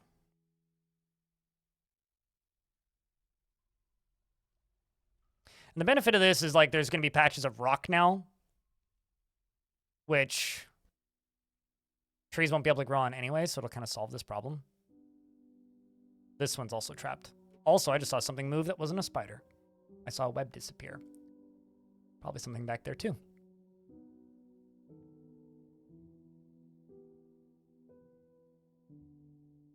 Yeah, no, I've nerfed the cavern dwellers. Full disclosure. I talk about that in my recommended settings video. Actually, wait, can they go all the way back there? Yeah, they can. There isn't anything back here then. Should still mine this out though.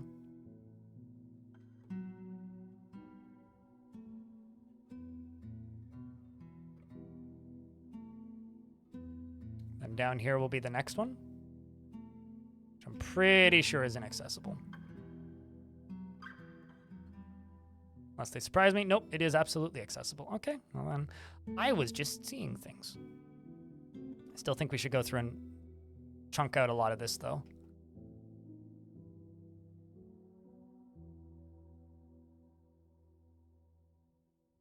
Okay, so where's the remaining invaders? There's 3 more Ohm people in that one area. Then I guess there's like some wild animals. And then, of course, my pet forgotten beast. Literally just these dudes.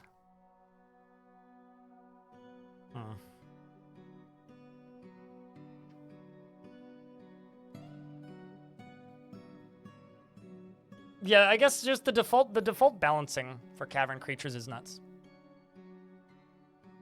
It's kind of nuts. I'm not a huge fan of it, if I'm being honest.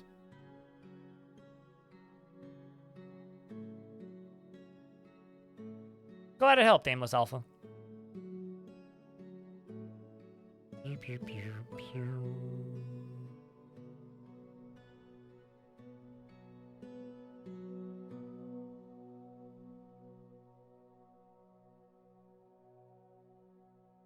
You're fine with the challenge, but they often outnumber your dwarves. Yeah, no, which is why I say that you balance, because like, so by default they show up 50 at a time, or at a maximum army of 50 at a time. So you can have like, I think it's 1 group of invading enemy units per square tile that you select. So let's say you're on a 4x4 map, right? Then you could have 200 dudes attack at once. If you're on a 6x6 map, then it's plus a considerable number of dudes. If you're on like if you're a crazy person and you're on a 16x16 map, that's a couple dudes that can stealth onto your map. So, and that's per cavern layer.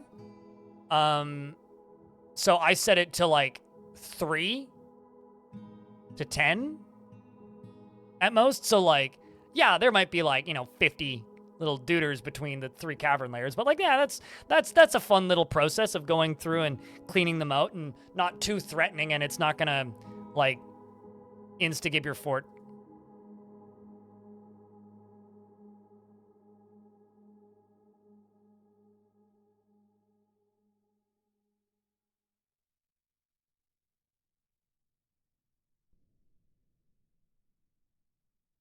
Yeah, you can. I think you can. You have to change it in your settings, though. I think by default, this version of the game lets you embark on an 8x8, but you can absolutely embark on a 16x16. I don't recommend it, but you can.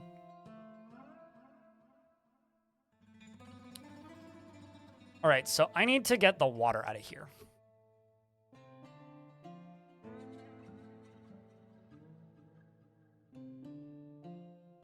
The water down here have anywhere to go?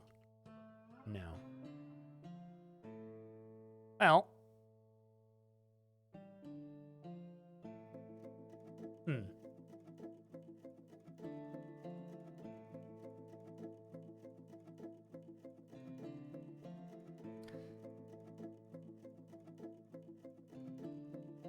I'm gonna do some shenanigans. I'm going to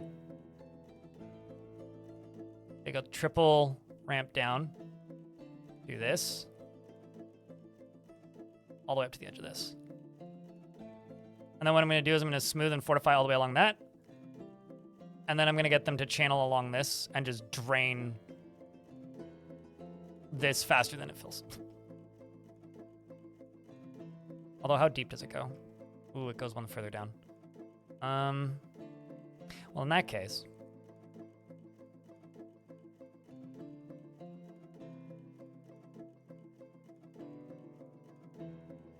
can do it from there. Perfect.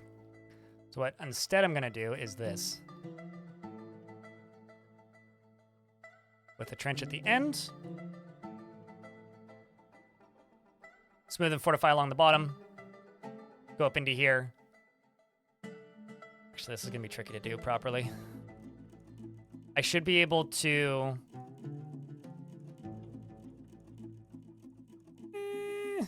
This might work.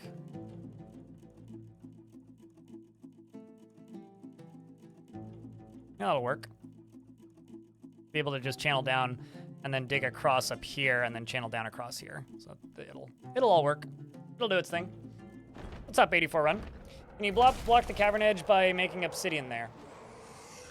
I think you should be able to block all... I've never tried, but I think you could. I think you could. Forgotten Beast, Stongun, Akusmurrer, Olzib Akon has come.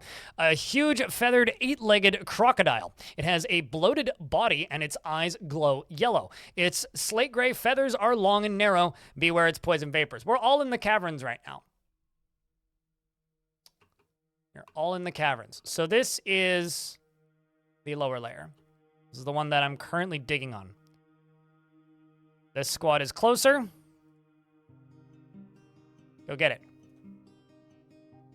This creature has no kills.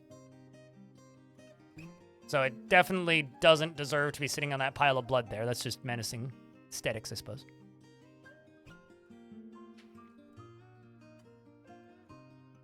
Make a ton of cheap resting. Well, everywhere is free to rest, right? Unless, like, they've completely changed the economy, which I don't think they have. The Sea of Shadows.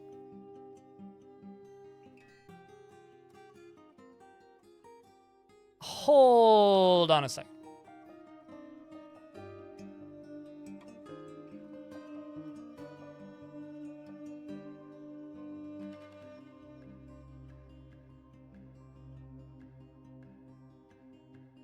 Yeah, because it's Gongith Ormoisen.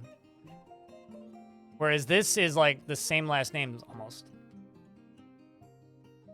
Why does this Forgotten Beast have like the same last name as our god? Stongun Ormoisen. Interesting. I really wish that there would be like more history about these creatures in their descriptions. Associated spheres must be, yeah.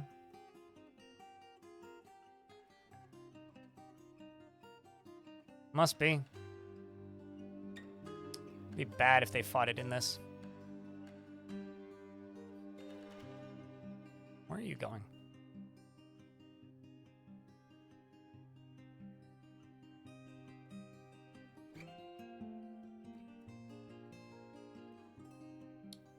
Running around.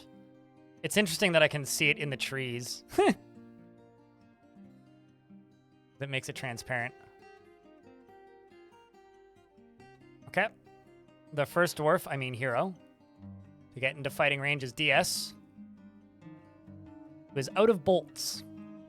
But fortunately has some cheese, so should be fine. Just throw the cheese at him. Distracted. Now, where's your backup?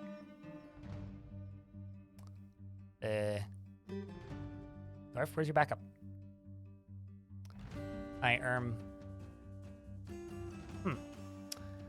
This seems bad. Ah! Well, you're very far away.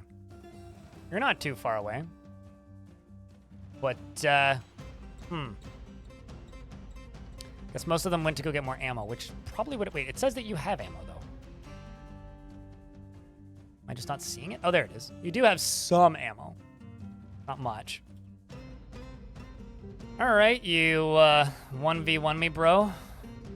Fires off a bolt and dodges out of the way.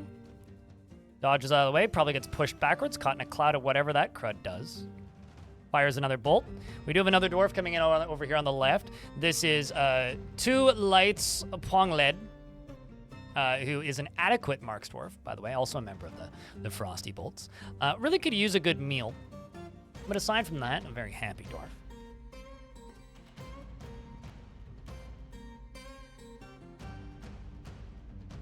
Dwarves continue to fight.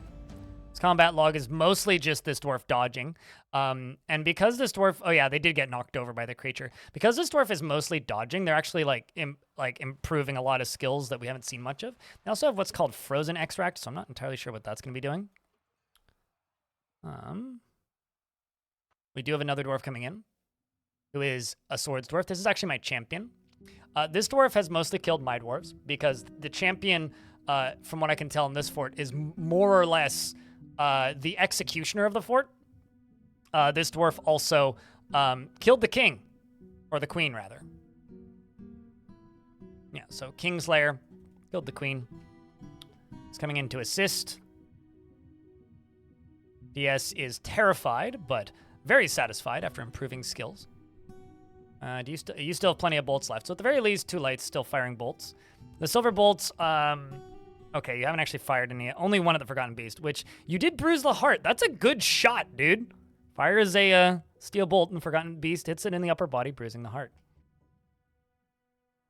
Dwarves continue to fight. Appears that DS is bleeding and has dropped a crossbow. Yeah, they've dropped their crossbow. I don't know where DS is right now. Oh, there you are. Under the foot. That's actually kind of funny. You can sort of see his legs underneath it. It's like how you know that someone's day's been bad. I'm just gonna grab this and zoom in. I just want to show you this. This is funny. Gonna be a little bit of a flashbang, but not too bad. See this dwarf's legs? It's like splat with just the blood splatter behind it. That's funny. That is very funny. Tis but a scratch. Splat. Crunch. All right, let's move more turns up. How's the bleeding? Oh, it's just minor bleeding. Slight pain. Upper arm is cut open. Okay, nothing major. You fired any more bolts yet? Not really. Come on, dude. Literally just fired the one bolt. He's aiming, okay? But we've also got a Mace Lord incoming as well. Fighting continues. The creature's also bleeding. DS has stopped bleeding.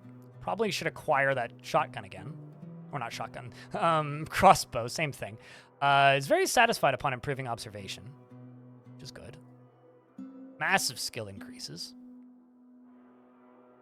Here comes the Mace Lord right here. Wait for... Oh, another bolt flies out. It's right behind our friend here. Fortunately, friendly fire doesn't exist. The bolt, I think, missed. I'm pretty sure that missed. Oh, no, it did hit the Forgotten Beast. In the left fourth leg, tearing the muscle. Would you look at that?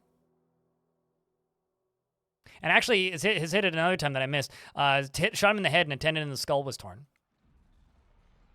Fighting continues. The Mace Lord is now in the fray. The Mace Lord, of course, wielding Lis Nihilus, which is a bismuth bronze mace encrusted with well-crafted rectangular stibnite cabochons. On the item is an image of Tosa Dwarves, the dog, in giant mole bone. On the item is an image of 2 codexes in tunnel tube. It is coated with Stongun's Sea of Monsters Frozen Beast extract. They continue to fight with the creature. DS is having a rough day. Forgotten Beast scratches the elite Mark's Dwarf in the left foot, tearing apart the muscle through the Forgotten Beast leather shoe. Chat room, can I get a round of beers for good luck for this dwarf?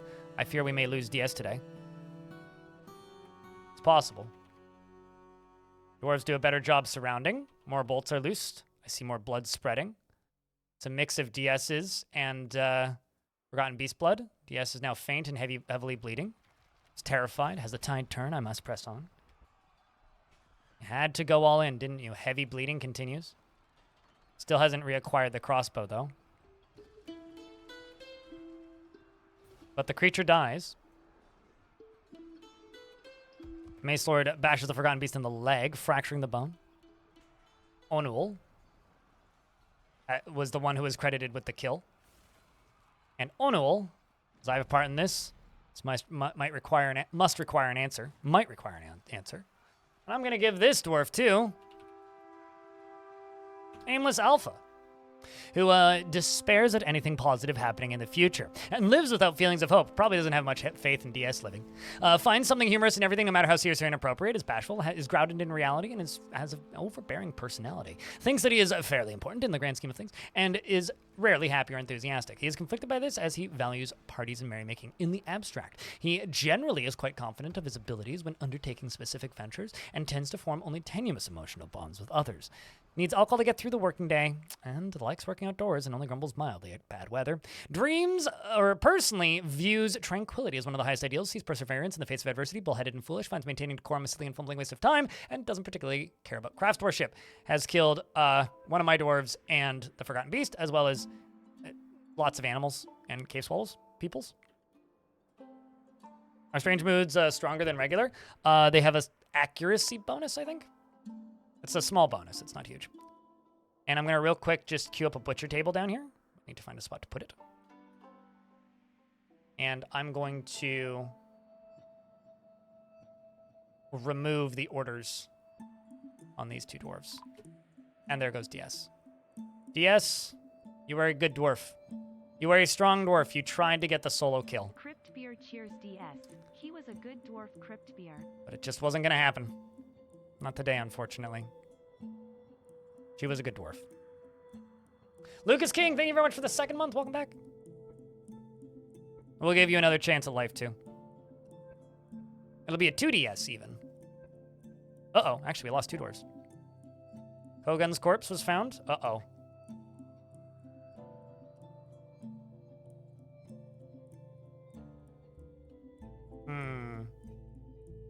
This could be bad. Her neck is dented.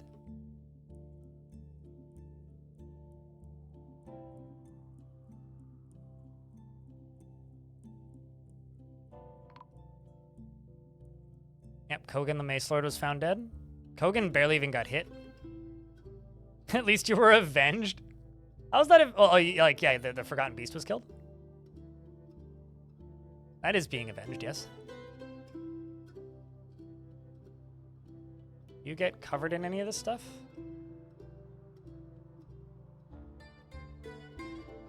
Let's jump to somebody else in this squad.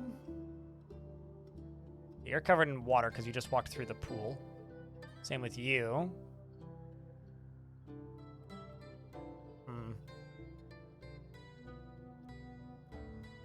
Yeah, I don't know.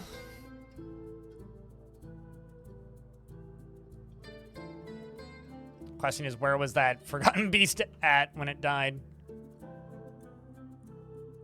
Have a drink on their heroic deeds. Cheers, Devil Dawn. Raise a glass to that, for sure. This might also just be full of Olm people. Peeking along the edges. Yeah, it's actually, like, possible.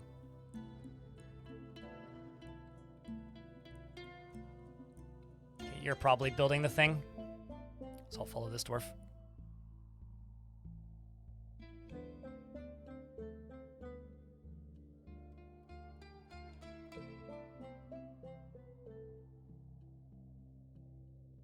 I really wish that Twitch would release what channel made Twitch cheer the most bits. I would really like to know. Mostly because I just want to know the stats of how much money Twitch has actually budgeted for this whole thing. Partially because I think it's kind of funny, but also kind of just interesting stats-wise. I always wonder, like, just how much budget Twitch actually has for events like this, because it is costing them quite a bit of money. Promotional event or not. Okay, let's follow this dwarf.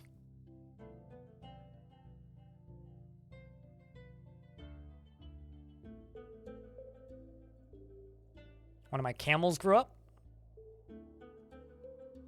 So yeah, we lost 2 soldiers in that. Which admittedly, pretty freaking brutal, actually. The Forgotten Beast's neck was left separately. Oh no!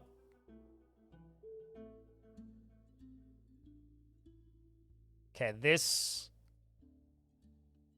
Grab it. There you go. I need this to be forbidden. I don't want you running away with my Forgotten Beast corpse. That is turning into dinners. Let's unforbid this and go butcher an animal. Do it now.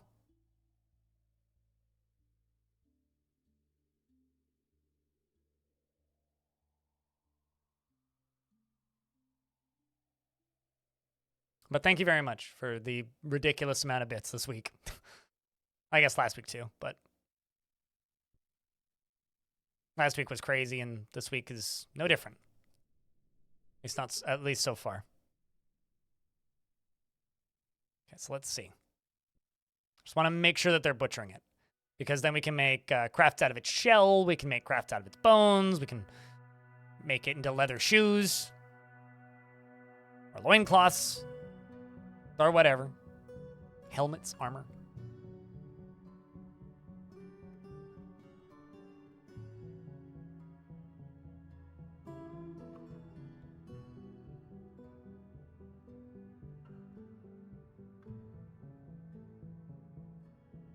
Leather knee-high boots.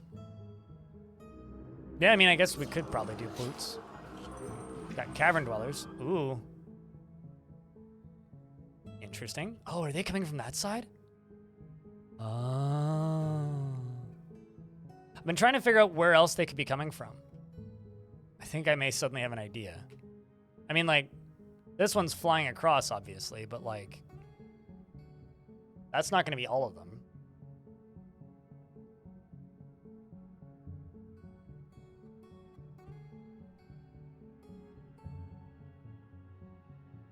Let's do this. Okay, sweet. You are butchering the correct thing.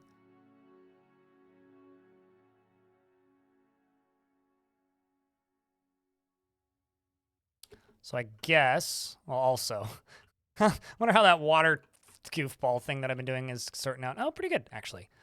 So I can get this all the way along here smoothed. Then I can fortify this. And that'll just make this start draining. Cavern quelling? Oh, yeah. I'm trying to, like, completely clean out the caverns. Or actually, rather, just be aware of where the enemies are in the caverns at all times, is what I'm trying to do. So, dwarves are coming up this way. I feel very uneasy. Death is all around us. Well, do you not have any bolts? You have wine, no bolts. Yeah, well, a lot of them are asleep, I guess. Yeah, they're on their way. Making progress.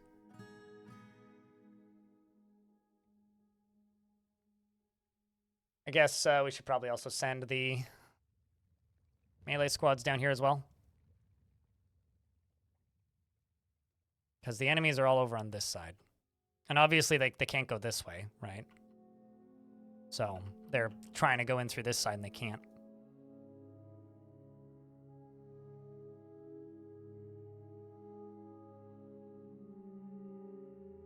Because they can't go through here. So once this tree is gone, then we dig through here. Just have the military waiting back here in the wings here. Although they may start trying to climb over or, you know, attack us, so I need to keep an eye. You like this cavern? Most caverns are like this if you pay attention to them, but it's just a matter of paying attention to them, right? It's very rare that I'll actually, like, go through and clean the caverns, though. I think I may have finally, like, found a difficulty that I'm not, I think comfortable with is the wrong word, but, like, okay with tolerating for cavern creatures, because, like, there is a point where it's, like, they're either just really annoying. It's a very fine line, I think, between the cavern creatures being a fun thing to play with and fight against and just being really annoying. I don't know if we can butcher that neck, but we should if we can. How many bones did we get? 161 bones. Dang. 282 meat. Many organs. Or skin as well, which is all going to go get tanned. Rotten beast leather backpacks. Let's go.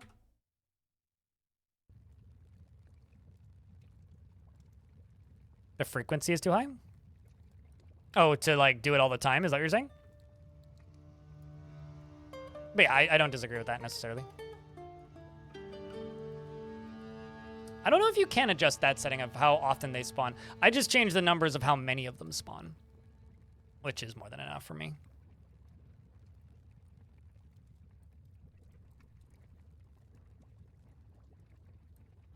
Although spawn is like such an incorrect term for this game. It's how often they appear on the map. Wander in. Because technically they already exist somewhere else, but...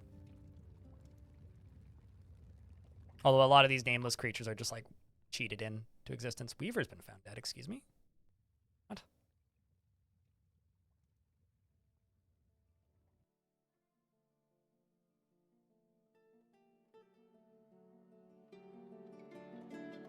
Led to death.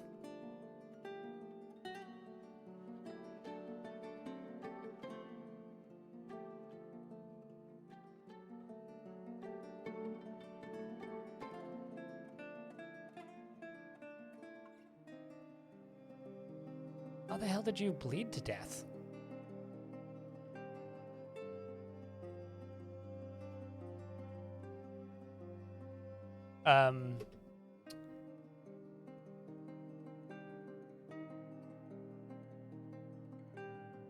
I mean, yeah, I have no idea. Weird. Oh, this game's just rough if you're a beginner. Just period.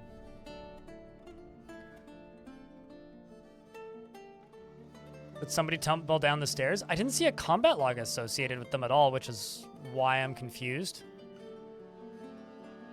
I mean, it could be dust contamination, but I doubt it because I haven't had any, like, bleeding dust. So I'm not sure.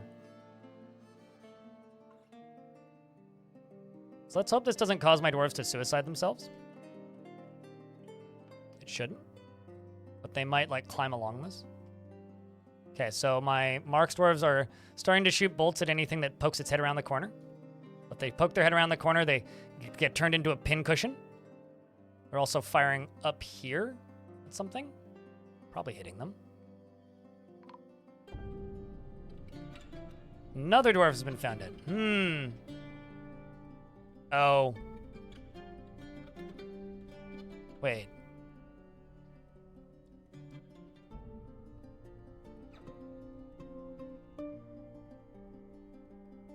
Let's cheat and see what you're called. I'm assuming it's bleeding. Okay, this one was killed by a giant cave swallow. I don't see any giant cave swallows that are attacking us right now in this area.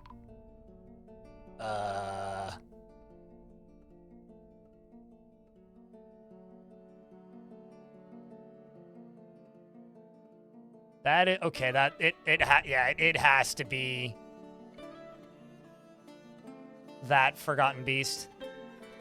They have to just be bleeding out of every single hole in their body. That is a syndrome that they can get, but you're in hospital, but for completely unrelated reasons. But it's weird, like it's Cold-Blooded was also found dead?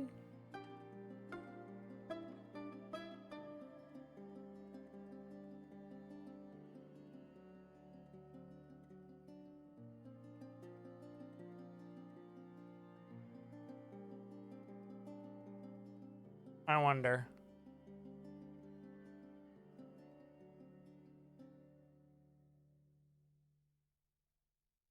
Okay, so you're just covered in water. There's no other additional contaminants. Your dwarf died in prison. But aside from that, everything's great, J Fox. You gonna start bleeding on me?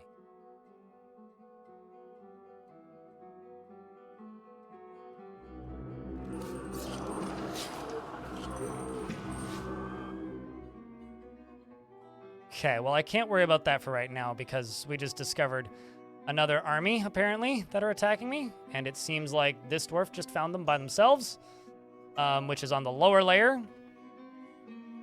Are you on a patrol route? No, you're stationing. This is aimless. This is the legendary swords dwarf who just, like, killed a, forgotten beast by themselves. And is, well, seemingly just making swift work of everything. Thob over here is also having a pretty good time. I'm not too worried about that dwarf. I'm much more concerned about what's going on this layer.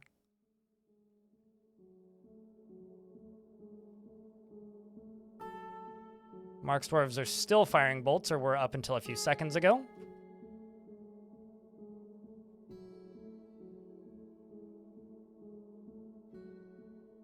Let's clear that and then move up. I'm going to send you guys all to up here. And here we go.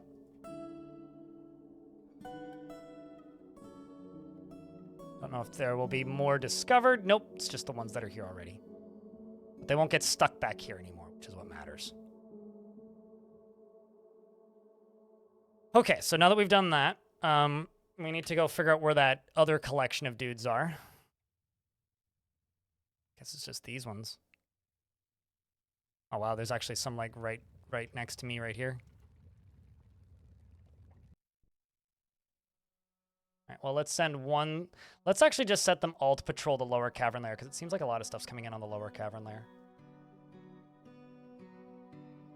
Cavern 3. Sorry if I'm not reading chat much, but there's kind of a lot going on right now at this exact minute. So I'm going to go down to here as well, and we're going to fortify this.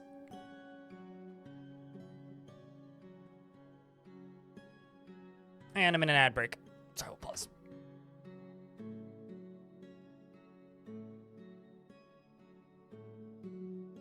Maybe on the way to the doctor's office? It's possible. Like, I'm not entirely sure why those dwarves died. So it's a question. It's a big question mark on that. A big question mark on that.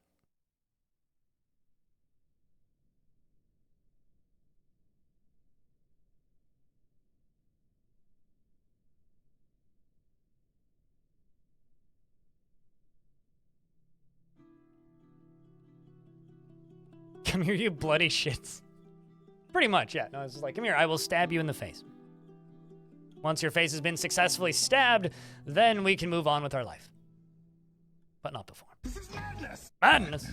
This is Yeet. Anybody care to translate, or do I have to like Google search to translate? Hi, Hobo. How are you? Happy holiday. I do actually have that card that you sent me. I haven't opened it yet, though. I wasn't sure if you wanted me to open that on stream or anything. But yeah, anyway. It feels weird to open, like, Christmas cards or holiday cards before the holiday without being told you can. So, it's just an envelope right now.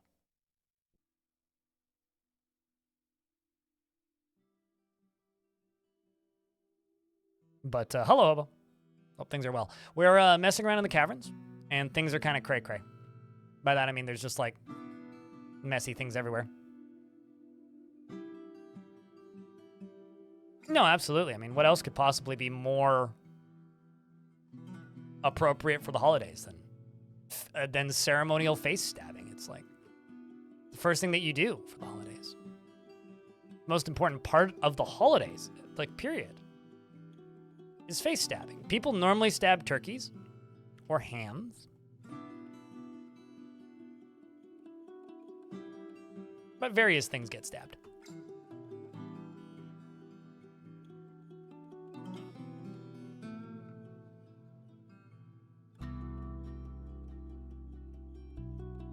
What, like as a holiday thing? If you're thinking about posting it, just remember to ask for people's permission if you're going to post pictures of them. Only reason I ask is that's kind of how you're wording it. All right, so... this one's finally getting dealt with. People aren't too strong, fortunately. Also deconstruct this. That, you're patrolling, that's good, that's what we need. Back over here.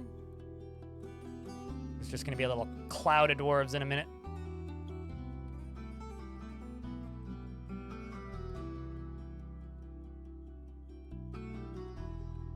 I'm also going to do this. I'm going to dig a much more obvious stairway instead of that ramp.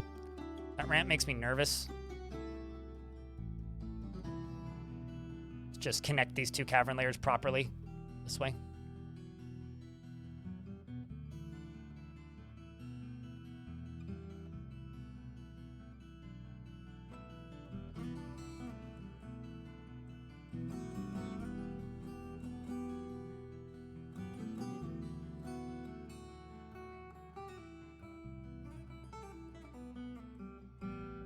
Well, it seems like it's a reference that's gone way over my head, Stone.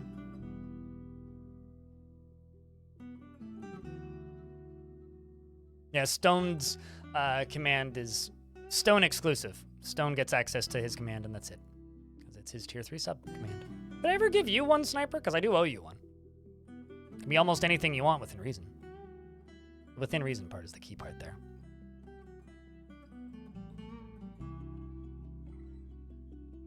So, no, I literally have to do it. Ooh. Okay. I guess the only way I can do this is by sending a very brave dwarf down to there and channeling up. Good luck, dwarf. Who's the brave one with the scary mission? Our ramp, it's Dodak. As the very exciting Gerb. What's up, Singular? Or Signor? I always feel like I'm butchering your name because I read it and I always read it as singular and then I go, wait a second, that doesn't say singular. That says something very different. Oh no, Weaponsmith's been bitten by a cave spider, you poor soul.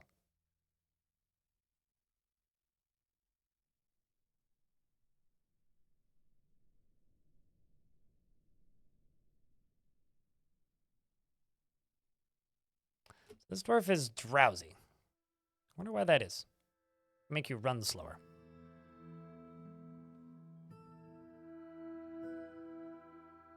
I'm supposed to be building lava shotguns. Instead, I'm fucking around in the caverns.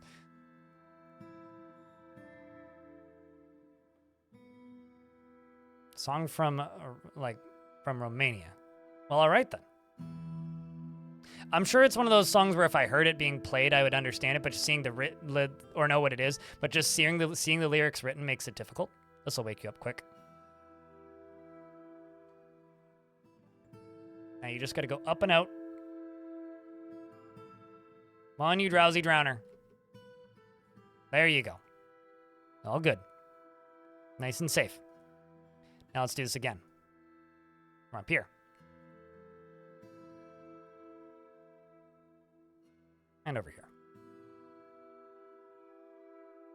So this is just going to drain this out so that we can go kill these, well, old people easier. Currently, I'm just letting them go wee on a slide. But what we got to do is I got to send you and you over here. You guys can go test out your metal. Problem is it's not actually going to drain that quickly, which is the real issue.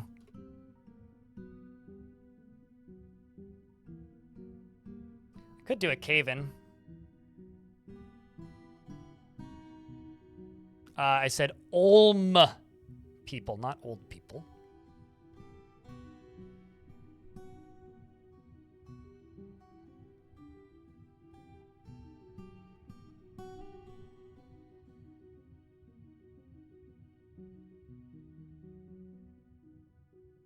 I just saw you shooting a bolt. There you are. Vixen Rose, fighting with this Olm person. I'm gonna go get provisions. I would too. Probably need more bolts. I should be feeling great. This is me like most days. Rin's recursive reverie. I should be feeling great. I should be feeling great. I want to spend time with family. I'm lonely. Aw. Poor soul. Okay, so here come the very brave dwarves running into the pond.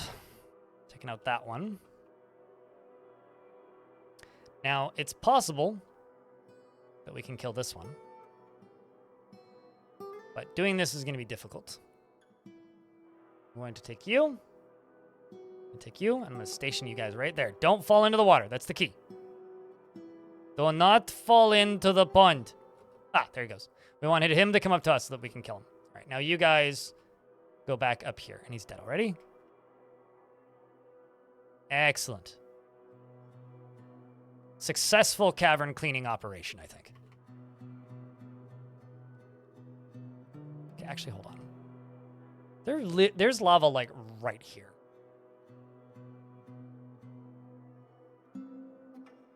No problem, Aimless Alpha. We had a good time. So if this is lava right here. I wonder if I could seal off this pond. I'll bet you I can. I bet you I can. I mean, I could also actually seal it off, but it would take a lot longer using this.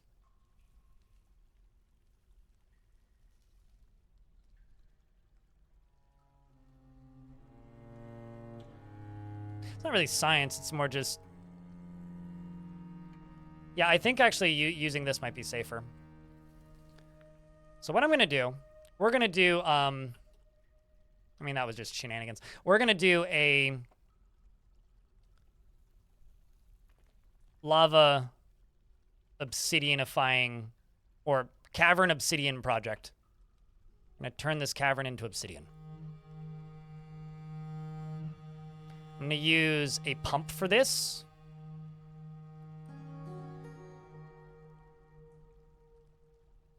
And I can actually do this from within inside of my fortress even.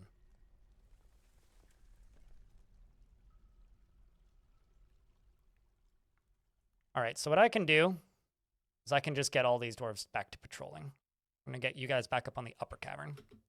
What I'm going to do is we're going to use this pump right here. We're going to dig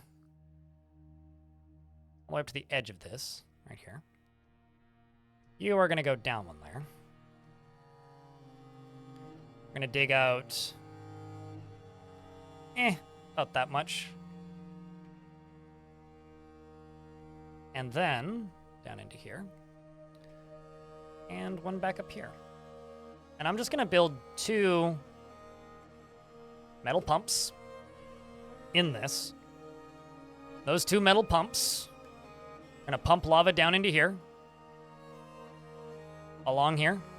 Down here.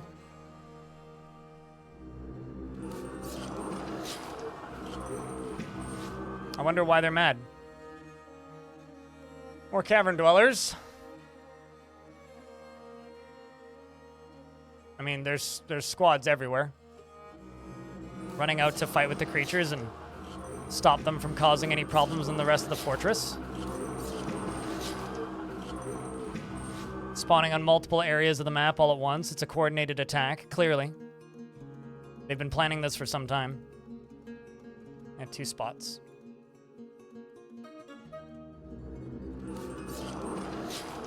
At least for spotting them right away. Seems like Stukos is getting some pretty solid training in. I mean, look at this. Not bad. 9 kills for a proficient dwarf. As for how they are 1 layer above the ground, that is anybody's best guess. I'm not sure. They are now climbing along the side of the wall, above where the creatures came into the map.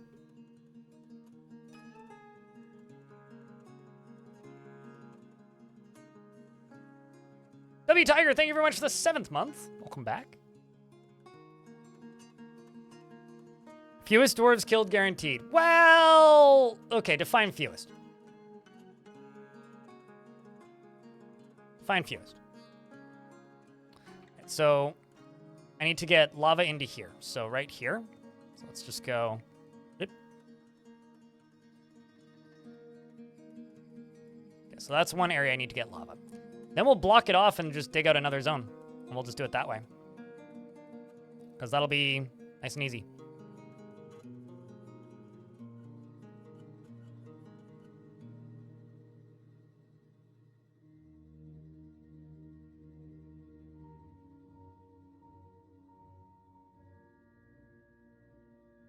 And a cat was found dead. Well, that's unfortunate.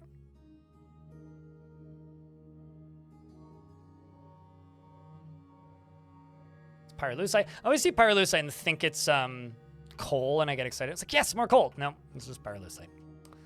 Help. And this is why I've been absolutely horrible at keeping like enough bedrooms for the dwarves in this fort. Also, chat room, thank you very much for the kind of crazy numbers of bits today, and also for all the gifted subs, and also all of the resubs. And thank you to those of you who, you know, maybe found my channel last year and have stuck around. It's like, you never really know what to expect when it comes to stuff like this. So, and how many people are going to still be here 2 years from now? How many people are still going to be around a year later? And it's like this time, or not this time last year, but like November last year, I actually looked recently. I had an average of about 350 Twitch subs. Maybe 400, 500 on a good month. Infested Fortress has a demo. I feel like I've seen emails about this. That sounds very familiar.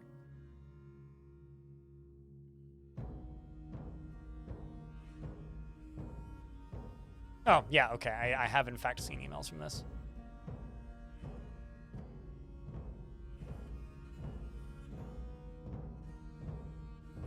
Combat looks very D&D tabletop, like Celesta.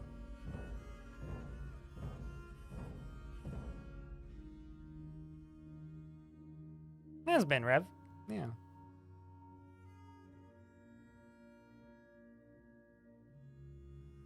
So yeah, this will be a pretty good setup for us as well, because I won't need to worry about having this running at all times.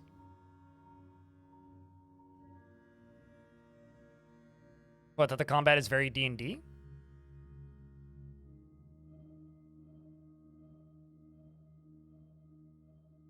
You ran through like 10 Steam queues? Oh, and you just like found it in the Steam queue then? No more deaths, which is good.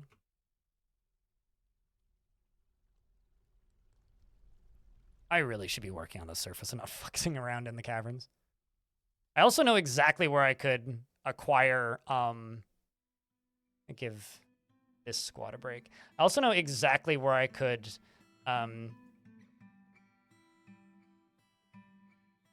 what's the word? acquire adamantine too. It's on this layer. Someone was asking about adamantine earlier, right here. Could actually totally just dig into this and start channeling down, but just kind of haven't bothered. I think I kind of want to seal off the edges with lava first, which wouldn't be impossible.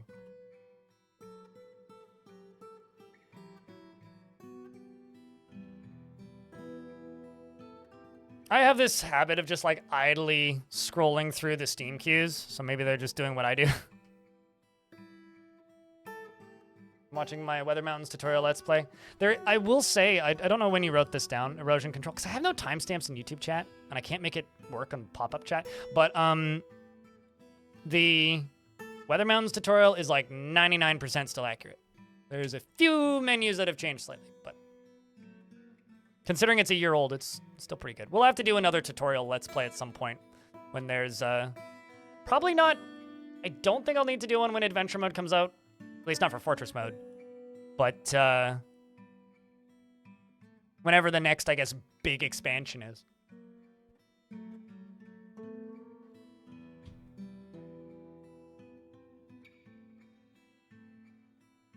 When does the winter sale start?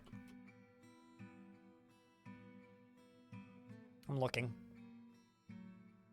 December 21st is when the holiday sale starts for Steam. So the 21st. I think Path of Acre will be on sale. I keep seeing these giant war leopards run by and thinking that they are a forgotten beast, and it keeps scaring the crap out of me. I mean, like, just look at this swarm of giant kitties just, like, running around. It's just funny. Half of them are kittens, too. Cheers, Hot Rod. Or Ricky. I don't know what you prefer.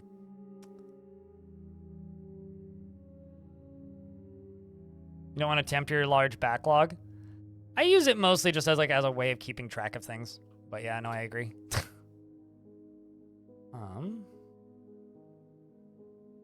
I actually screwed this up. It's fine.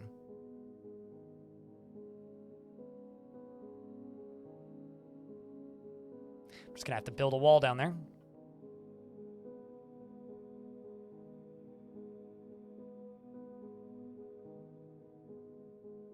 I will also say glass pumps better than metal pumps for this kind of thing, because steel pumps are lava safe, right? So you can pump lava with steel, but the issue with using steel is they're heavy. They take forever to build. If you just use glass or something, then they're way lighter. Spring has arrived. Those two, a duck and a war dog, both died. They likely just died of old age. Do ore veins explode during a cave-in? No.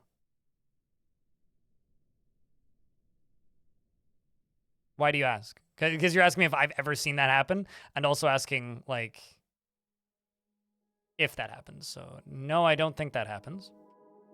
I mean, maybe, but it would be the first I've ever heard of it.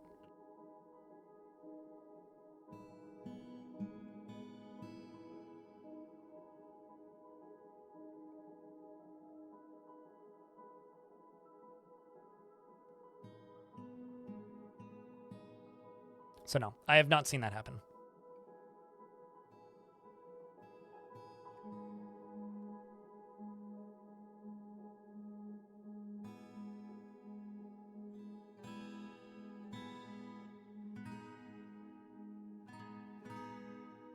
A duck and a war dog walk into a bar.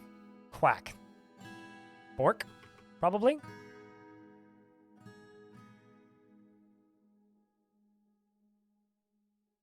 Happened today in the game. So hold on. You saw... Let me, like, reword your question there. You should say, did you know that ore veins explode during a cave-in? Not asking me if they do, because I don't think they do. That's one of those things where it's like, I hear you say that and I go, okay, I believe you, but I would like to see a recording of it because that seems odd. I don't know. It's just like, what's the word? Cave-ins happen so infrequently now. But got another weaponsmith. Strange mood. Oh yeah, your dwarf's still alive, Ricky. Only just named. They don't die that often, generally. Kind of rare that they die pretty quick like that. Okay. Into this.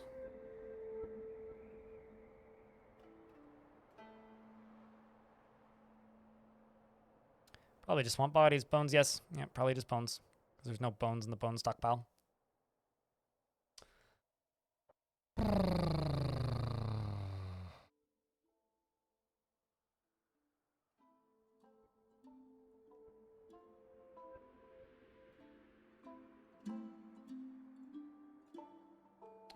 We'll slaughter an elephant.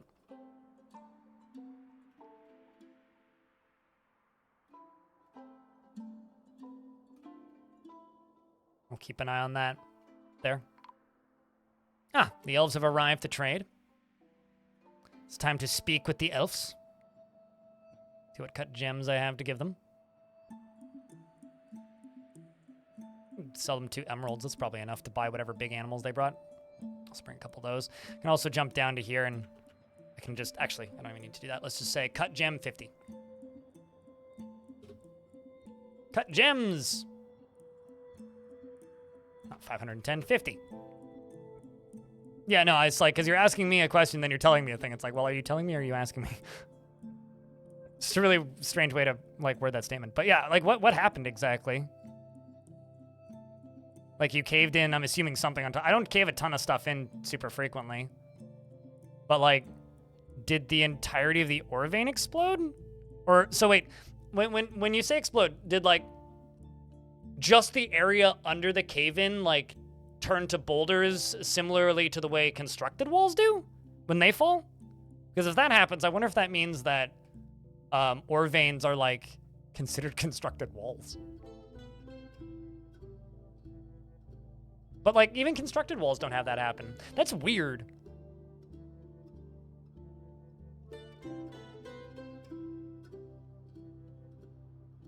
Because there's no trees. They give me really strict, like, tree chopping down restrictions every year. So I don't know, dude. I think this dwarf's getting new clothing. Hopefully. I mean, you're running around naked. You're going to the clothing shop. Okay, that's a good sign. There you go. Just naked dwarf runs up to the elves. Let's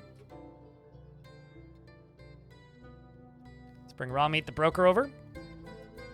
Let's see what they brought me. They've been bringing me big animals. Untamed wilds, yeah.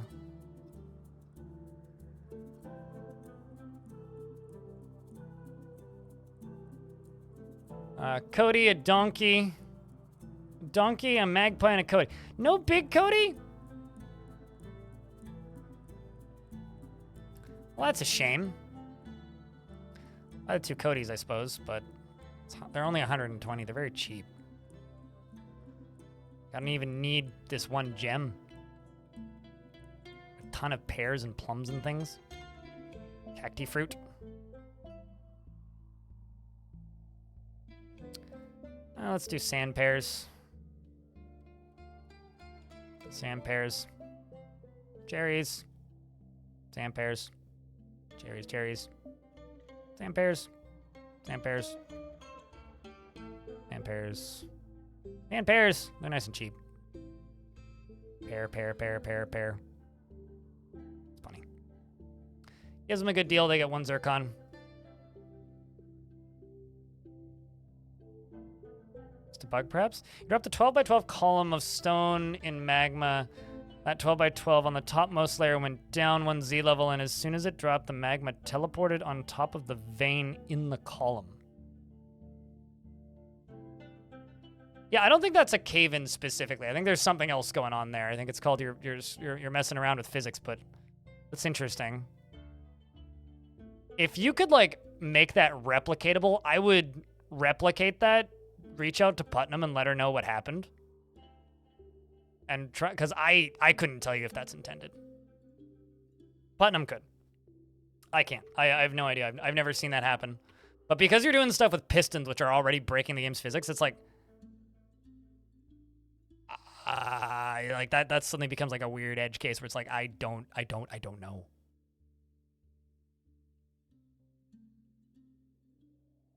I mean, magma pistons absolutely do that, right?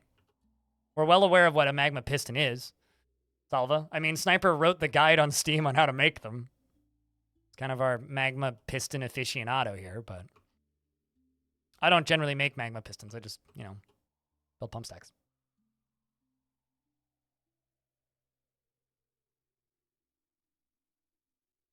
But it's just like I've never seen like ore veins do weird things in the middle of pistons is all. Okay. Dwarf's obviously getting what they need. Let's follow the strange mood.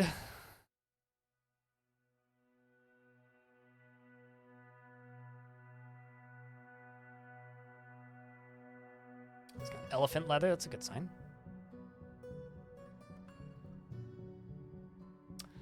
It's kind of a shame that they didn't bring any large animals this time. You know?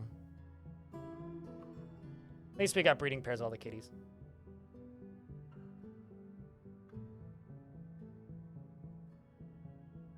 If you don't think that this fortress is dwarfy enough to you because I called it Sunbirths, well then, clearly you wouldn't take the time to ask that. Well, it's named Sunbursts because the last fortress we had a legendary demon which had a pretty cool duel with one of our dwarves after it emerged from the underworld, and its name was Sunbirths after killing several of our dwarves before being stabbed to death. So, I mean, you know, you could say that it's not dwarfy and be very judgmental on a basis of the name of a fort, or you could take a moment to realize that maybe not all is as it seems. Also, if you're naming a fortress more than 2 words, it's not dwarfy, because dwarves only name their fortresses Thing of Thing. The group is the Thing of Thing. But, so if you're naming it Gore Pit, the Mountain of Evisceration, that's not a fortress. It's too many names. What are you? Trying too hard? Come on. What is this?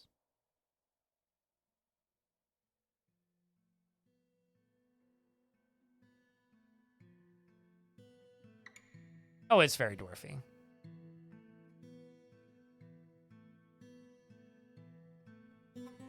Cave Swallowbone. We might actually just need gems. We have much to discuss, says the elf. Okay, fine, sure. 10 trees, sure. Yeah, that's fine. Wait, thanks.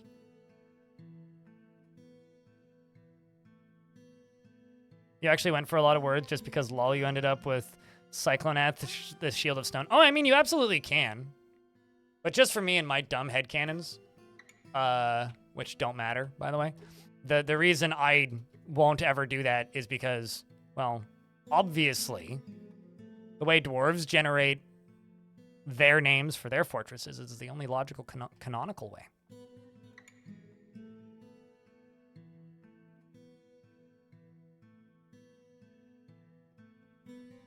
I mean, if you just look at, like, other dwarven forts, right? This is my fortress, the Fortress of Sunbirths. The site government is the Frosty Beards, right? So this over here is the hillocks of Ray's Sling of the Spry Machine.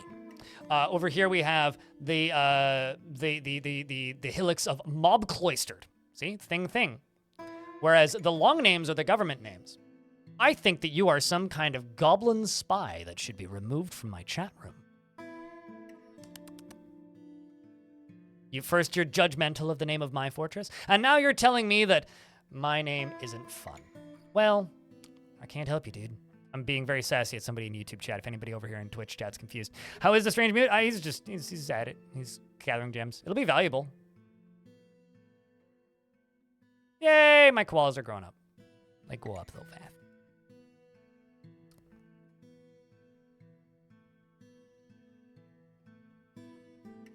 Hi, Lanix. How goes the life? Ah! What's up? Okay. Getting by. There seems to be a lot more DF streamers lately. You can almost always find a decent stream. I've been looking a little bit. There's the directory is definitely more active than it was in, like, what's the word I'm looking for here? It's definitely more active than it was, like, I don't know, 6 months ago, but it's still not where I'd like it to be. I mean, like, if I currently look, right, I know Dragoness. She's been around for forever. Used to do a lot of, like, 7 Days to Die in Minecraft and stuff. I don't recognize anybody else here. But, yeah, I mean, it's good to see a second wind starting a little bit, I guess, is maybe the easier way to say it. Okay, so you're supposed to put the goblin in the magma and put the bunny down. Put the bunny down. Anyway, no context references. Put the bunny down. I need to rewatch that movie. Nicolas Cage, man. I mean, it may be 2 to 14 streams, but there's more than 0. Yeah, no, absolutely. I mean, like, pre-launch, pre-Steam, it was the people streaming Dwarf Fortress pre-Steam was me, occasionally Blue Zest, RNG strategist most weekends, and on an odd random day, you would get 1 or 2 others. After Steam got announced, and by odd random day, I mean like some person speaking Russian would have 1 viewer streaming some very old version of the game with a billion mods that even I couldn't comprehend, randomly at like 2 o'clock in the morning for like an hour and a half. Right? So those... That era is like pretty gone. Ever since Steam has come out, there's usually at least 1 channel live, but during like August, like July until about September, it was pretty much a dry spell, yeah. But also like you can look at my concurrent viewer count here on Twitch and kind of like correlate the two, right? Like I'm sitting at what, 247 right now on Twitch? Oh hey, we just had a baby. Number went up a bit. Went up by 1. Anyway, the numbers that I was pulling went down by quite a bit. But since December, or not even December, since November, I guess, is about when it started going back up, at least for me. Around the time November hit, numbers got a little bit better. Or quite a bit better. September, they started going up. October was also okay. End of October was okay, but it was mostly November. I mean, before the game released on Steam is what I mean. I mean, pre-Steam, like, there would be months on end where the only person who would stream Dwarf Fortress was me. Which is why I think it's kind of... maybe adorable's the wrong word. Kind of funny that, like, some people go like, man, we had a drought for a bit. In relation to like DF content, or like there isn't enough DF content, or whatever the equivalent is, and I'm just sitting here going like, well, I mean, there's infinitely more now than there was 3 years ago. Really tempted to just interrogate my polar bear, see if he knows anything.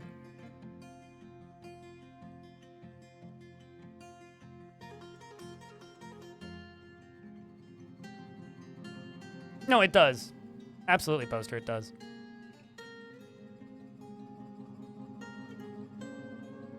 Because, like, you know, it's funny. Like, there was somebody who was just like, the only reason I didn't learn Dwarf Fortress before... this was a while ago somebody said this, but they were like, the only reason they didn't learn Dwarf Fortress before it came out on Steam was because there was no tutorials for it, or very few tutorials for it. And they were just like, if you had... They literally told me, they were like, if you had made your short tutorial series on the older version... I probably would have learned to play the game earlier. I did. I did make that same series on an older version of the game.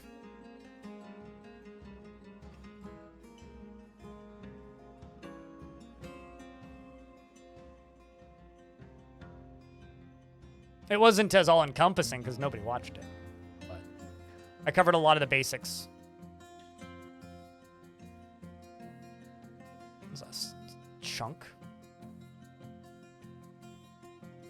Still need. Wow, you've gathered a lot of stuff.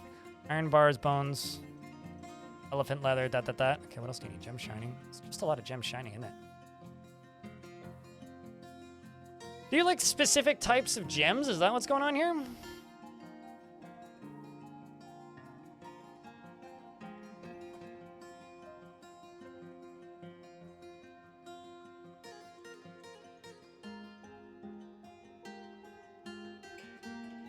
Giant giraffes for their hump. Hold on, what? Likes giant giraffes for their hump. Wouldn't that be giant camels?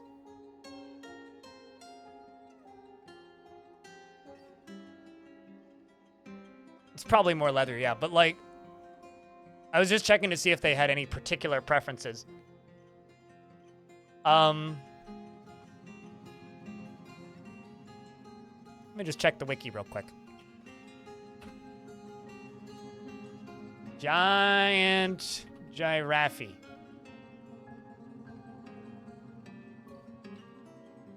Yeah, no, some jurist likes giant giraffes for their hump. I guess they do have a bit of a hump, but like, wouldn't long neck make much more sense? Like, yeah, see, Eurus likes giraffes for their long necks. Eurus like giants giraffes for their hump.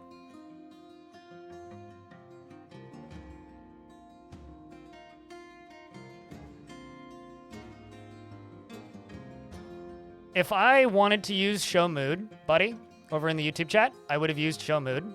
If you want to cheat in your video games, by all means, have fun.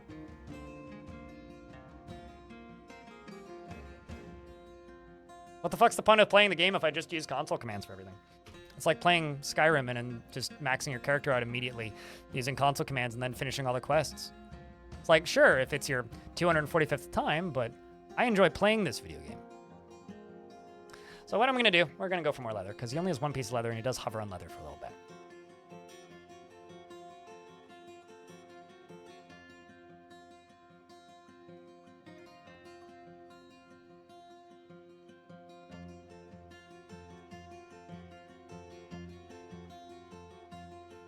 If he only said it once, I would have just ignored him, but he said it twice, so.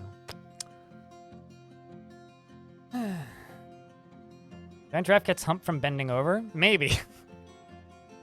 His giant giraffe just has back problems. I will eat one of these. Giant koalas. All that junk inside you'll hump?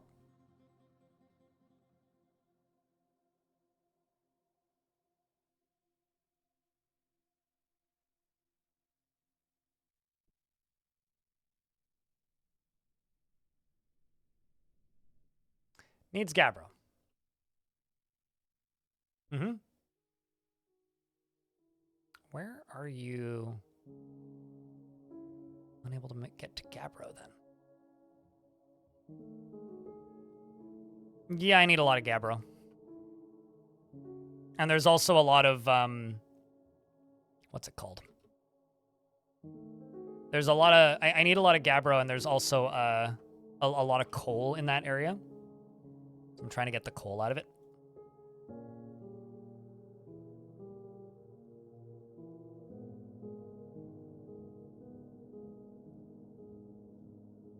Is each their own? I suppose. Yeah, I don't know. It's just weird. It feels like, I feel like I'm reading the description of a camel is all. I guess I've just never noticed that before, which is the case for a lot of things. All right, so now I just need this one done because the front of these act as a wall, and then I can just forbid all these boulders down here so the dwarves don't go to a dumb. Then it's just a matter of pressing the go button.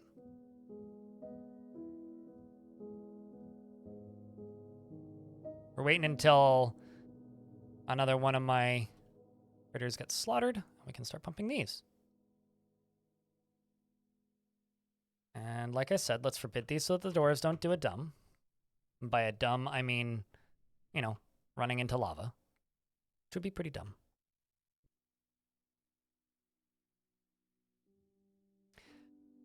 Now we wait for the pumpers. Merchants will be leaving soon. Well, that's fine. I've already traded.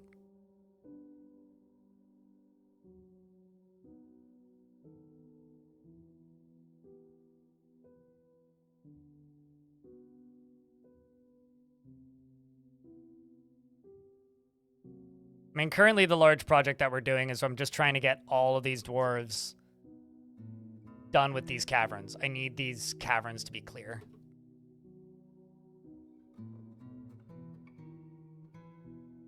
At least as clear as I can reasonably get them. Okay, did you move again? Is anybody tanning a hide? Not currently. Meditate on fame. A dwarfy activity. Butcher shop, leatherworks.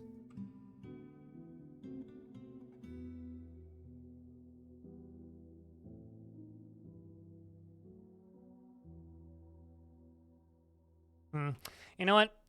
I'm gonna need some of the murder mittens. I just need larger amounts of leather.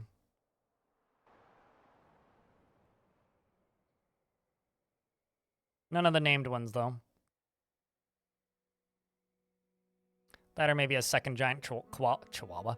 Giant koala.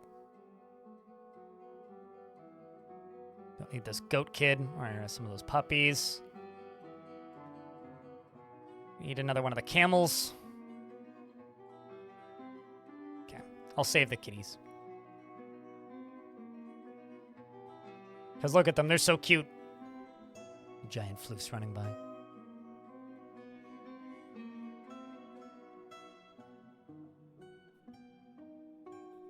Yeah, my leather stockpile is empty, so. Although, actually, I wonder. Nothing in there. Nothing in there. And nothing in there. All right, so there's no leather in this stockpile right now, so I'm not sure. People keep asking me that, and I'm just going to keep responding with the exact same thing. Maybe if I feel like it. Why do people seem to think that the circus is entertaining? Kind of the same thing every time. And it's just a crapshoot as to whether or not you get demons that are, like, realistically killable by your dwarves or not. Okay, so here comes the lava.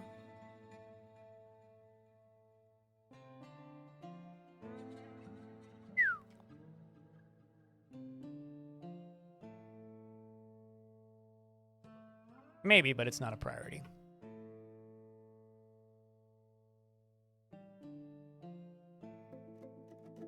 I guess is the reality. It's just not a huge priority. Can I just say the black-eyed peas were a different time in history? Have you moved? Still there. If that dwarf dies, they die. But I ain't ever gonna use show mood. Every now and again I consider it, and sometimes I even do.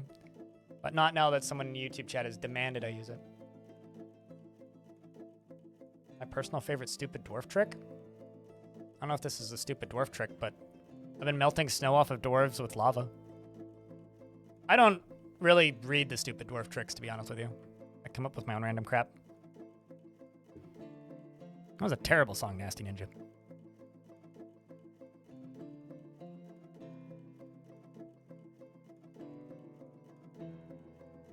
Hook up the circus to a minecart grinder. That's no fun. It's just a pain in the ass and there's nothing super useful down there. Yeah, you know, I said this during Steam's launch or before Dwarf Fortress came out and before I had played it, before I knew like what the content was. And someone asked me, they're like, what do you hope they change about Dwarf Fortress? I wanted there to be tiny little structures in hell, and I wanted them to have godlike items. And I still feel that way. I think there should be a reason to go down there. There should be like 4 or like 10 suits of armor or something in there. Like a reason to go down there and then fight your way through it.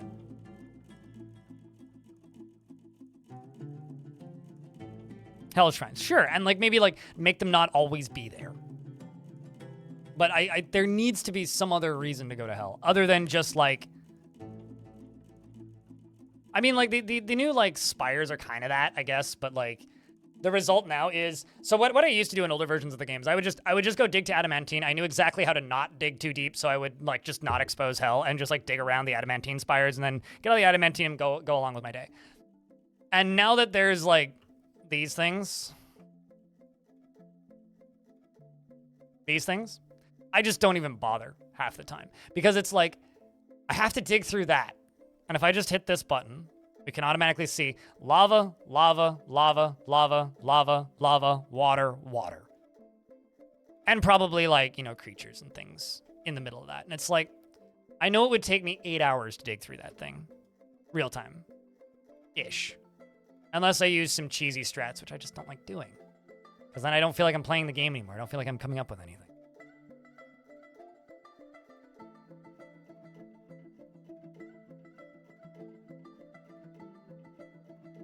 Yeah, no, I feel like there's less adamantine in the adamantine structures. Yeah, there he goes. He begins his mysterious construction. Yeah, it must have just either been bones or leather. Let's see. What did you end up grabbing more of? Whoops, that's the wrong one. Yeah, it was more leather. Hey, person on YouTube. Don't need nothing.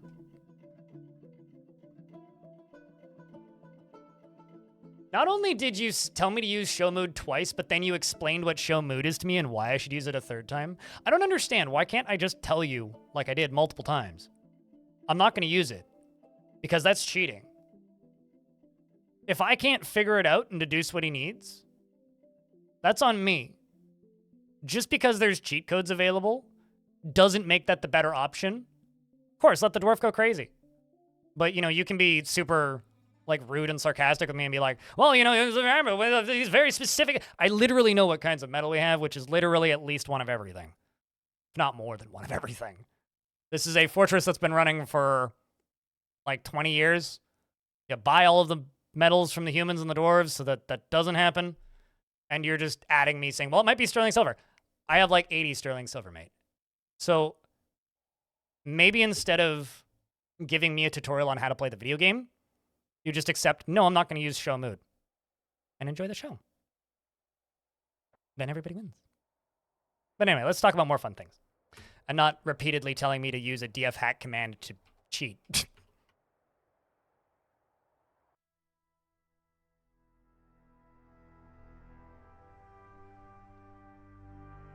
We're just sealing off the edge of this.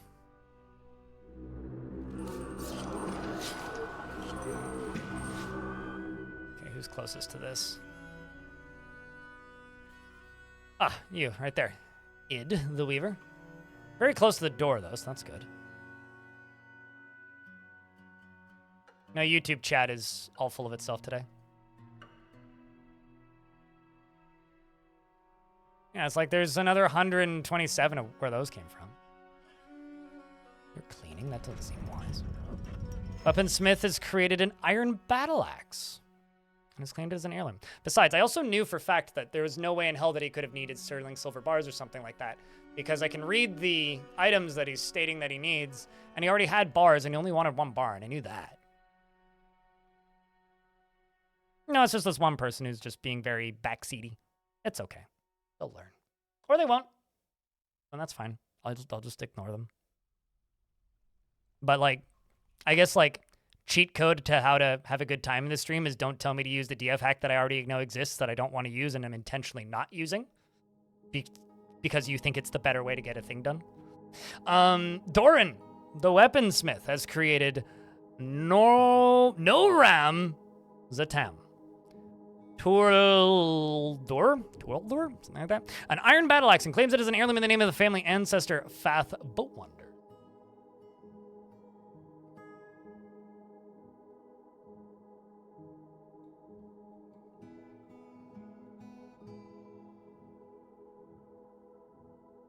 You don't have enough likes here. Yeah, that's true. YouTube chat not very likable today, it turns out. I love you guys. Thanks for lurking over there, YouTube. You're awesome. Although we do need to get those likes above 100, that is true. Bodhi Wanderers. All right, let's take a look at this thing. What is it? I mean, obviously it's a battle axe, but... Or if you've earned a drink, go get yourself a drink.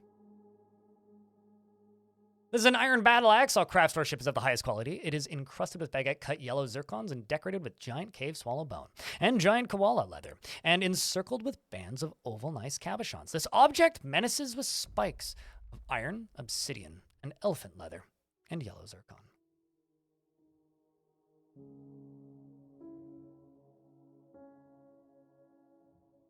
I mean, here, I'll reread what you said, right? So just so that we're clear on what you said. I was trying to deduce and going through the process of puzzling out what the dwarf needed for the artifact, and you said show mood in my chat. And I said, I'd rather not use show mood. And then you respond a second time with, just use show mood. I bet he wants something super specific, as I'm going through and figuring out that he doesn't want anything super specific. And then you state, regarding large but no, that's a different person. And then you say, if you can't figure out what he wants, show mood just to see. No. I'm curious, because I had one time needed specifically black bronze and sterling silver bars. Okay. We already had the iron bars that the dwarf needed. So I'm just going to ask you to, like, think about that for a second. How else is somebody going to take that? Other than just, like, you telling me to use a command, which I stated bluntly. No. No.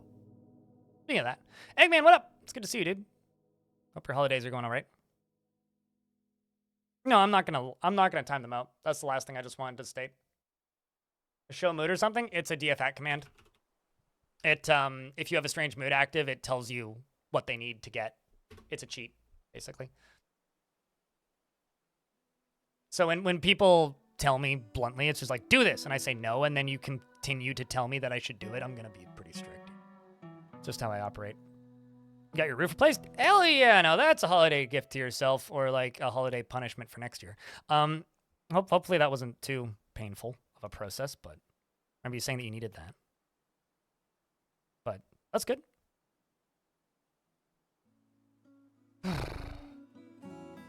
But yeah, also this is the time of year when you need to get it done because it was pelting rain.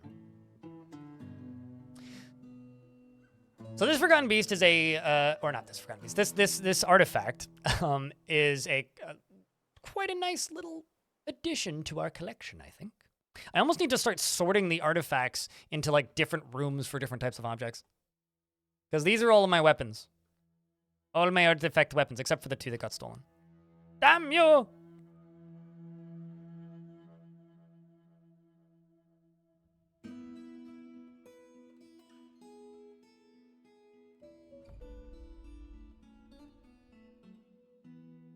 It is super expensive, but since you're getting solar as well, you get like 25% rebate from the government.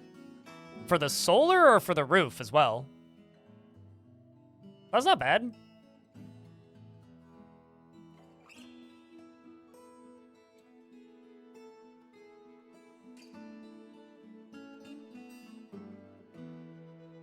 Okay, so where are these fighting? Actually, rather, how many of them are there? Quite a few. All right, so I'm just going to station you and you right here, I think, and then send you guys up to here.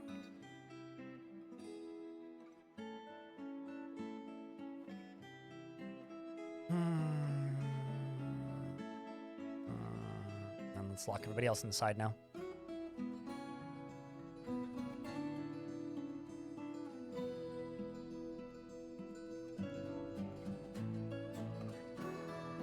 How many of you seen me use chocolate milk?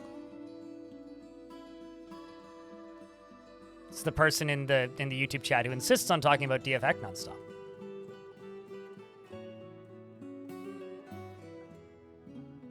It's like DFAC is extraordinarily useful. It's debugging tools. Use it for debugging. If you want it to play the game for you, by all means, don't play the game.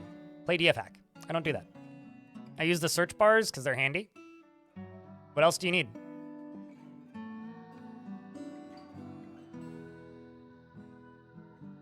Here come my dwarves.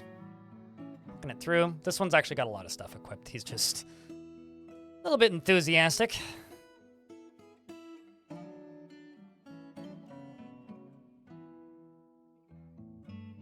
Yeah, I literally just made a video on this question so people would stop asking me Dragon Soul, yes. And Bloodbath. Even the kitten got to try and dodge out of the way of a blow dart. These are actually kittens, most of these. What about you? Oh, you did some good work. Scratched a giant cave toad in the front foot, tearing the muscle. Forgot about this emo. I forget about it too sometimes because no one ever uses it. Force bends the left shoulder, tearing apart the muscle, and bruising the bone, and tearing apart the muscle, and bruising the bone.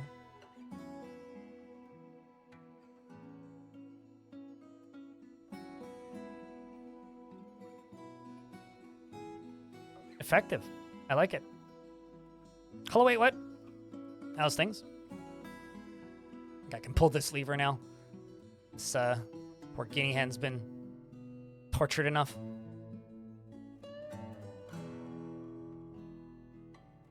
Some mighty murder floofs. Oh, they are very, very mighty.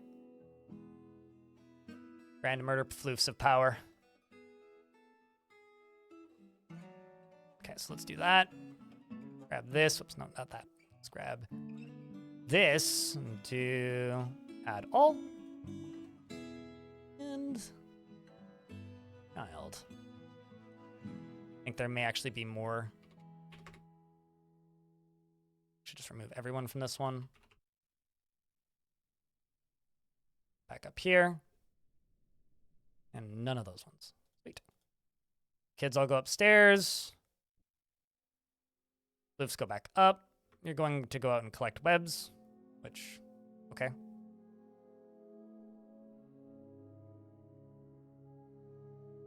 And don't mine anymore? Well, okay, so two things. One, dwarves need to, like, socialize. That's a needed requirement for them to not go insane. But assuming they've had enough socializing time, generally what you want is you want to have, well, just make sure that you have, like, dwarves equipped with pickaxes that have access to pickaxes, that are holding pickaxes. And you also have to make sure that they can get to wherever you're mining. But they don't just stop mining, unless it's, like, such a low priority that there's other jobs above it, which is possible. But on the surface, it's like they don't really just stop mining for no reason. Okay. Let's just go station you guys here. There's still more coming up.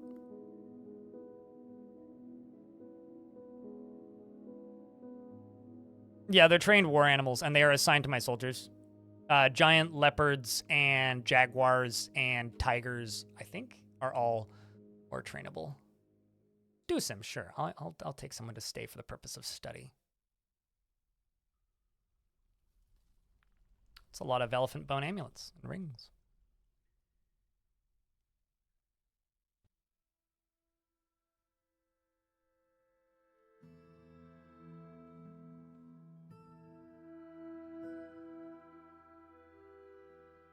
Dwarves just want one thing and it's disgusting? Is that where we're going with this?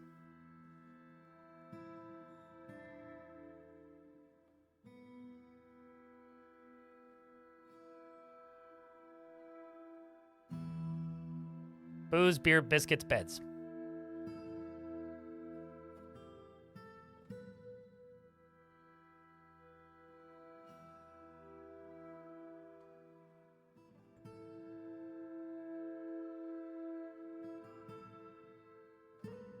I don't know if I would be that derogatory towards it, Smitex.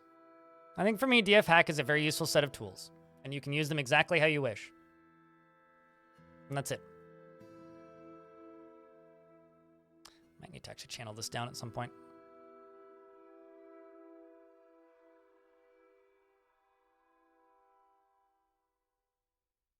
All right, well, I don't need to station them there anymore because those cave swallows will stay on their mounts and not fly over, so we're okay. And that allows us to jump. Oops.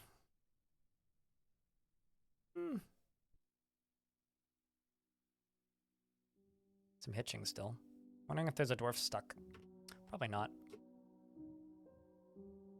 War carrots are a terrifying concept. They kind of are, aren't they?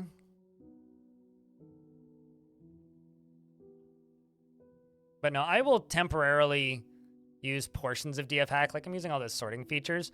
I'm using it just because it makes the process of watching the stream better. If, like, I wanted to, literally no dwarf would ever really die. And it would be very boring to watch. Like, if I took advantage of every single feature in DF Hack, if I, like, took advantage of every single good, in air quotes, strat. We're in an ad, so I might as well pause. If I did all of that, this game would be boring as hell to watch. And it's the same reason why, like, when this game first came out on Steam, there was a couple streamers who picked it up, played it for 4 hours, and went, this game's boring, and stopped playing. It's because it's very easy to make it very boring. And I think that it's even easier if you use every single feature of DF Hack. Those are some really deep blind lore, yeah, that's true. You know, I've never seen a single second of anything related to He-Man with the exception of the, like, handful of memes that literally everyone's seen. Time to make dinner. You have a good dinner, DS. Sorry for killing your dwarf. At least it was an epic death. You died heroically. Very heroically. Yeah, I've never seen anything related to He-Man, so I have no idea. That was something, like, I just completely missed as a kid. Maybe it's a good thing. I don't know.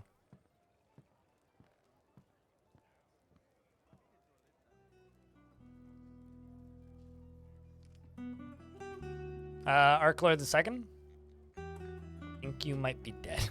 I think I saw a dwarf that killed you, actually. I want to say you committed a crime.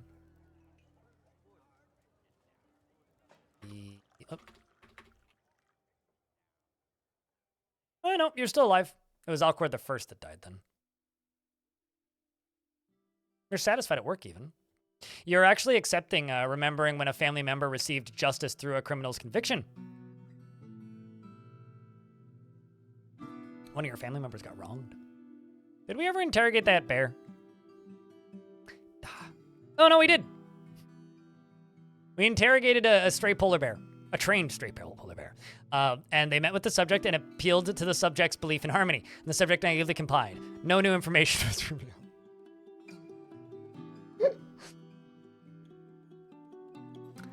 So, I actually do wonder if this is a legitimate strat to train, like, interrogating skills.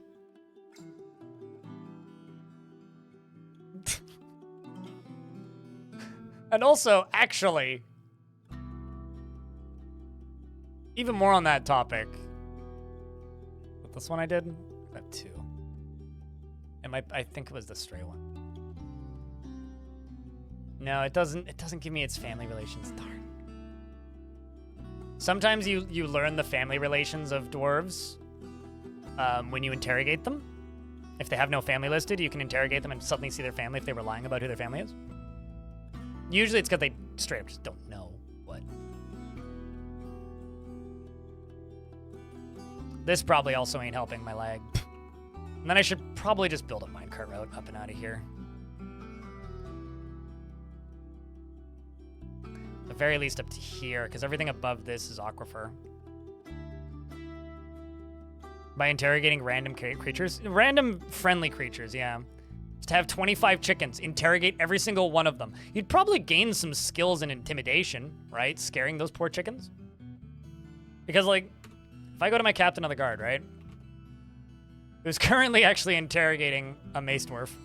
And I go to social. Intimidator.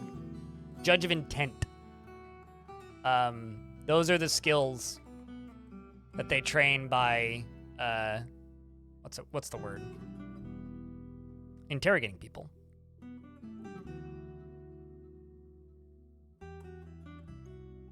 It's like, I wonder if, like, interrogating your pets gives you points in intimidation and judge of intent. The intent of our chicken was to steal food. Probably. Oh, do I need more chains? Right, well, I can sort that out. Just whatever you do, dwarves, don't drink the venom.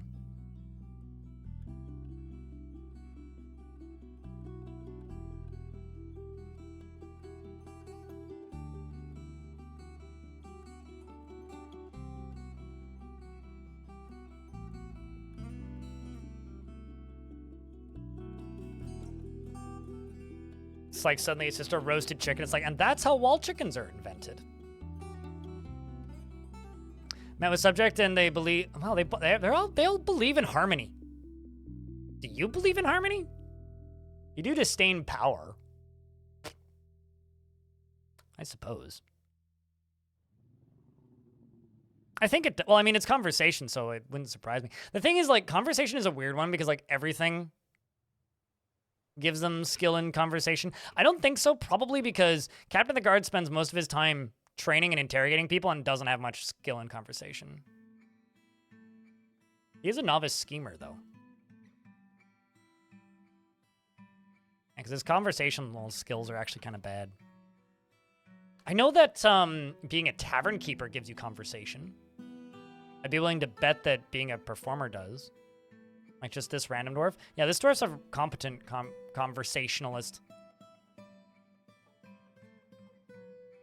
Maybe I should make the captain of the guard into a... Hey, look, it's a bunch of Bastet's teeth. What happened to your teeth? Why are they on the floor? Where are those? Also really need to get rid of clothing. It is mid-spring, though. We'll get human traders not too long from now. I'm actually going to kind of give the dwarves a bit of a break because They've been running around in the caverns for a while, cleaning stuff up. I think while I'm giving them a bit of a break, I'm going to go down here and I'm going to make some more bedrooms.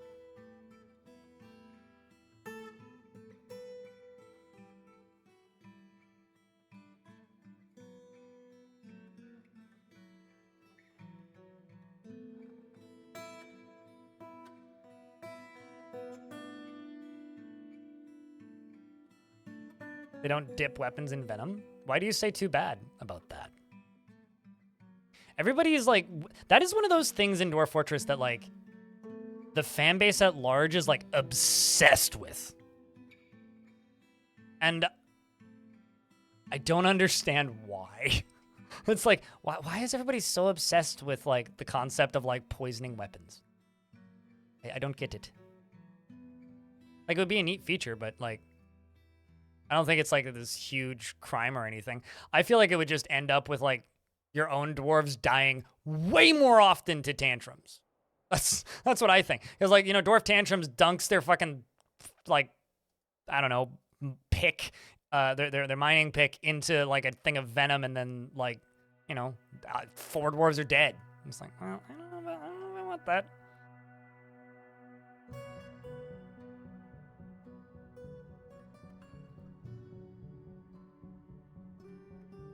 Have you ever played Adventure Mode, Sniper? Because Adventure Mode has poison traps. And kobolds can poison tip their daggers. Which is essentially what you're saying. Also, good night, Sniper. We'll see you later. But yeah, that's where that stuff is. It's like it's Adventure Mode features. Little Adventure Mode creatures will poison traps. That's why kobolds are actually pretty dangerous in Adventure Mode if you're not like super aware of traps, which is a skill. I think is observation. Kobold caves can be relatively hazardous, even though they're like a joke in Fortress Mode. I don't know. I feel like if you or the enemy could poison weapons in Fortress Mode, I feel like that would be very unfun. I can't imagine how that would possibly be a pleasant mechanic to mess around with as a player. Mostly because, one, it would just be another layer of tedium. Obviously, like, you know, a different flavor of it, but still. Yeah, I don't know. I'll never understand the Dwarf Fortress community's obsession with poisoning weapons.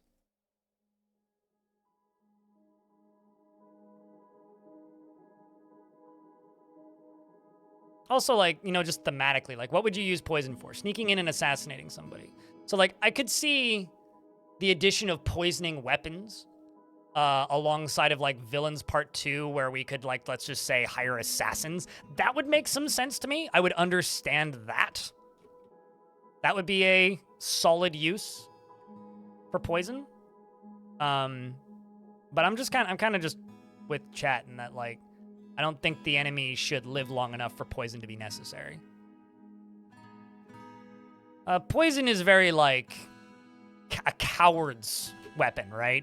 It's like the thing that somebody who is afraid of their enemy would wield against them, right? It's like that. That's how I imagine poison. I don't think of dwarves as particularly cowardly. Dwarves are many things, but they're not super cowardly.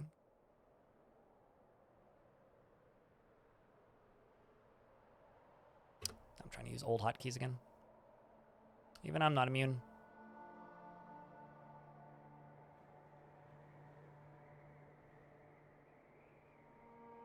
Welcome back, Bob.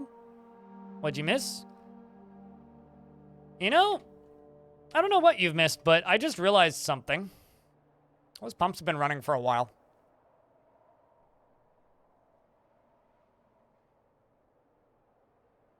You ever just, like, forget that you're dumping lava into the caverns? Anyway, this pond's done now, so that's good. I certainly had forgotten. Okay, well, not quite, actually. Because this is still filling from here. At least the top side's done.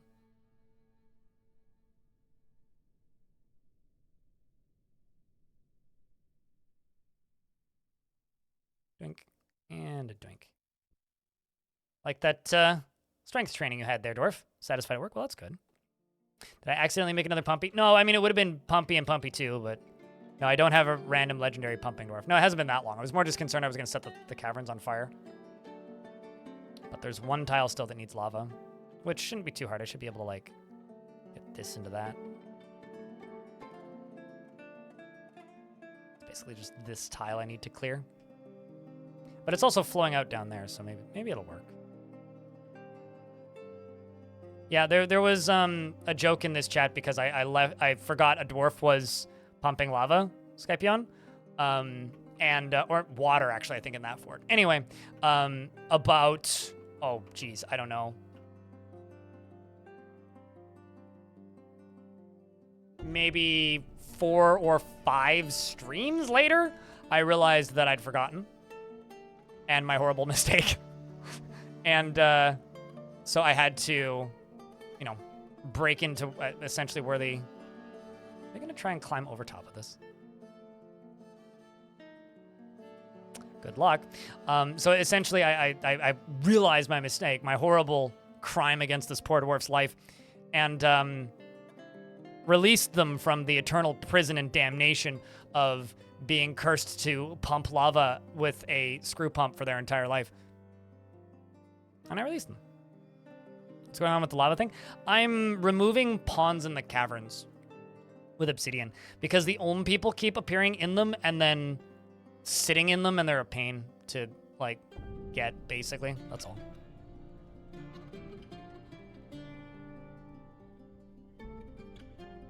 I could very easily build another expo tower up here.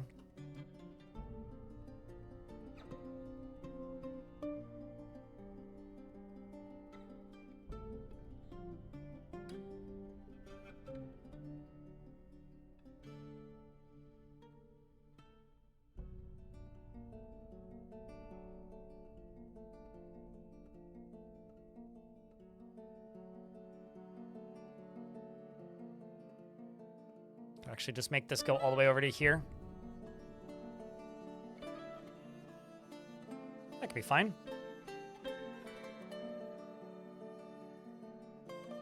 Yeah, well, I'm sort of. Yeah, I'm pumping water into the lava, and then just waiting for it to seal it off. This one kind of fucked up though. It missed a tile, but it's not bad. It's still draining. So, but once this is empty, I guess. Well, maybe not totally empty, but. We're going to go for this next on this side. Although I think this is going to take a little bit more effort than the last one did. I'm going to have to go all the way up to here, basically.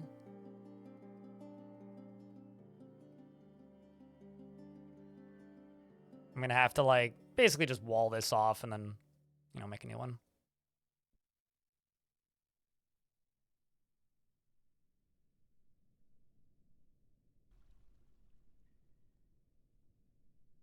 We'll just wait until, you know, this is drained, which will take a bit. Won't take too long, though. But half empty already. It's not the most efficient way of doing things, but, you know, it'll work. And then we'll just, you know, dig over to this side. We'll seal it off as well.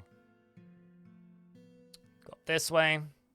Hollow out this little thingy here. And this little thingy can, you know, be our method getting this lava to where it needs to be.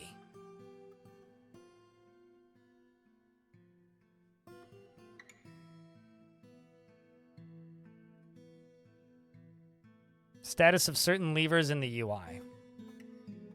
Well, I mean, I'm not pulling levers to turn those on. I'm literally swapping the pumps. I mean, like an active machinery might not be a bad thing to have. There is a lot of clothing. It's all these dwarves. All right, let's go to the kids zone and double click this. Oh, no, never mind, that's already been done. And let's scroll up because it's time for yet another party. Where are we partying this time? This one? Here? Let's see. D-A-N... The D-A-N-C-E. Oh, the other temple. This particular song that they are playing that's a story. Totally different.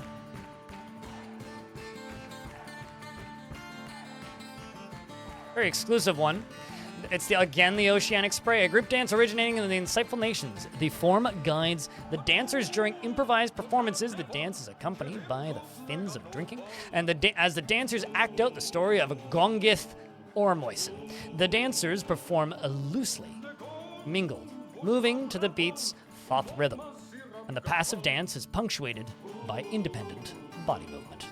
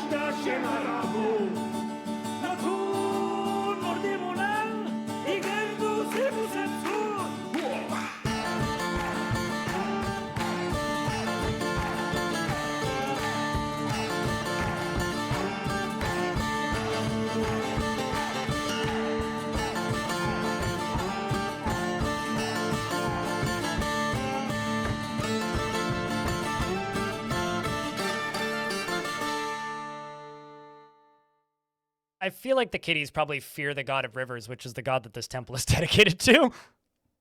It is called the Cathedral of Swimming, after all. Sup, Rotten? How's things? Thank you very much for the 5th month. Welcome back. They're not cheetahs, they're leopards. And why are they so chunky? Because they're giant. The elves have sold them to us. Half of them are babies, though. I am training them as war leopards, and they're getting assigned to my military. So, they are quite effective, turns out. But chunky. Chunky cheetahs. Chunky Cheetahs is my new band, by the way. It's like a indie pop punk project.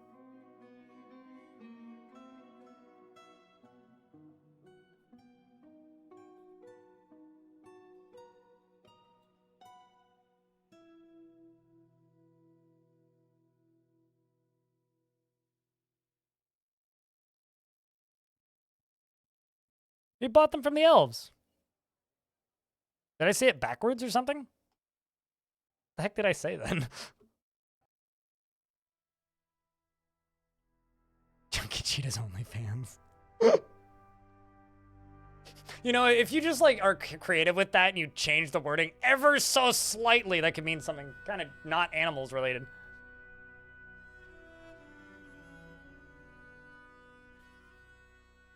Out of empty bags, that's fine. Did I make all my glass? I was making a lot of glass. Yep, we absolutely did. Let's do green glass blocks. Let's just do 100. I'll make them in all of them. Because turns out I got a lot of sand. And shoutouts to the rhino lizard that's always hanging out in it.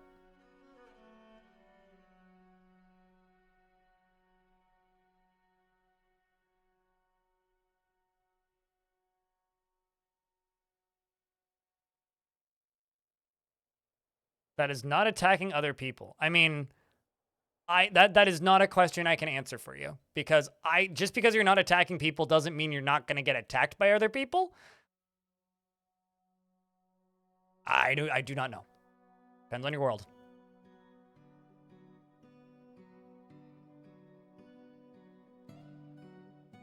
Genuinely, it depends almost entirely on your world. Crypt beer, crypt L, crypt R. Shanira, thank you very much for the 5th month. Welcome back. So many resubs today. You guys are so kind.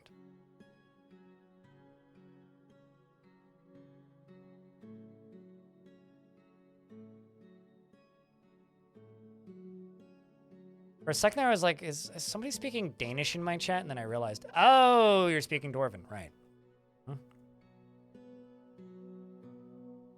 Drinking industry lyrics. The Alunkanim's the bit of the giveaway. Is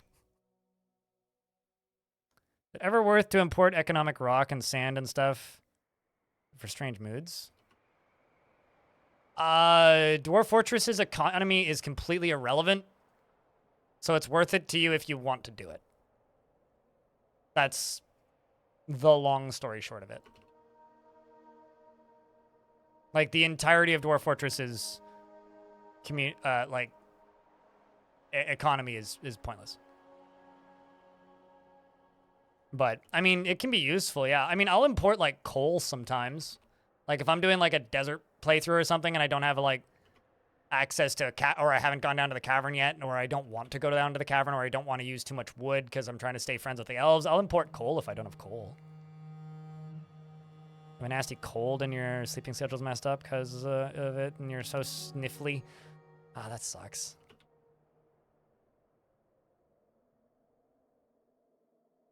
I mean, I basically can't sleep if I can't breathe through my nose. And, like, makes it impossible to properly fall asleep. Because every time I would fall asleep, I just wake up snoring. It's like, ah!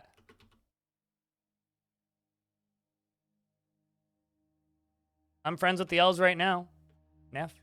That's why we have the giant murder floofs everywhere. We wouldn't have the murder floofs if it wasn't for our friends, the elves.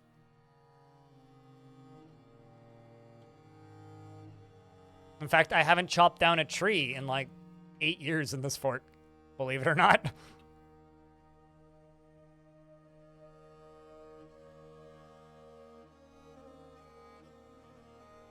And then murder the elves? Why? What does that get us?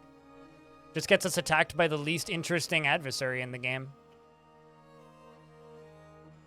Why not the goblins? Or, like, you know, someone who's actually a challenge to fight. The elves only have wood weapons. It's like beating up a child. I mean, if you like beating up children, then, I mean, by all means, you live out your life and enjoy your fantasies in a video game in a safe environment, but, like, come on. At least pick one that's fun to fight. Do you really need more wood after you have beds? I mean, a real dwarf doesn't need wood after you have enough beds for your dwarves, because you're clearly going to be using iron. And if you need fuel for your forges, it's called lava.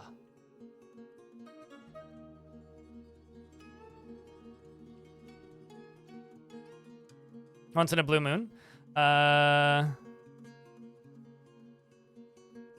Do I supplement it by chopping the cavern? I said I haven't chopped down a tree. And when I say I haven't chopped down a tree, I literally haven't chopped down a tree. This is Untamed Wilds, so the requirements and restrictions from the elves are pretty strict. So I only get to chop down 10 trees a year. If I really need trees, I'll chop down 1 or 2 just to make into, like, beds or whatever. But, like, I'm pretty sure I still have beds. Yeah, we got plenty of beds. Like, that's not neat. I'm pretty sure most of these are from imports, too. So I was importing wood a while ago. But, you know, if it's how I have, you know, my giant dingoes, my giant jaguars, my giant leopards, my giant koalas. It's how I got my, not my polar bears. I did actually catch those myself. And I did get the hydra myself, obviously. But, you know, it's, if I jump down here, I got the giant camels from the elves. I got the elephants from the humans. They're normal-sized elephants, though, which was very disappointing. Yeah, no, I mean, it's a process like anything. Just regular polar bears. I did see one giant polar bear, but it went away. I was sad. Never came back. Maybe one day it'll come back to me. I think I can probably stop doing this. This is getting a little silly. Take a break, dwarves. Go upstairs for a bit. You've earned it, probably.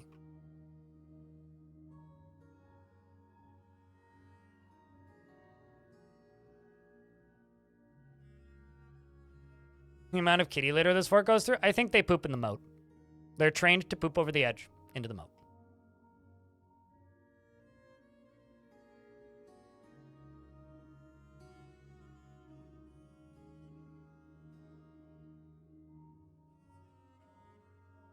Although, on the topic of much more important than kitty litter topics, I got something to show this. I am relaxed, dude. You joked at me, I'm joking back.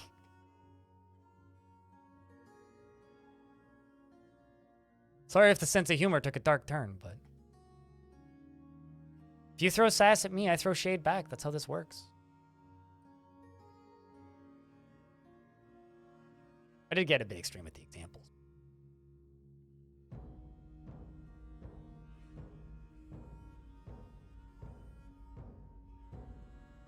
Anyway, imagine how many dog treats this household goes through in a day. Just saying. There's so many dogs in Zach's house. I hope Zach can still get to the computer. Mode is a biohazard? Oh, for sure. Probably more than 2. Yeah.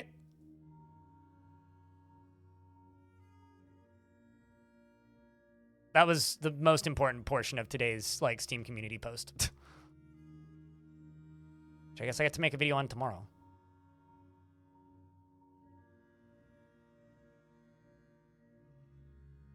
Still getting that chunking. So the reason we were spending so much time in the caverns is, like, the frame rate's good in this fortress. It hovers around, like, 50, and then jumps up to, like, 70, and then sits at, like, 70, 80, but then it chunks back down to 50. The problem isn't either of those frame rates. Both of those frame rates are perfectly fine. I'm not going to lose sleep over having 50 frames a second or 70 or 80 frames. What's annoying is it keeps jumping between the two, which is giving me noticeable hitching, which is something that I used to get all the time on bigger maps when there was constantly a lot of stuff spawning, walking in and off the map. And I'm starting to wonder, like, if I can, like, quell that without just nerfing the cavern critters into nothing.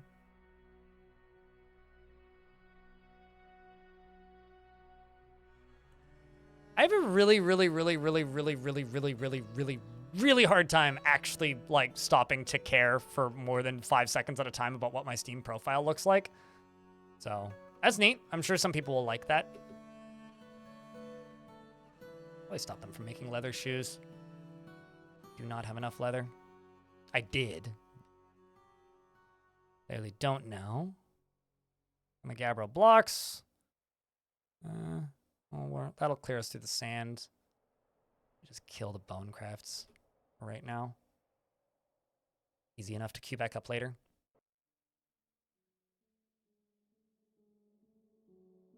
You forget that your Steam profile exists. Yeah, I mean, some people really care about it, right? Like, but you know, there was also people who care about achievements. You know, there's still people asking for achievements to be added to this game. I'm not one of those people. I've never asked for that, and I never will ask for that. I could not care less. I'll go for them if they get added, but I on a personal level, I do not care. I was like 15 years old. Yeah, but like there's all sorts of things that you can do within like the Steam ecosystem to like customize your particular Steam background, and with like badges and animated things and backgrounds and borders and, you know, all of that like online shenanigans that every platform does now with profile pages, right? They let you like, even people follow me on Bandcamp, and it's one of the weirdest things to me.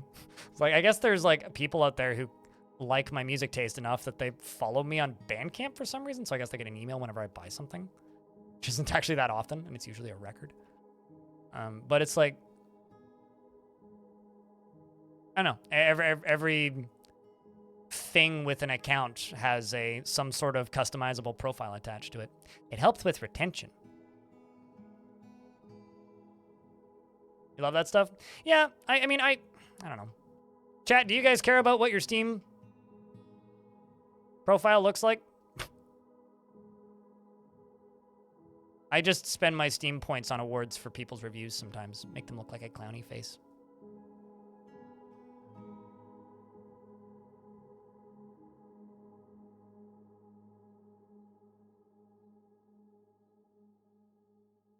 That's about it, really. You like to make it nice? You know, I'm sitting here right now as we're having this conversation going, I can't actually remember what Steam background I have on my profile right now. What do I even have on my profile at this exact minute? Oh, yeah, right. I mean, if anybody knows what that's from, Underrated game of the year, I would say.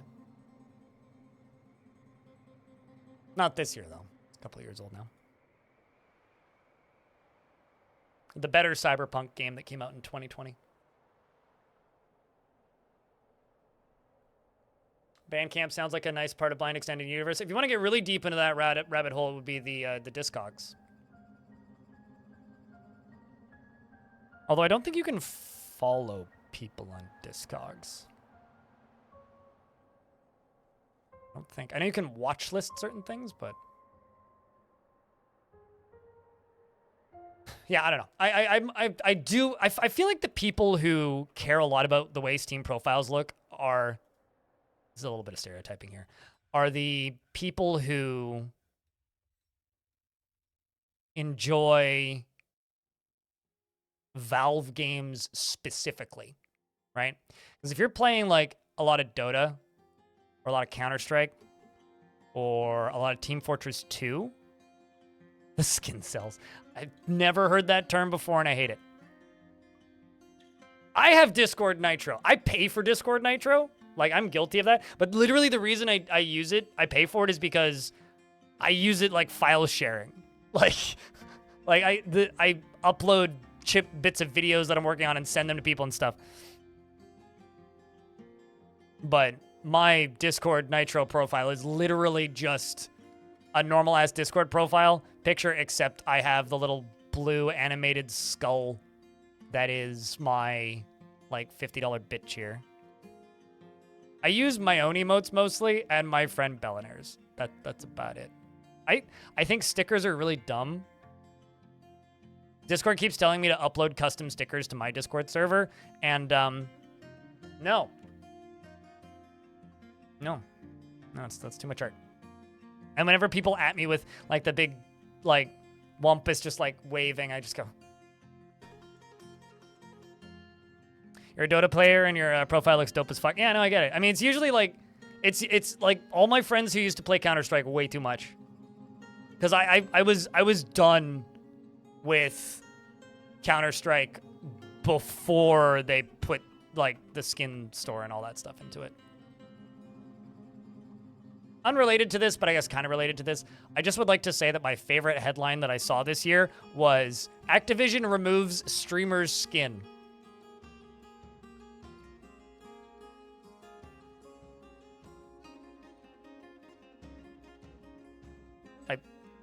That was my favorite headline from this year. I don't know if any of you guys saw this, but hold on. Who wrote it even?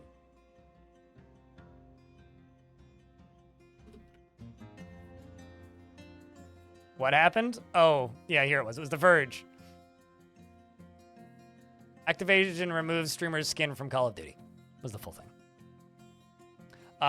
Tim the Tatman, because he requested to have his skin removed. Because, what's his face?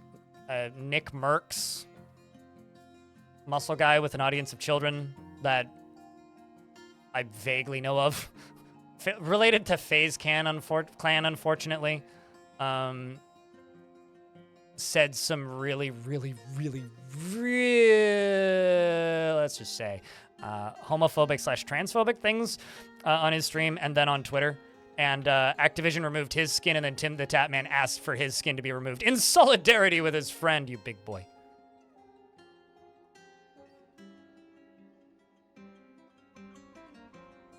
But anyway, right when that was happening, somebody I know in the industry, like, quote tweeted their tweet, which was literally just like, this was back when Twitter was called Twitter. This was a minute ago now. Quote tweeted it, and it literally was just like, well, I mean, it seems a bit extreme, but I respect the enthusiasm. You know. All I have to say is, why are we allowed to call, like, alternate avatars in video games skins? It just leads to headlines like that. Okay, how many dwarves still need beds? Let's see. Can't be that many.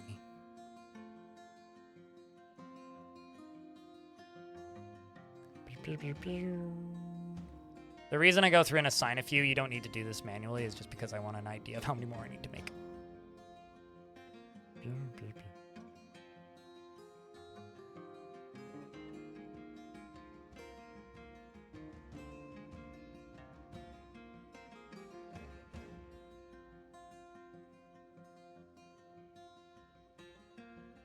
In fact, like the Valvian fanboyism, I guess, has actually made me feel like this weird outlier in a lot of cases, where I don't care where a game is for sale.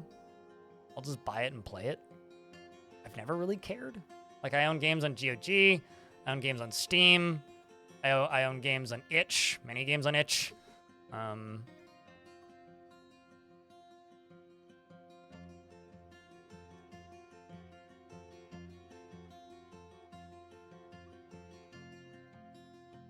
Just look at Discord's profile options.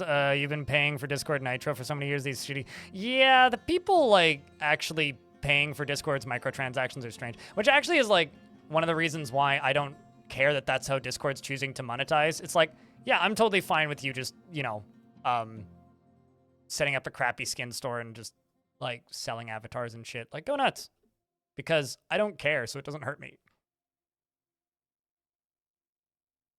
You get good deals now and then on Humble. Yeah, but Humble is a key reseller. Like, sometimes they have DRM free stuff, but they're a key reseller.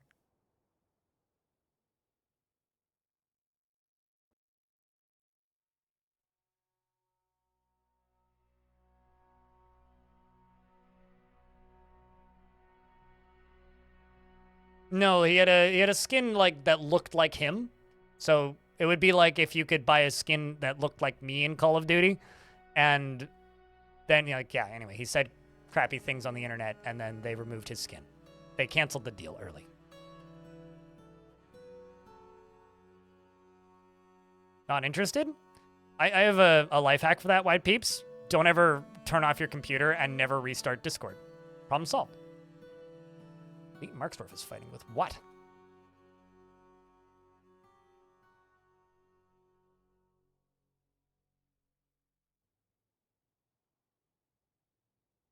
Okay, I am actually going to cheat for a second. I'm just curious. What's on the map right now?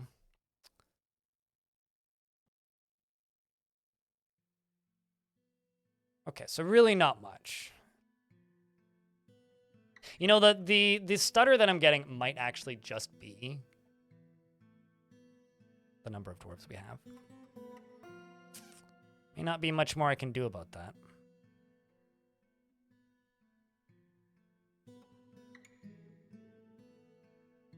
Let's just open this up. Do another round of bolts. Volley them out. You down. Send you down.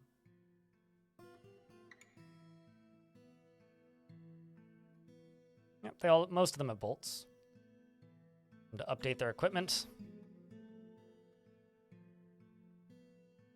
Gotta go get some on Epic. Oh yeah, go grab your free games on Epic. The problem that I have with the free games on Epic is I was very, very religious about doing that every single day for a while, and they don't have new free games ever. It's just the same games every year. Humans are here to trade, so I'm just gonna send them all my used clothing. Can finally clean this fort up. Once the used clothing is out of here, we're going to, I mean, even the new stuff too.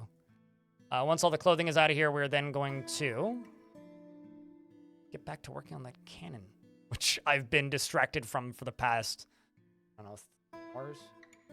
Cleaning the caverns. Figure. It's like I worked on it for like the first 40 minutes of the stream and then just went down into the caverns to try and clean them.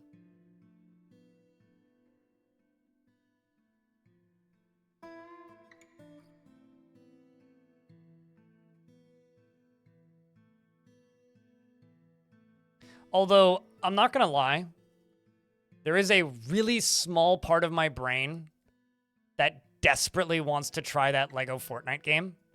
But I've had enough people tell me at this point that it's kind of mid that I think I'm good. I think that may have been cured. It's like I've never actually installed Fortnite before, and I probably shouldn't. Not because like it's like gonna destroy me or anything. It's just because it would just take up space on my hard drive and I'd play it once maybe. That type of game ain't for me, but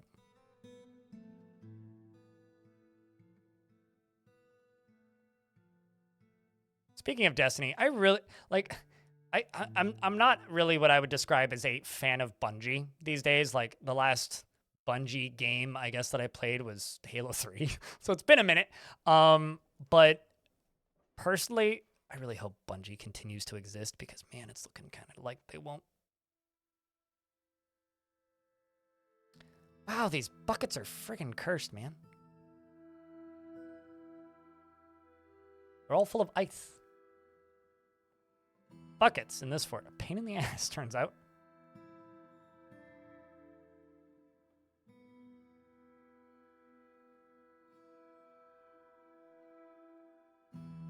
No, I never played Reach. I played Halo 1, 2, and 3. Well, I played 2 in co-op. I played 1 by myself, 2 in co-op, and 3 in co-op with a friend. And then I guess I played Infinite. I skipped all the others. Because I don't remember Reach coming to PC, at least not until the Master Chief Collection came out, and I was always a PC kid. And I didn't know anybody who had consoles at the time. And also, what year did Reach come out? What was I doing? Halo Reach. 2010. Yeah, I was working. I don't know. I was busy with girlfriend and working mostly. No, I never owned consoles. Like, I to this day, I've never owned an Xbox in my entire life. Yeah, it doesn't mean that I played it. It's like the last game I played wasn't that. Just want to throw all this stuff in the trash because literally no one's ever using it. So there's combat happening.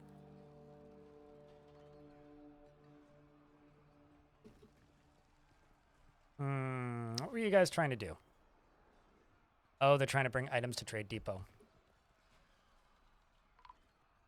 All right, let's send all these squads to just go patrol.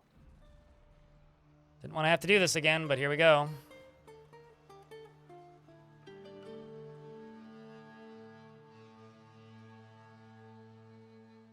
Grr.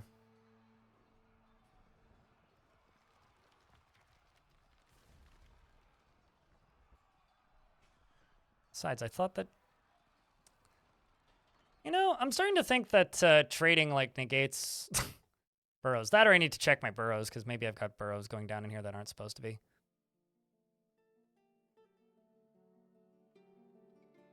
You know, back in my day, everybody hated Steam.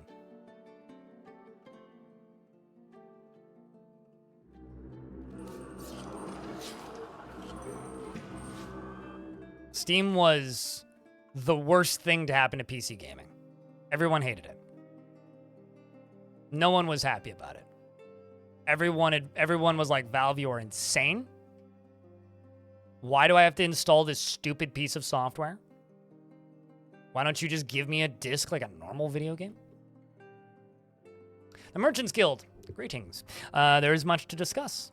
They let me know what's going on in the world, and I'm going to ask them to bring me... No, I did this once before and then actually didn't follow up on it. So whips. Bring me whips, please. They want rings. Okay. 1 ring to dwarf them all.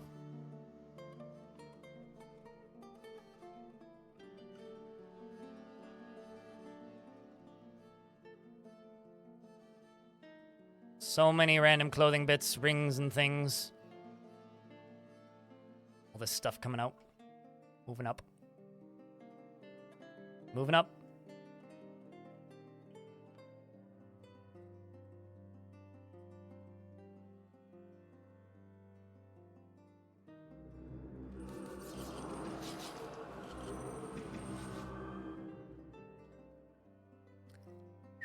So many of them. Gonzo Gorilla ran past. Is anybody just gonna run in and murk them? Someone should come by in a moment, I would think. Don't see any dwarves. There was a dwarf up here. It was just as he was walking away. Didn't even care. Neither would I, to be honest.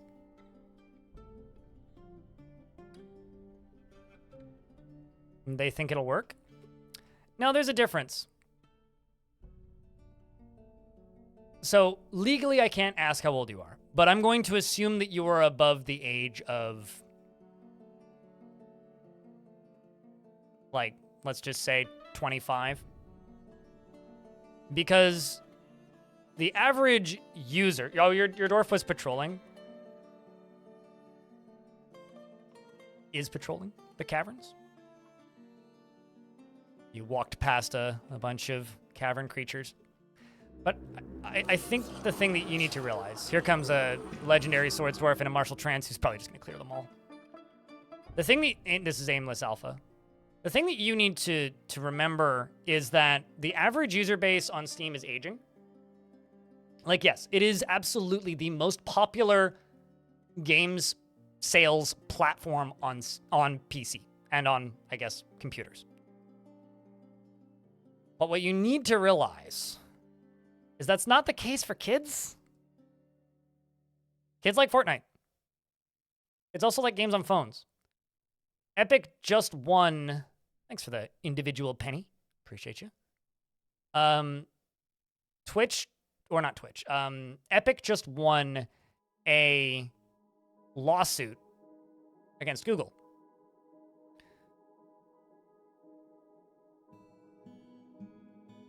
Weren't you the relative of Ed? Yeah, they won a lawsuit against Google. Google's now officially considered a monopoly. So because of that, the what's it called? The lawsuit is still ongoing, and I'm not a lawyer. But as I understand it, it's going to stop Google from being able to block other storefronts opening up on phones. So if suddenly the Epic Game Store is available for sale on phones alongside of Fortnite again, they're going to dwarf Valve overnight. Like, overnight. So, I don't know. I think that what you need to realize is that people who play games on Steam, like, I'm part of that audience. We're an audience. We're a certain age category. Steam hasn't broken out of that in a big way. They are the, 25 to, 50-something people who play games. And yeah, of course, there are kids on there.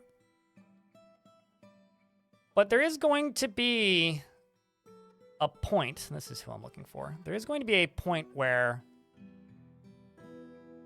there's going to be more question marks, I think. You're a legendary treasure hunter and preserver of knowledge.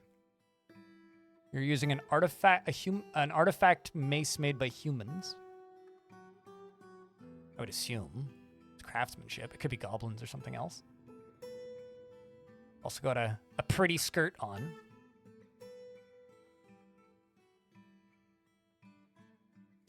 I'm looking through this person's family because this name is very familiar to somebody else.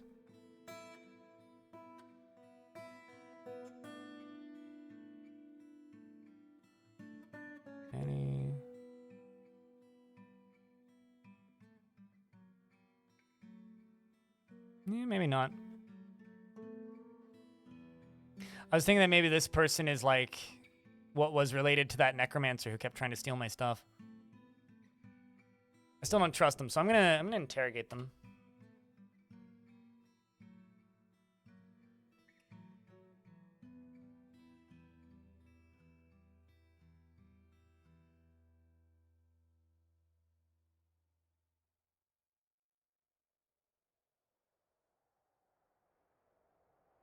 Also kind of want to interrogate this person, but... Oh. Well, you're a thief. I think that's actually... Hold on. Never mind. Pause on this guy. Something's not quite right about this poet. Hold on. There's something not quite right about this guy. What's weird about this poet? That's not a poet uniform.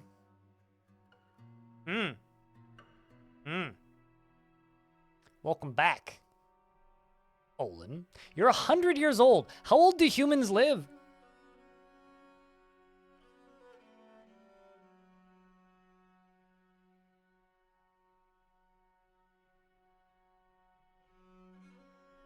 Only have their parent money if their parents allow it. Oh, absolutely. I mean, like, the age category of people on Steam can absolutely... But, like, okay. I read a lot of games writers and games journalists because I'm a weirdo, okay? And I listen to a lot of video games podcasts. A lot of these guys and ladies that have been making written articles about video games for the past 10 years or 15 years or 30 in some cases, all have kids now. Happy holidays. Buggerlugs, thank you very much for that Prime subscription. Appreciate you. And happy holidays, I suppose.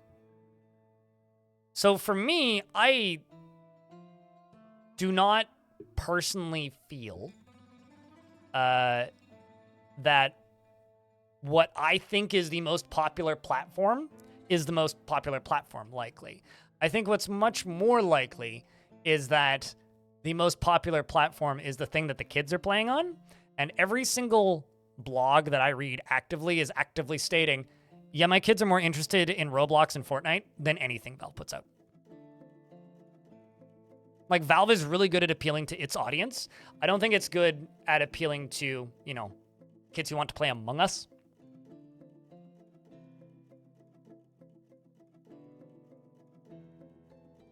Well, I mean, wait, are we arguing about whether or not DRM free is important because GOG stuff? I mean, most Steam games are DRM free. Minecraft 2? To a lesser degree, but yes, Minecraft 2. Still non-Steam game.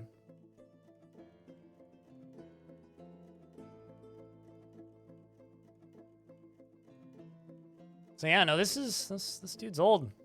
We're gonna interrogate our guy again, because this guy is chief criminal mastermind.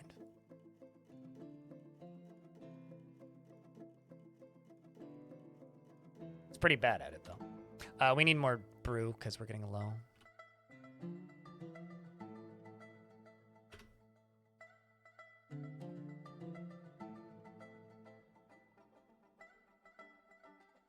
I'm out of fruit. Well, that's a shame. Also need to... Actually, I wonder if I'm, like, screwing myself over with the amount of food that I can grow right now due to the fact that I've used up all my bags for sand.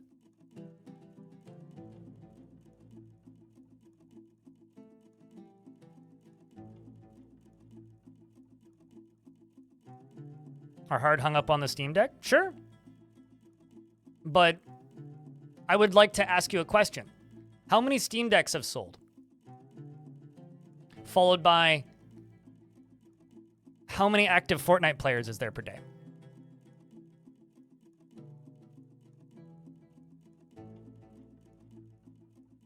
Also, you see the quotes on the top of the name? That means that the quotes on the top of the name is a fake name.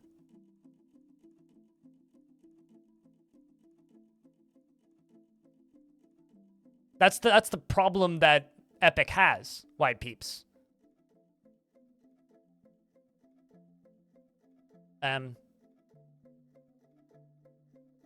Why is there blood everywhere? Did someone just kill my giant leopard? What? Why my giant leopard? What?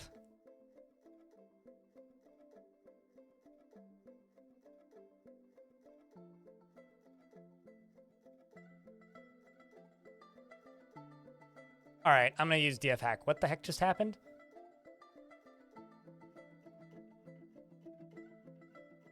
Bled to death. From what? Did you get too close to the lava or something somehow? That's weird.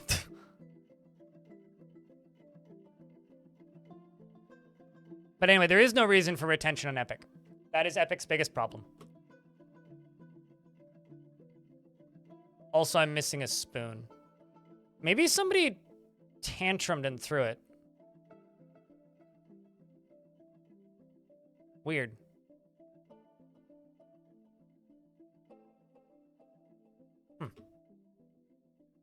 What's new? I don't know. One of the giant leopards just died randomly. And I'm still trying to figure out why.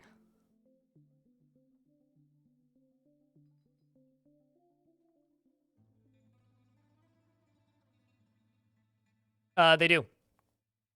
White peeps. I'm pretty damn sure that they do. Certain games. And it's specifically Epic-owned games. But, like, think about it this way. Epic has been trying militantly to gain retention on their storefront for the last, as long as the storefront has existed, by buying exclusives. Which pisses off some people. Some people go get the free games, and some people just don't care. But what I think is pretty important to remember is that's not... Selling games on the Epic Game Store is not the business model of Epic. It's a side hustle. The business model of Epic is selling the Unreal Engine, licensing the Unreal Engine. Most movies you've seen in the last 5 years were probably rendered in. Microtransactions isn't actually their entire business. It was, but Epic or Fortnite isn't as big as it was. The vast majority of their money still comes from their engine licensing. Fortnite's massive, but most games run on Unreal, right? Licensing fees are huge. So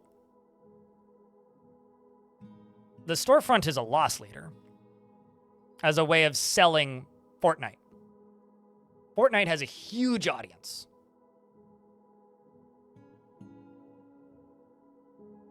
I don't know. I think that a lot of people are very dismissive of Epic because their store sucks. It does. It's awful. It's a really bad store. It's maybe not the worst one I've seen. I've seen worse online game stores. I mean, try and buy a game directly from Slytherin at some point and tell me that that's better with a straight face. There's certainly, like, definitely worse storefronts out there. The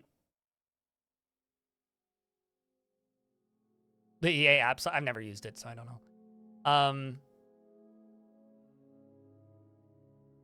Oh, actually, I'll bet you it was that ghost.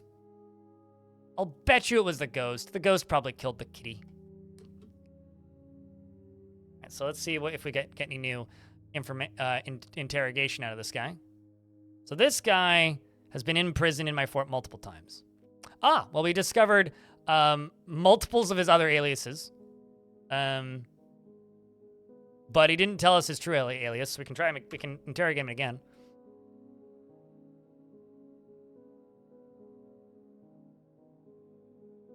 Let's interview him again. I'm literally just gonna lock them in here. You ain't going anywhere there, dude. You baking there.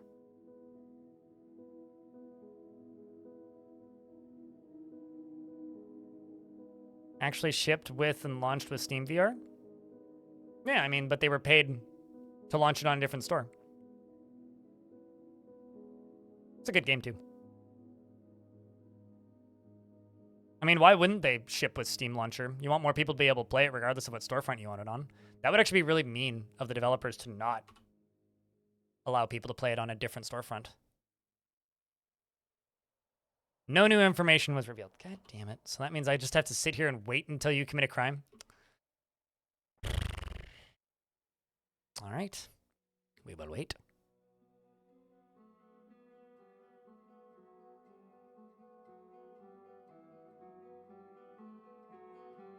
No, I mean, I bought it on Epic as a timed exclusive. During the timed exclusive window. I think it was actually the first game I bought on Epic. We're in an ad now, so I can't do anything. Steam has been around so long, people have huge libraries with games there. It's hard to break into that convenience, and people get people to abandon that in favor for a new store. I don't think people need... Why is that everybody's focus? Mind. Sure, that would be the goal of Epic, to make you abandon your Steam library and go get a different store. But why is that everyone's focus? That they're trying to make them abandon it and go to a new... They're not trying to make you abandon it. They're just trying to get you to download Fortnite and play it sometimes. They're not trying to get you to abandon it.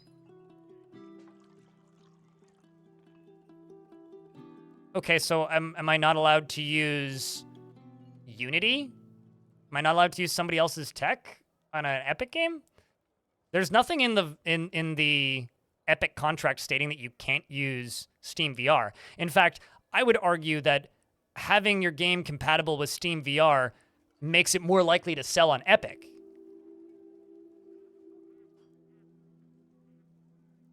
So,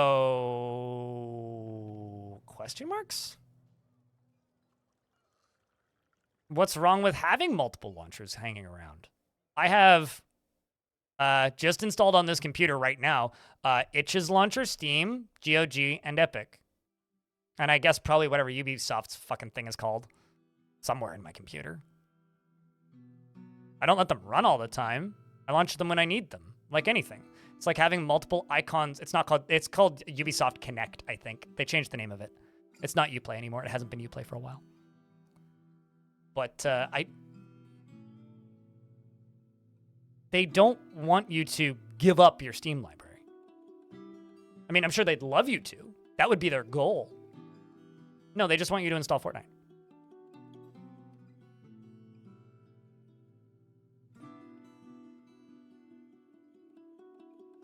Shows how much we use it. I use the Ubisoft launcher purely because I'm a Trackmania fiend. See, Holoverse is the one I would question your sanity for having installed on your computer or phone or whatever. I wouldn't trust that malware on my computer. Nope. Haven't stolen anything. Got a lot of gloves and gauntlets. Well, good luck. You odd criminal. All right, let's get back to work on the cannons. Although there is a Yeti here.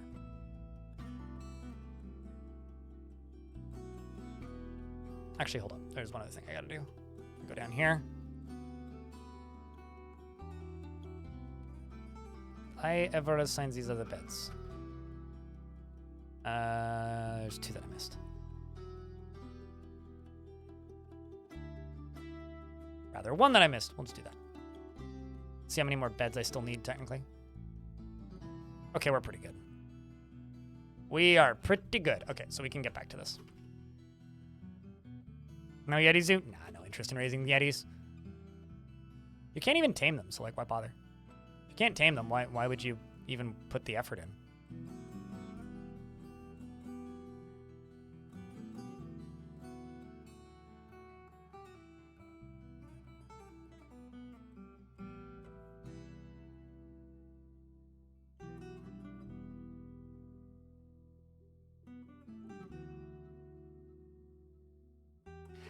I don't... If you think that that's funny, I genuinely question if you understand how business works. Everybody's competing with everybody, but everybody's taking advantage of all of the